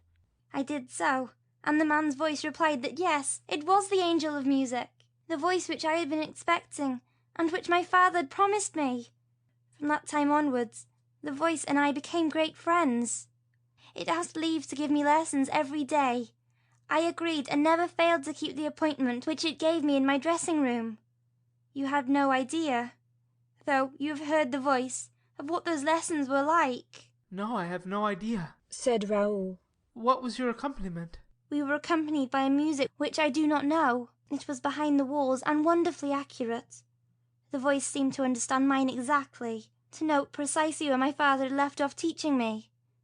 In a few weeks' time, I hardly knew myself when I sang. I was even frightened. I seemed to dread a sort of witchcraft behind it, but Mamma Valerius reassured me. She said she knew I was much too simple a girl to give the devil a hold on me. My progress, by the voice's own order, was kept a secret between the voice, Mamma Valerius, and myself. It was a curious thing, but outside the dressing room I sang with my ordinary everyday voice, and nobody noticed anything. I did all that the voice asked. It said, "Wait and see. We shall astonish Paris."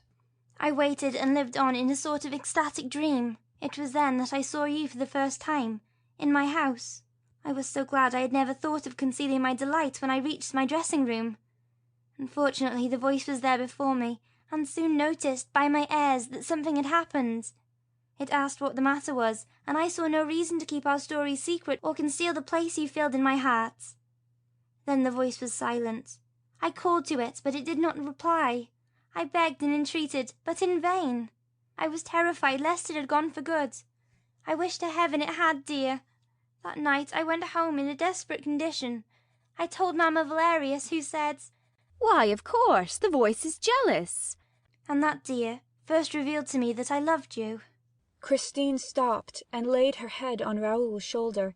They sat like that for a moment in silence, and they did not see, did not perceive the movement, at a few steps from them, of the creeping shadow of two great black wings, a shadow that came along the roof so near them that it could have stifled them by closing over them.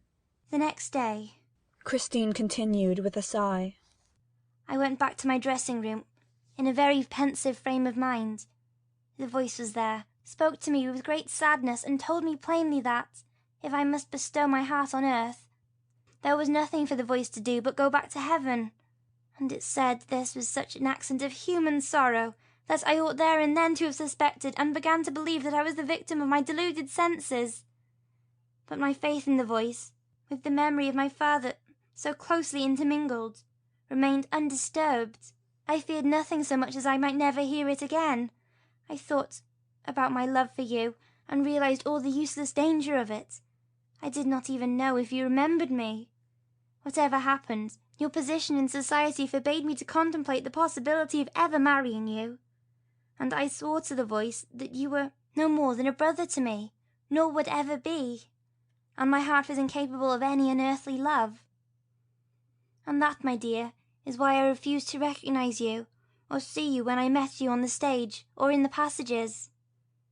Meanwhile, the hours during which the voice taught me were spent in a divine frenzy, until, at last, the voice said to me, "You can now, Christine Daae, give to men a little of the music of heaven." I don't know how it came to be that Carlotta did not come to the theatre that night, nor why I was called upon to sing in her stead, but I sang with a rapture that I had never known before, and I felt for a moment as if my soul were leaving my body. Oh, Christine, said Raoul. My heart quivered that night at every accent of your voice. I saw the tears stream down your cheeks, and I wept with you. I felt myself fainting, said Christine. I closed my eyes. When I opened them, you were by my side. But the voice was also there, Raoul. I was afraid for your sake, and again I would not recognize you, and began to laugh when you reminded me that you had picked up my scarf from the sea.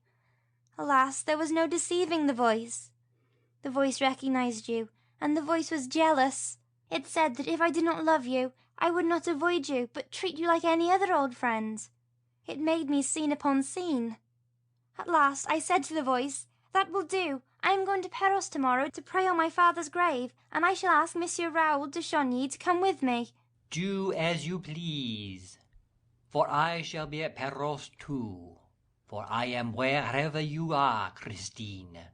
And if you are still worthy of me, if you have not lied to me, I will play you the resurrection of Lazarus on the stroke of midnight, on your father's tomb, and on your father's violin.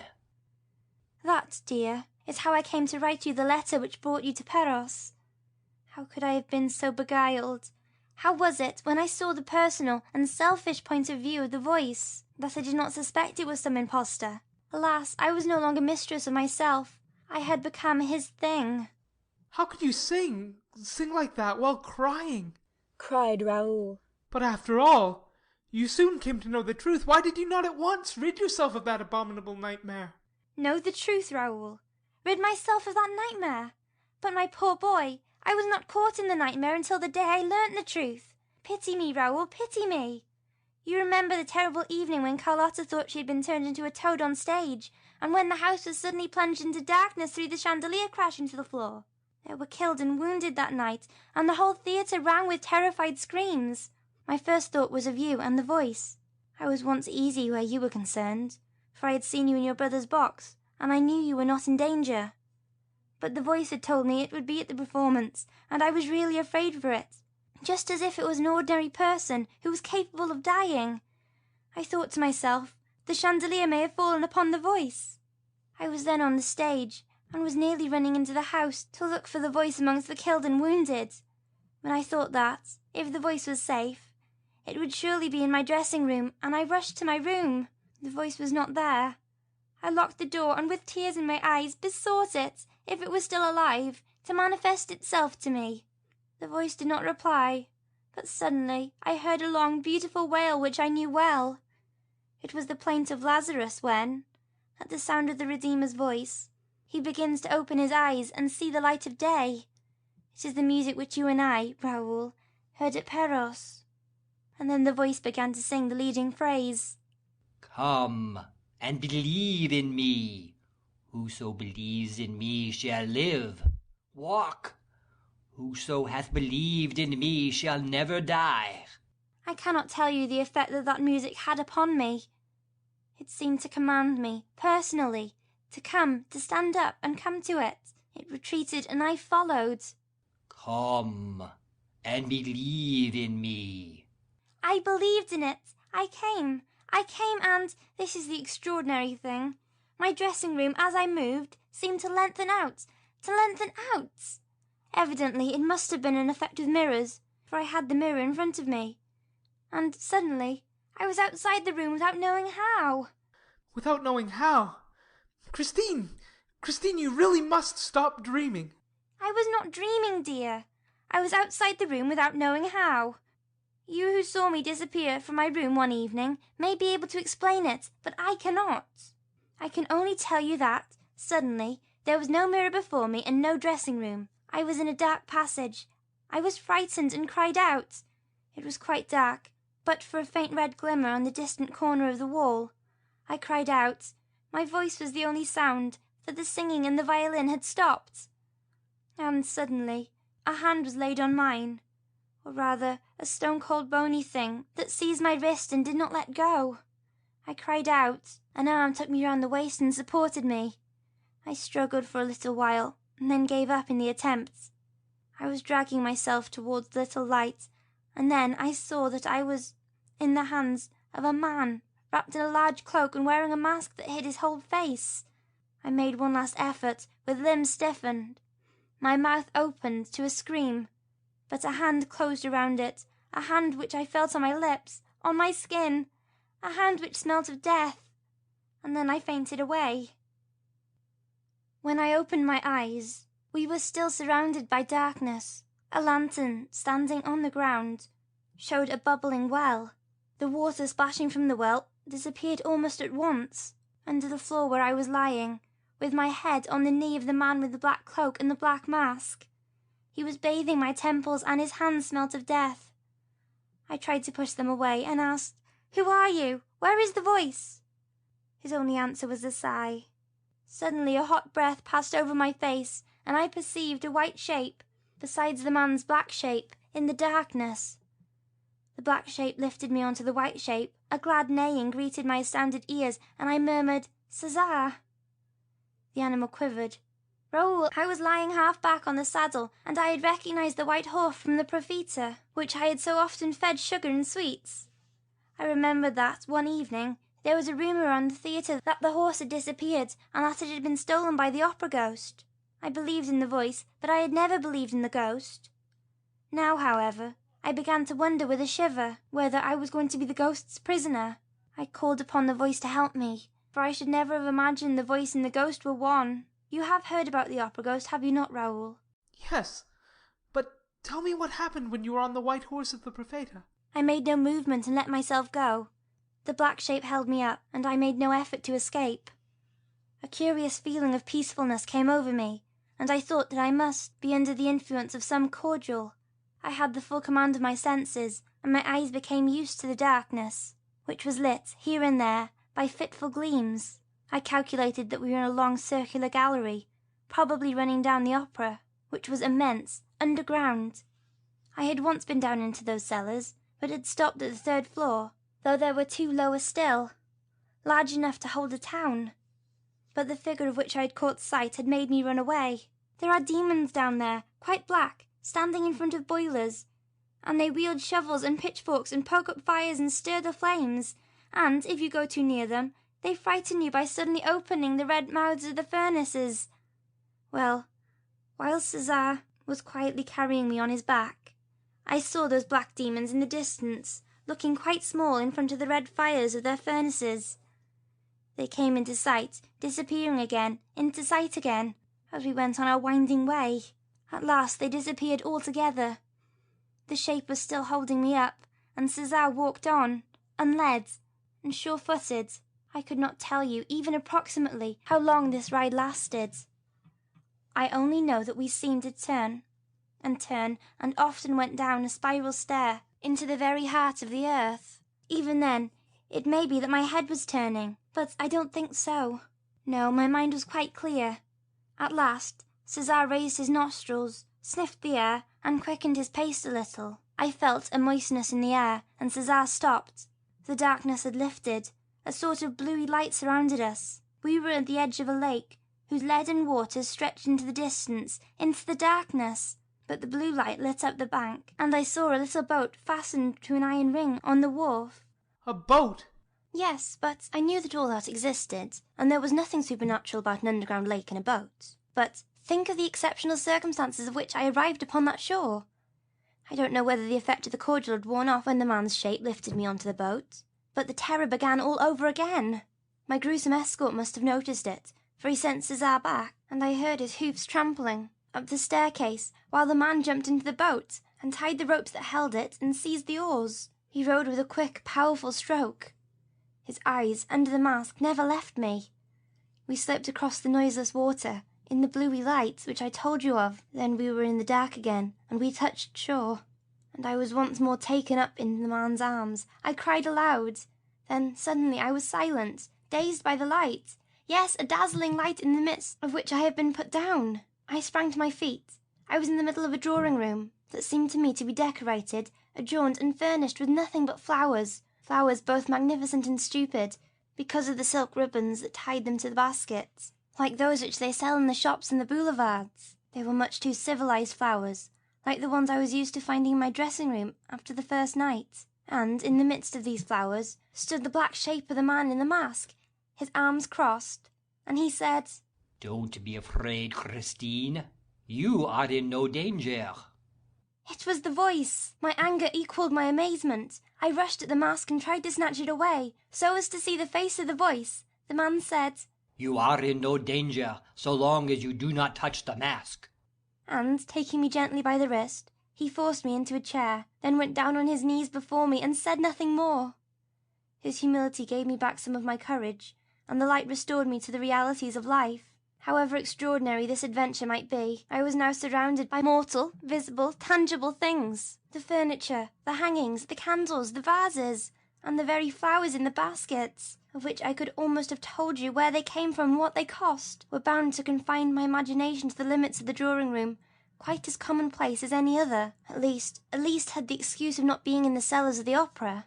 I had, no doubt, to do with a terrible, eccentric person, who, in some mysterious fashion, had succeeded in taking his abode there, under the opera house, 5 stories below the level of the ground. And the voice which I had recognized under the mask, was on its knees before me, was a man. I began to cry. The man, still kneeling, must have understood the cause of my tears, for he said, It is true, Christine.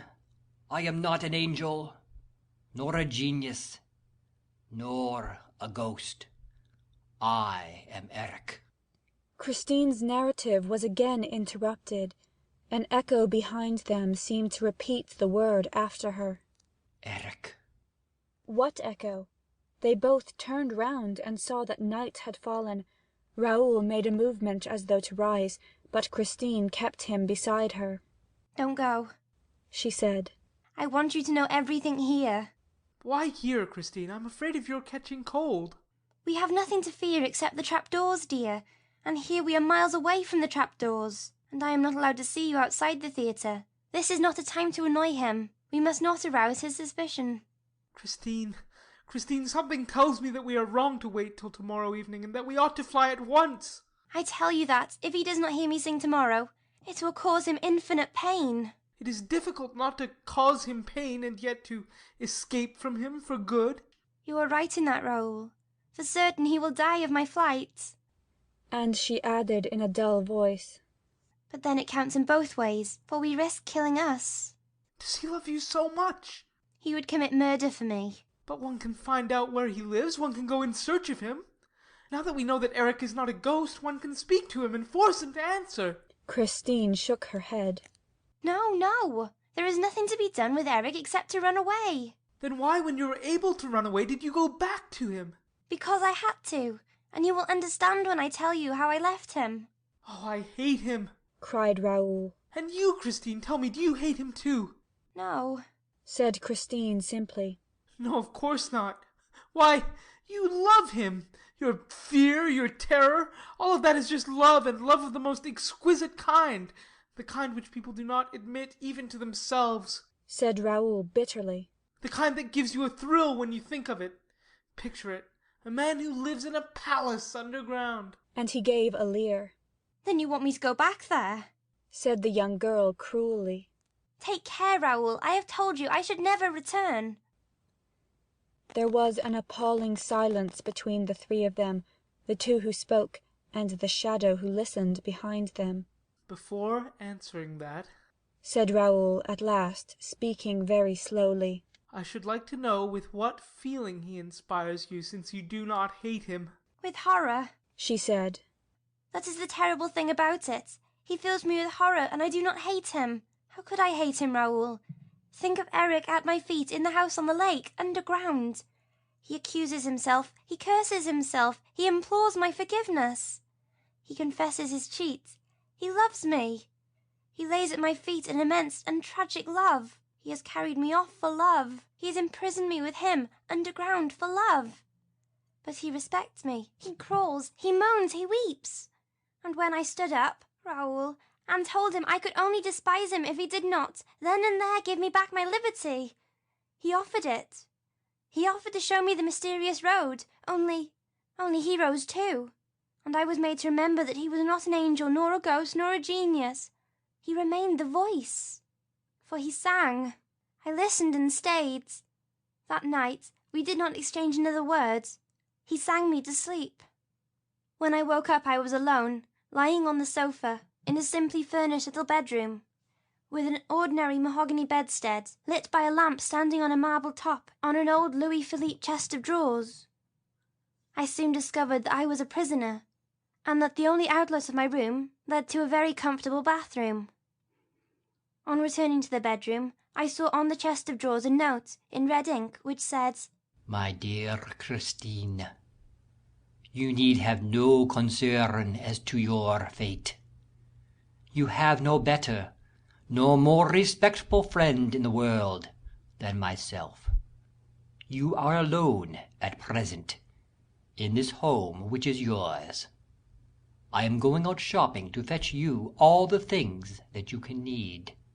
I felt sure that I had fallen in the hands of a madman.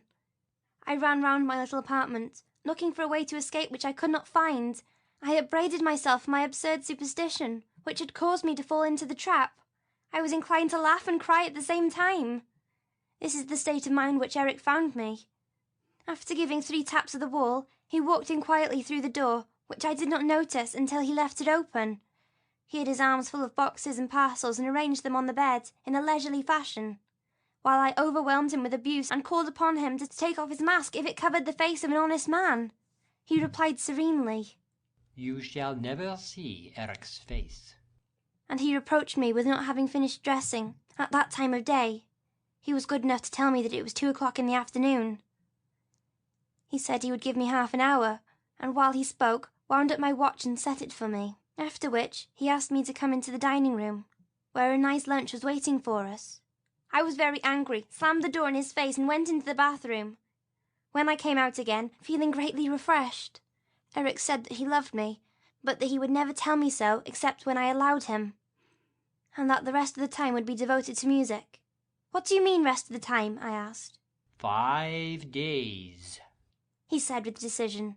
I asked him if I should then be free. He said, You will be free, Christine, for when those 5 days are past, you will have learned not to see me, and then, from time to time, you will come to see your poor Eric. He pointed at the chair opposite him, at the little table, and I sat down, feeling greatly perturbed. However, I ate a few prawns and a wing of chicken, and drank half a glass of Tokay, which he had himself, he told me, bought from the Königsberg cellars. He did not eat or drink. I asked him what his nationality was, and if the name Eric did not point to a Scandinavian origin. He said that he had no name, or no country, and that he had taken the name of Eric by accident. After lunch, he rose and gave me the tips of his fingers, saying that he would like to show me over his flat. But I snatched away my hands and gave a cry. What I had touched was cold and, at the same time, bony, and I remembered that his hands smelt of death. Oh, forgive me, he moaned, and he opened a door before me. This is my bedroom, if you care to see it. It is rather curious. His manners, his words, his attitudes gave me confidence, and I went in without hesitation. I felt as if I were entering the room of a dead person. The walls were hung with black, but instead of white trimmings that were usually set off at that funeral upholstery, there was an enormous stave of music with the notes of Dies Irae, many times repeated. In the middle of the room was a canopy, from which hung curtains of red brocaded stuff, and, under the canopy, an open coffin. That is where I sleep, said Eric. One has to get used to everything in life, even to eternity. The sight upset me so much that I turned away my head. Then I saw the keyboard of the organ which filled one side of the wall. On the desk was a music book covered in red notes. I asked leave to look at it, and read Don Juan Triumphant. Yes, he said. I compose sometimes. I began that work 20 years ago. When I have finished, I shall take it away with me in that coffin, and never wake up again. You must work at it as seldom as you can, I said. He replied, I sometimes work at it for 14 days and nights together, during which I live on music alone, and then I rest for years at a time. Will you play me something from your Don Juan Triumphant? I asked him, thinking it would please him. You must never ask me that, he said in a gloomy voice. I will play you Mozart, if you like, which will only make you weep. But my Don Juan, Christine, burns, and yet he is not struck by fire from heaven. Thereupon we returned to the drawing-room. I noticed that there was no mirror in the whole apartment. I was going to remark upon this, but Eric sat down at the piano and said, You see, Christine, there is some music that is so terrible that it consumes all those who approach it. Fortunately, you have not come to that music yet, for you would lose all your pretty coloring, and nobody would know you when you return to Paris. Let us sing something from the opera, Christine Dier. He spoke these last words as though he were flinging an insult at me. What did you do? I had no time to think about the meaning he put into those words. We at once began to duet in Othello, and already the catastrophe was upon us. I sang Desdemona with despair, a terror which I had never displayed before. As for him, his voice thundered forth his revengeful soul in every note. Love, jealousy, hatred burst out around us in harrowing cries. Eric's black mask made me think of the natural mask of the Moor of Venice. He was Othello himself. Suddenly, I felt the need to see beneath the mask. I wanted to know the face of the voice, and in a moment, which I was utterly unable to control, swiftly my fingers tore away at the mask. Oh, horror, horror, horror! Christine stopped at the thought of that vision that had scared her, while the echoes of the night, which had repeated the name of Eric, now thrice moaned the cry. Horror! Horror! Horror! Raoul and Christine, clasping each other closely, raised their eyes to the stars that shone in a clear and peaceful sky. Raoul said, Strange, Christine, that this calm, soft night should be so full of plaintive sounds. One would think that it was sorrowing with us. When you know the secret, Raoul, your ears like mine will be full of lamentations. She took Raoul's protecting hands in hers, and with a long shiver continued. Yes, if I lived to be 100, I should always hear the superhuman cry of grief and rage which was uttered when the terrible sight appeared before my eyes. You have seen death's heads, when they have been dried and withered for centuries. Perhaps, if you were not the victim of a nightmare, you saw his head in Perros, and when you saw Red Death stalking round at the masked ball. All of those heads were motionless, and their dumb horror was not alive. But imagine, if you can, Red Death's mask suddenly coming to life in order to express, with 4 black holes for its eyes, its nose, its mouth, extreme anger, the mighty fury of the demon, and not a ray of light from the sockets, for as I learnt later, you could not see his blazing eyes except in the dark. I fell back against the wall. He came up to me, grinding his teeth, and as I fell upon my knees, he hissed mad, incoherent words and cursed at me. Leaning over me, he cried, Look, you want to see? See, feast your eyes. Glut your soul on my cursed ugliness. Look at Eric's face. Now you know the face of the voice. You were not content to hear me, eh? You wanted to know what I looked like? Oh, you women are so inquisitive. Well, are you satisfied? I'm a very good-looking fellow, eh? When a woman has seen me, as you have, she belongs to me. She loves me forever. I am a kind of Don Juan, you know. And drawing himself to his full height, with his hands on his hips, wagging the hideous thing that was his head on his shoulders, he roared, Look at me. I am Don Juan Triumphant. And when I turned my head and begged for mercy, he drew it to him, brutally twisting his dead fingers in my hair. Enough! Enough! Cried Raoul. I'll kill him. In heaven's name, Christine, tell me where the dining room on the lake is. I must kill him. Oh, be quiet, Raoul, if you want to know. Yes, I want to know how and why you went back. I must know. But in any case, I will kill him. Oh, Raoul, listen, listen. He dragged me by the hair and then, oh, it is too horrible. Well, what? Out with it! Exclaimed Raoul fiercely. Out with it, quick! Then he hissed at me. I frightened you, do I? I dare say. Perhaps you think that I have another mask, eh? And that this, my head is a mask? Well... He roared. Tear it off as you did the other. Come along, I insist. Your hands. Give me your hand. He seized my hands and dug them into his awful face. He tore his flesh with my nails. He tore his terrible dead flesh with my nails. No! He shouted while his throat throbbed and panted like a furnace. Know that I am built up of death from head to foot, and that it is a corpse which loves you and adores you, and will never, never leave you. Look, I am not laughing now, I am crying for you, Christine, who have torn off my mask, and who therefore can never leave me again. As long as you thought me handsome, you could have come back. I know you would have come back. But now that you know my hideousness, you would run away for good.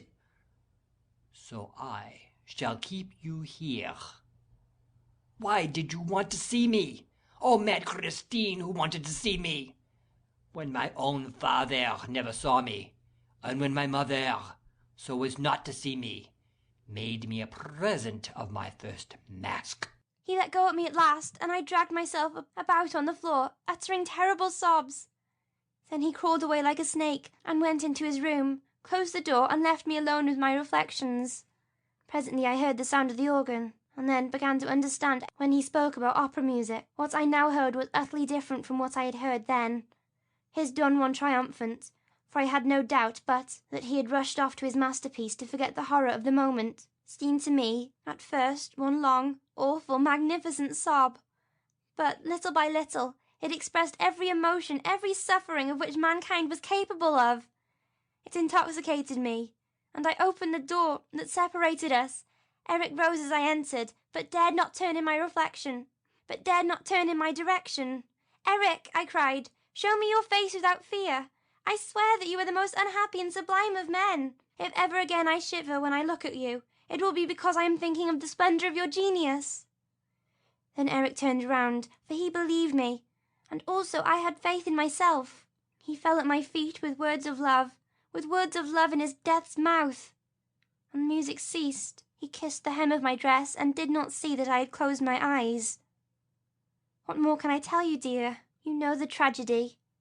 It went on for a fortnight during which I lied to him.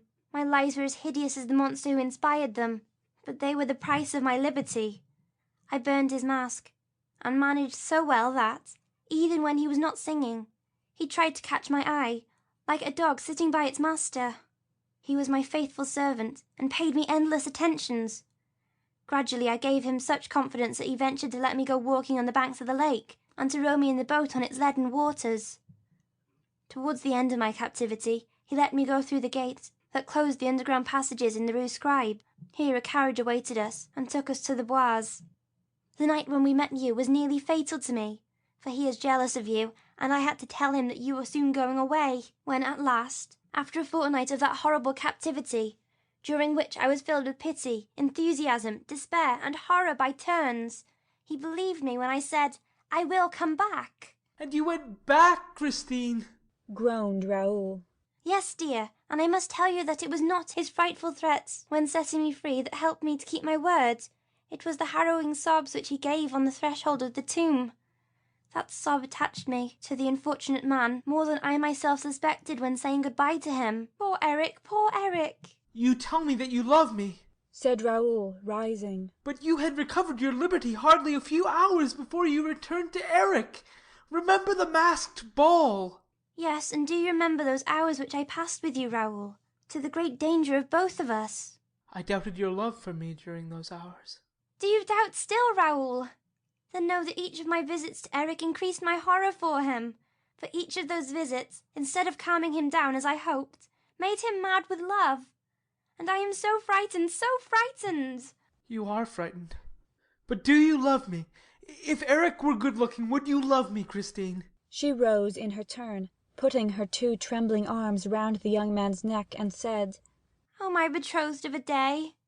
If I did not love you, I would not give you my lips. Take them, for the first time and the last. He kissed her lips, but the night that surrounded them was rent asunder. They fled as at the approach of a storm, and their eyes, filled with dread of Eric, showed them before they disappeared, high above them, an immense night bird that stared at them with its blazing eyes, and seemed to cling to the string of Apollo's lyre. Chapter 13. A masterstroke of the trapdoor lover. Raoul and Christine ran, eager to escape from the roof and the blazing eyes that showed only in the dark, and they did not stop before they came to the 8th floor on the way down. There was no performance at the opera that night, and the passages were empty. Suddenly a queer-looking form stood before them and blocked the road. "No, not this way." And the form pointed to another passage, by which they were to reach the wings. Raoul wanted to stop and ask for an explanation, but the form, which wore a sort of long frock coat and a pointed cap, said, "Quick, go back quickly." Christine was already dragging Raoul, compelling him to start running again. "But who is he? Who is that man?" he asked. Christine replied, "It's the Persian." "Well, what's he doing here?" "Nobody knows. He's always in the opera." "You're making me run away for the first time in my life.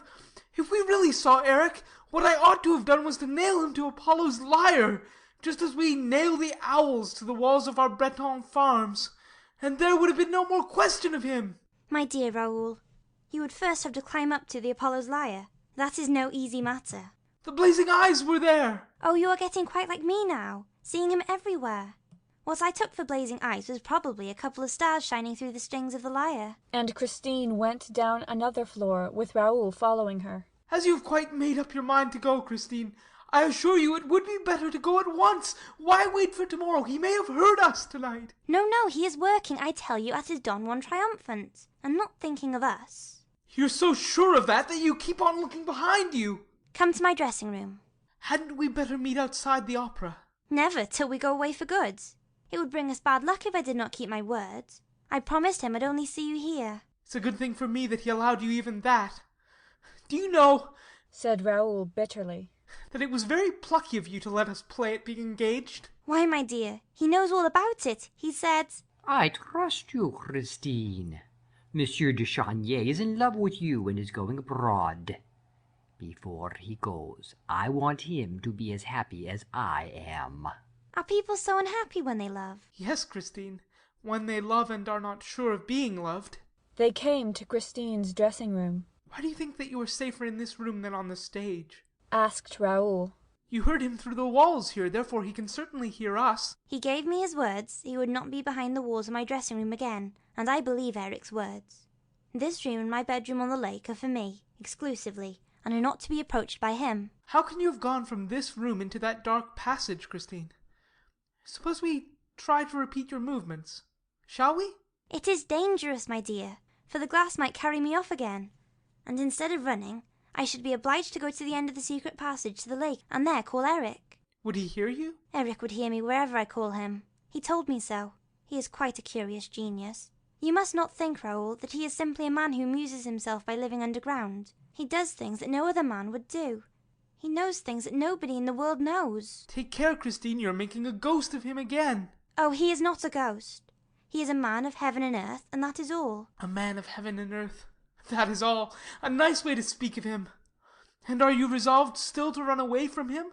"Yes, tomorrow." "Tomorrow you will have no resolve left." "Then, Raoul, you must run away with me in spite of myself. Is that understood?" "I shall be here at 12 tomorrow night. I shall keep my promise, whatever happens.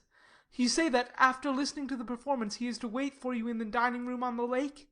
"Yes." "And how are you to reach him if you don't know how to go out by the glass?" "Why, by going straight to the edge of the lake." Christine opened a box, took out an enormous key, and showed it to Raoul. "What's that?" he asked. "The key of the gate to the underground passage in the Rue Scribe." "I understand, Christine. It leads straight to the lake. Give it to me, Christine, will you?" "Never," she said. "That would be treacherous." Suddenly Christine changed colour. A mortal pallor overspread her features. "Oh, heavens!" she cried. "Eric, have pity on me!" "Hold your tongue," said Raoul. "You told me he could hear you." But the singer's attitude became more and more inexplicable. She wrung her fingers, repeating with a distraught air, "Oh, heaven! Oh, heaven!" "But what is it?" Raoul implored. The ring, the gold ring he gave me. Oh, so Eric gave you that ring. You know he did, Raoul. But what you don't know is, when he gave it to me, he said, I give you back your liberty, Christine, on condition that this ring is always on your finger. As long as you keep it, you will be protected against all danger, and Eric will remain your friend. But woe to you if you ever part with it, for Eric will have his revenge. My dear, the ring is gone. Woe to us both. They both looked for the ring, but could not find it. Christine refused to be pacified. It was while I gave you that kiss, up above, under the Apollo's lyre, she said. The ring must have slipped from my finger and dropped into the streets. We can never find it. And what misfortunes are in store for us now? Oh, to run away! Let us run away at once! Raoul insisted once more. She hesitated. He thought that she was going to say yes. Then her bright pupils became dimmed, and she said, No, tomorrow. And she left him hurriedly, still wringing and rubbing her fingers, as though she hoped to bring the ring back like that. Raoul went home, greatly perturbed at all that he had heard. If I don't save her from the hands of that humbug, he said aloud as he went to bed, she's lost, but I shall save her. He put out his lamp, and felt a need to insult Eric in the dark. Thrice over he shouted, Humbug! Humbug! Humbug! But suddenly he raised himself on his elbow. A cold sweat poured from his temples. 2 eyes like blazing coals had appeared at the foot of his bed. They stared at him fixedly, terribly, in the darkness of the night. Raoul was no coward, and yet he trembled. He put out a groping, hesitating hand towards the table by his bedside. He found the matches and lit his candle. The eyes disappeared. Still uneasy in his mind, he thought to himself, She told me that his eyes only showed in the dark. His eyes have disappeared in the light, but he may be there still. And he rose, hunted about, went round the room. He looked under his bed like a child. Then he thought himself absurd, got into bed again and blew out the candle. The eyes reappeared. He sat up and stared back at them with all the courage he possessed. Then he cried, Is that you, Eric? Man, genius, or ghost, is it you? He reflected. If it's he, he's on the balcony. Then he ran to the chest of drawers and groped for his revolver. He opened the balcony window, looked out, saw nothing, and closed the window again. He went back to bed, shivering, for the night was cold, and put the revolver on the table within his reach. The eyes were still there, at the foot of his bed. Were they between the bed and the window pane, or behind the pane, that is to say, on the balcony? That was what Raoul wanted to know. He also wanted to know if those eyes belonged to a human being. He wanted to know everything. Then, patiently, calmly, he seized his revolver and took aim. He aimed a little above the 2 eyes. Surely they were eyes, and if above those 2 eyes there was a forehead, and if Raoul was not too clumsy. A shot made a terrible din amid the silence of the slumbering house, and while footsteps came hurrying along the passages, Raoul sat up with outstretched arm, ready to fire again if need be. This time the 2 eyes had disappeared. Servants appeared, carrying lights. Count Philippe, terribly anxious. What is it? I think I've been dreaming, replied the young man. I fired at 2 stars that kept me from sleeping. You're raving. Are you ill? For God's sake, tell me, Raoul. What happened? And the Count seized hold of the revolver. No, I'm not raving. Besides, we shall soon see. He got out of bed, put on a dressing-gown and slippers, took a light from the hands of a servant, and opening the window, stepped out onto the balcony. The Count saw that the window had been pierced by a bullet at a man's height. Raoul was leaning over the balcony with his candle. Aha! He said. Blood! Blood! Here! There! More blood! That's a good thing. A ghost who bleeds is less dangerous. He grinned. Raoul! Raoul! Raoul! The Count was shaking him as though he were trying to waken a sleepwalker. But, my dear brother, I'm not asleep. Raoul protested impatiently. You can see the blood for yourself. I thought I had been dreaming and firing at 2 stars. It was Eric's eyes, and here is his blood.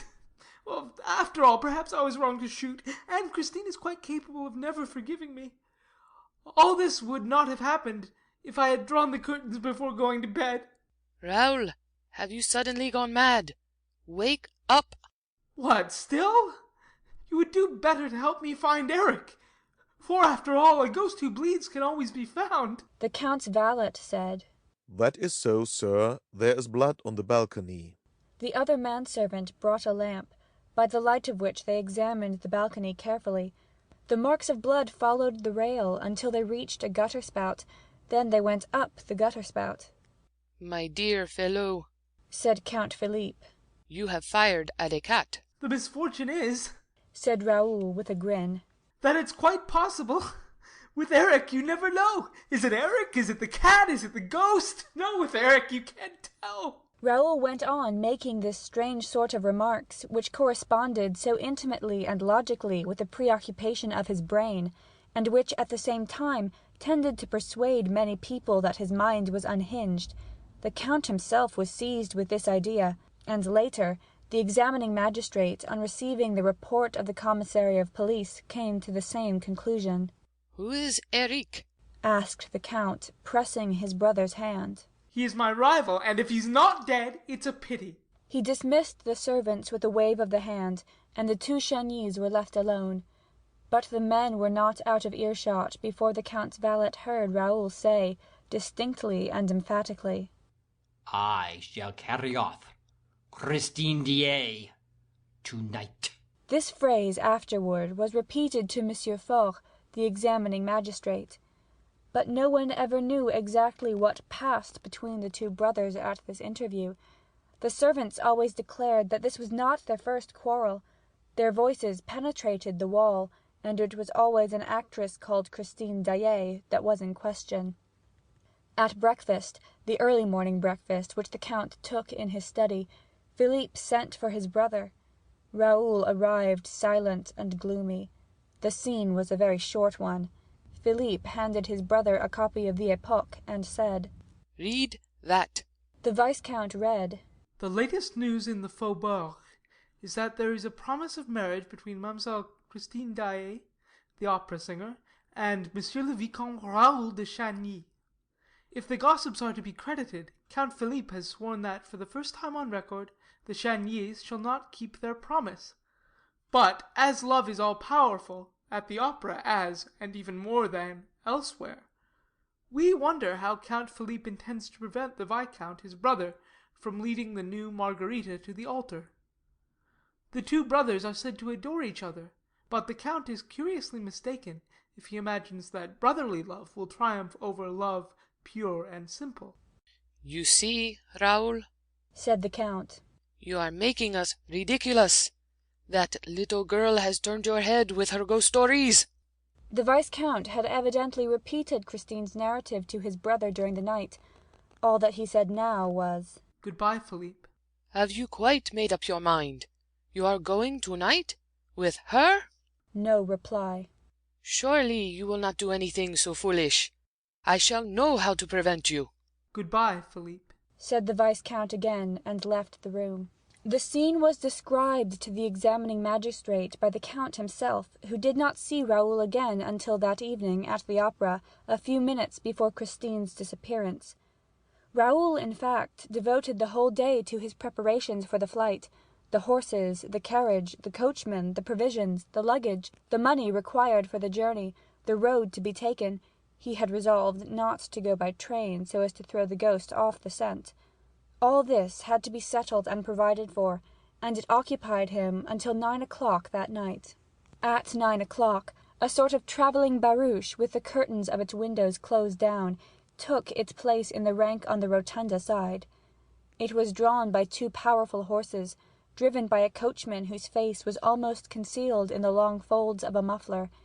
In front of this travelling carriage there were 3 broughams, belonging respectively to Carlotta, who had suddenly returned to Paris, to Sorelli, and, at the head of the rank, to Comte Philippe de Chagny.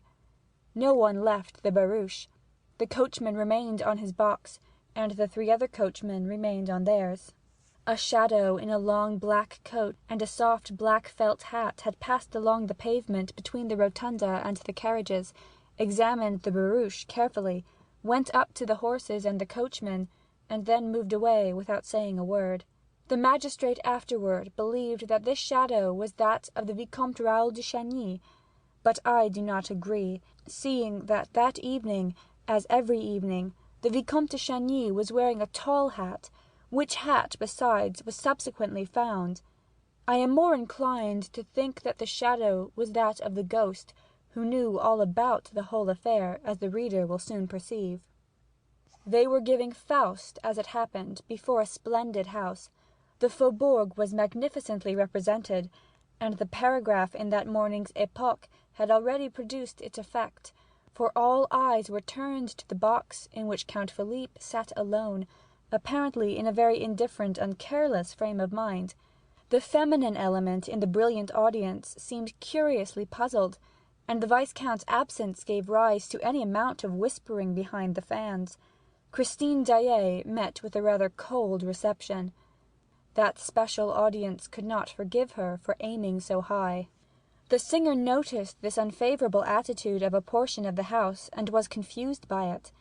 The regular frequenters of the opera, who pretended to know the truth about the Viscount's love story, exchanged significant smiles at certain passages in Margarita's part, and they made show of turning and looking at Philippe de Chagny's box when Christine sang. I wish I could but know who he was that addressed me, if he was noble, or at least what his name is. The Count sat with his chin on his hand and seemed to pay no attention to these manifestations. He kept his eyes fixed on the stage, but his thoughts appeared to be far away. Christine lost her self-assurance more and more. She trembled. She felt on the verge of a breakdown. Carolus Fanta wondered if she was ill, if she could keep the stage until the end of the garden act. In the front of the house people remembered the catastrophe that had befallen Carlotta at the end of that act, and the historic coac, which had momentarily interrupted her career in Paris. Just then Carlotta made her entrance in a box facing the stage, a sensational entrance. Poor Christine raised her eyes upon this fresh subject of excitement. She recognized her rival. She thought she saw a sneer on her lips. That saved her. She forgot everything in order to triumph once more. From that moment the prima donna sang with all her heart and soul. She tried to surpass all that she had done till then, and she succeeded. In the last act, when she began the invocation to the angels, she made all the members of the audience feel as though they too had wings. In the centre of the amphitheatre a man stood up and remained standing, facing the singer. It was Raoul. Holy angel, in heaven blessed. And Christine, her arms outstretched, her throat filled with music, the glory of her hair falling over her bare shoulders, uttered the divine cry. My spirit longs with thee to rest. It was at that moment that the stage was suddenly plunged in darkness. It happened so quickly that the spectators hardly had time to utter a sound of stupefaction, for the gas at once lit up the stage again. But Christine Daae was no longer there. What had become of her? What was that miracle? All exchanged glances without understanding, and the excitement at once reached its height. Nor was the tension any less great on the stage itself. Men rushed from the wings to the spot where Christine had been singing that very instant. The performance was interrupted amid the greatest disorder. Where had Christine gone?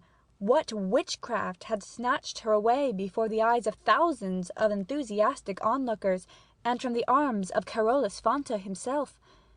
It was as though the angels had really carried her up to rest. Raoul, still standing up in the amphitheatre, had uttered a cry. Count Philippe had sprung to his feet in the box. People looked at the stage, at the Count, at Raoul, and wondered if this curious event was connected in any way with the paragraph in that morning's paper. But Raoul hurriedly left his seat. The Count disappeared from his box, and while the curtain was lowered, The subscribers rushed to the door that led behind the scenes. The rest of the audience waited amid an indescribable hubbub. Everyone spoke at once. Everyone tried to suggest an explanation of the extraordinary incident. At last, the curtain rose slowly, and Carolus Fonta stepped to the conductor's desk, and in a sad and serious voice said, Ladies and gentlemen, an unprecedented event has taken place and thrown us into a state of the greatest alarm. Our sister artist, Christian Day, has disappeared before our eyes, and nobody can tell us how. End of Chapter 13. Chapter 14. The Singular Attitude of a Safety Pin.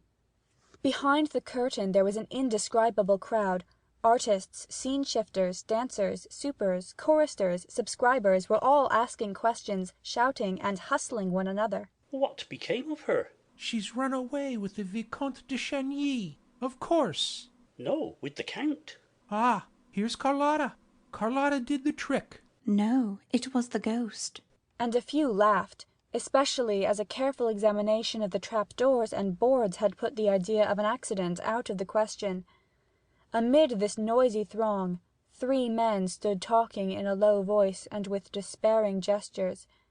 They were Gabriel, the chorus-master, Mercier, the acting manager, and Remy, the secretary. They retired to a corner of the lobby by which the stage communicates with the wide passage leading to the foyer of the ballet. Here they stood and argued behind some enormous properties. I knocked at the door, said Remy. They did not answer. Perhaps they are not in the office.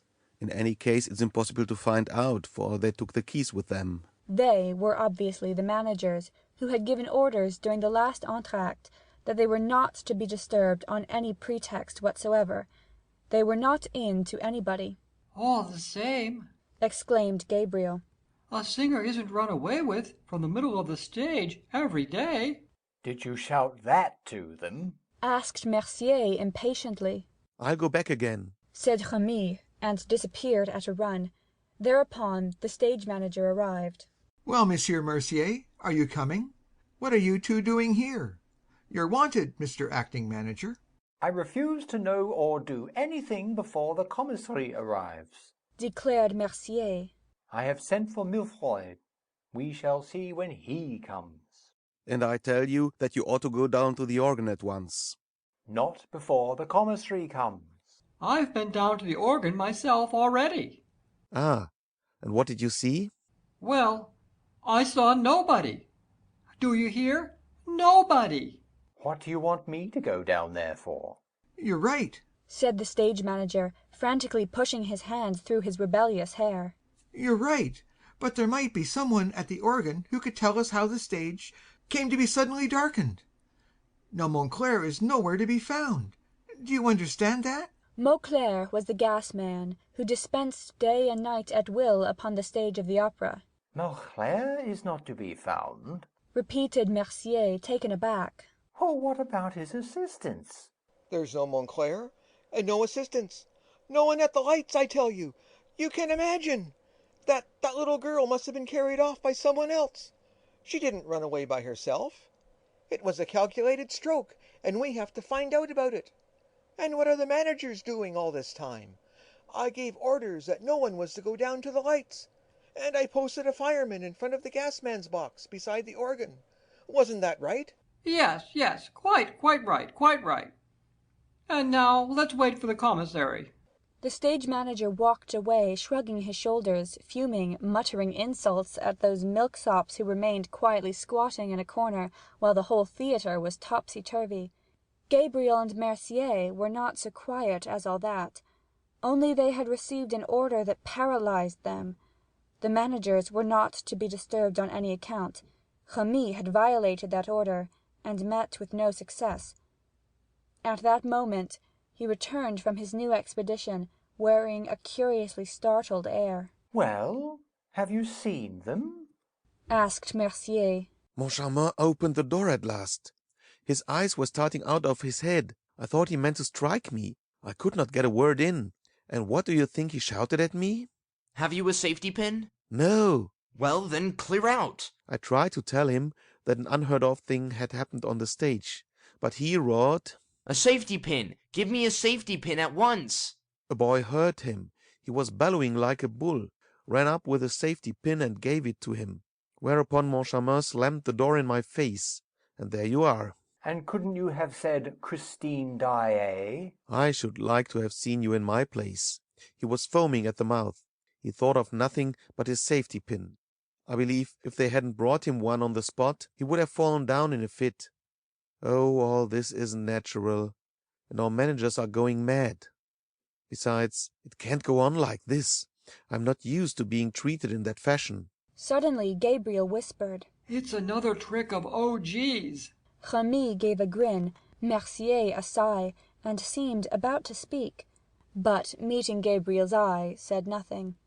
However, Mercier felt his responsibility increased as the minutes passed without the manager's appearing, and at last he could stand it no longer. Look here, I'll go and hunt them out myself. Gabriel, turning very gloomy and serious, stopped him. Be careful what you're doing, monsieur. If they're staying in their office, it's probably because they have to. OG has more than one trick in his bag. But Mercier shook his head. That's their lookout. I'm going. If people had listened to me, the police would have known everything long ago. And he went. What's everything? Asked Remy. What was there to tell the police? Why don't you answer, Gabriel? Ah, so you know something.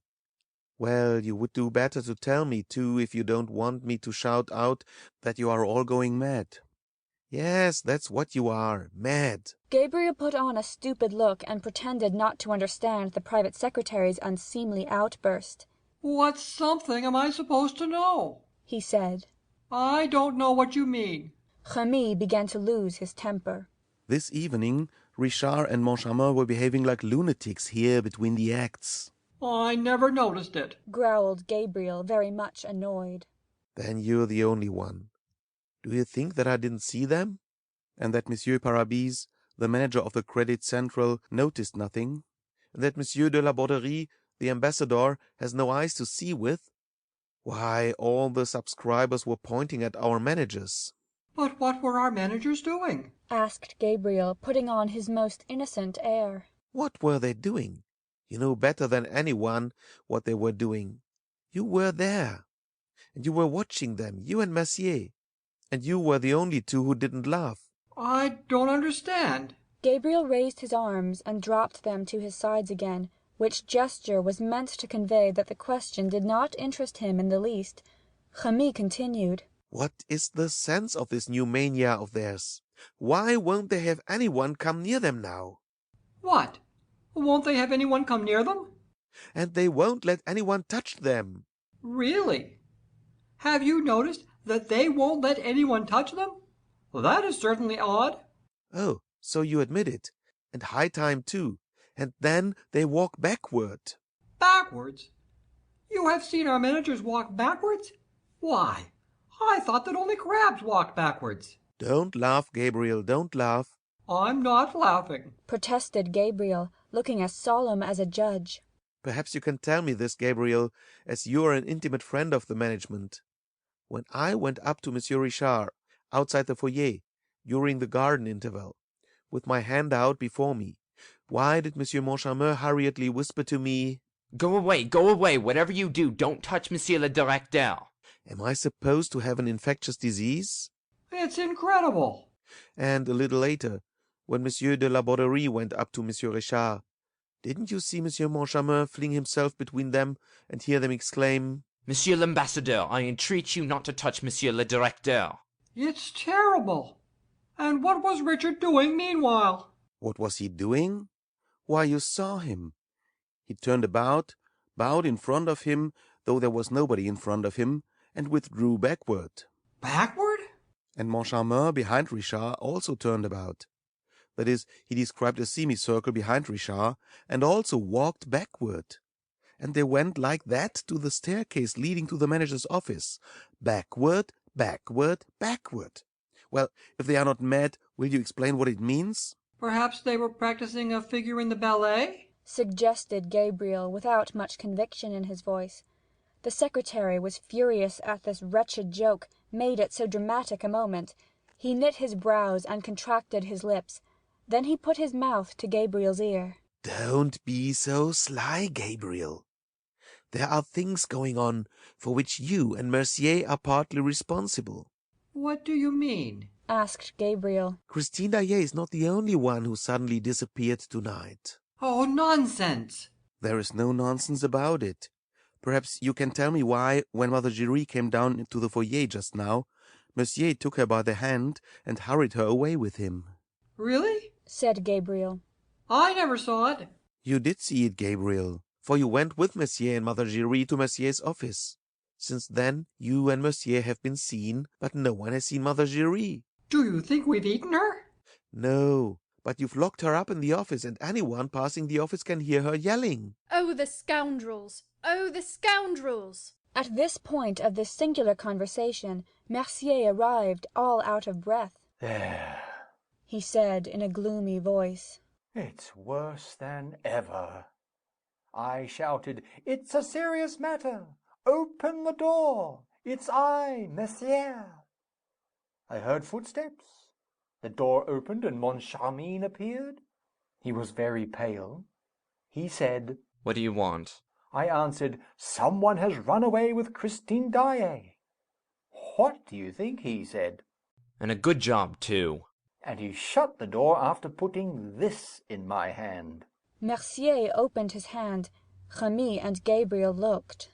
"The safety pin!" cried Remy. "Strange, strange," muttered Gabriel, who could not help shivering. Suddenly a voice made them all three turn round.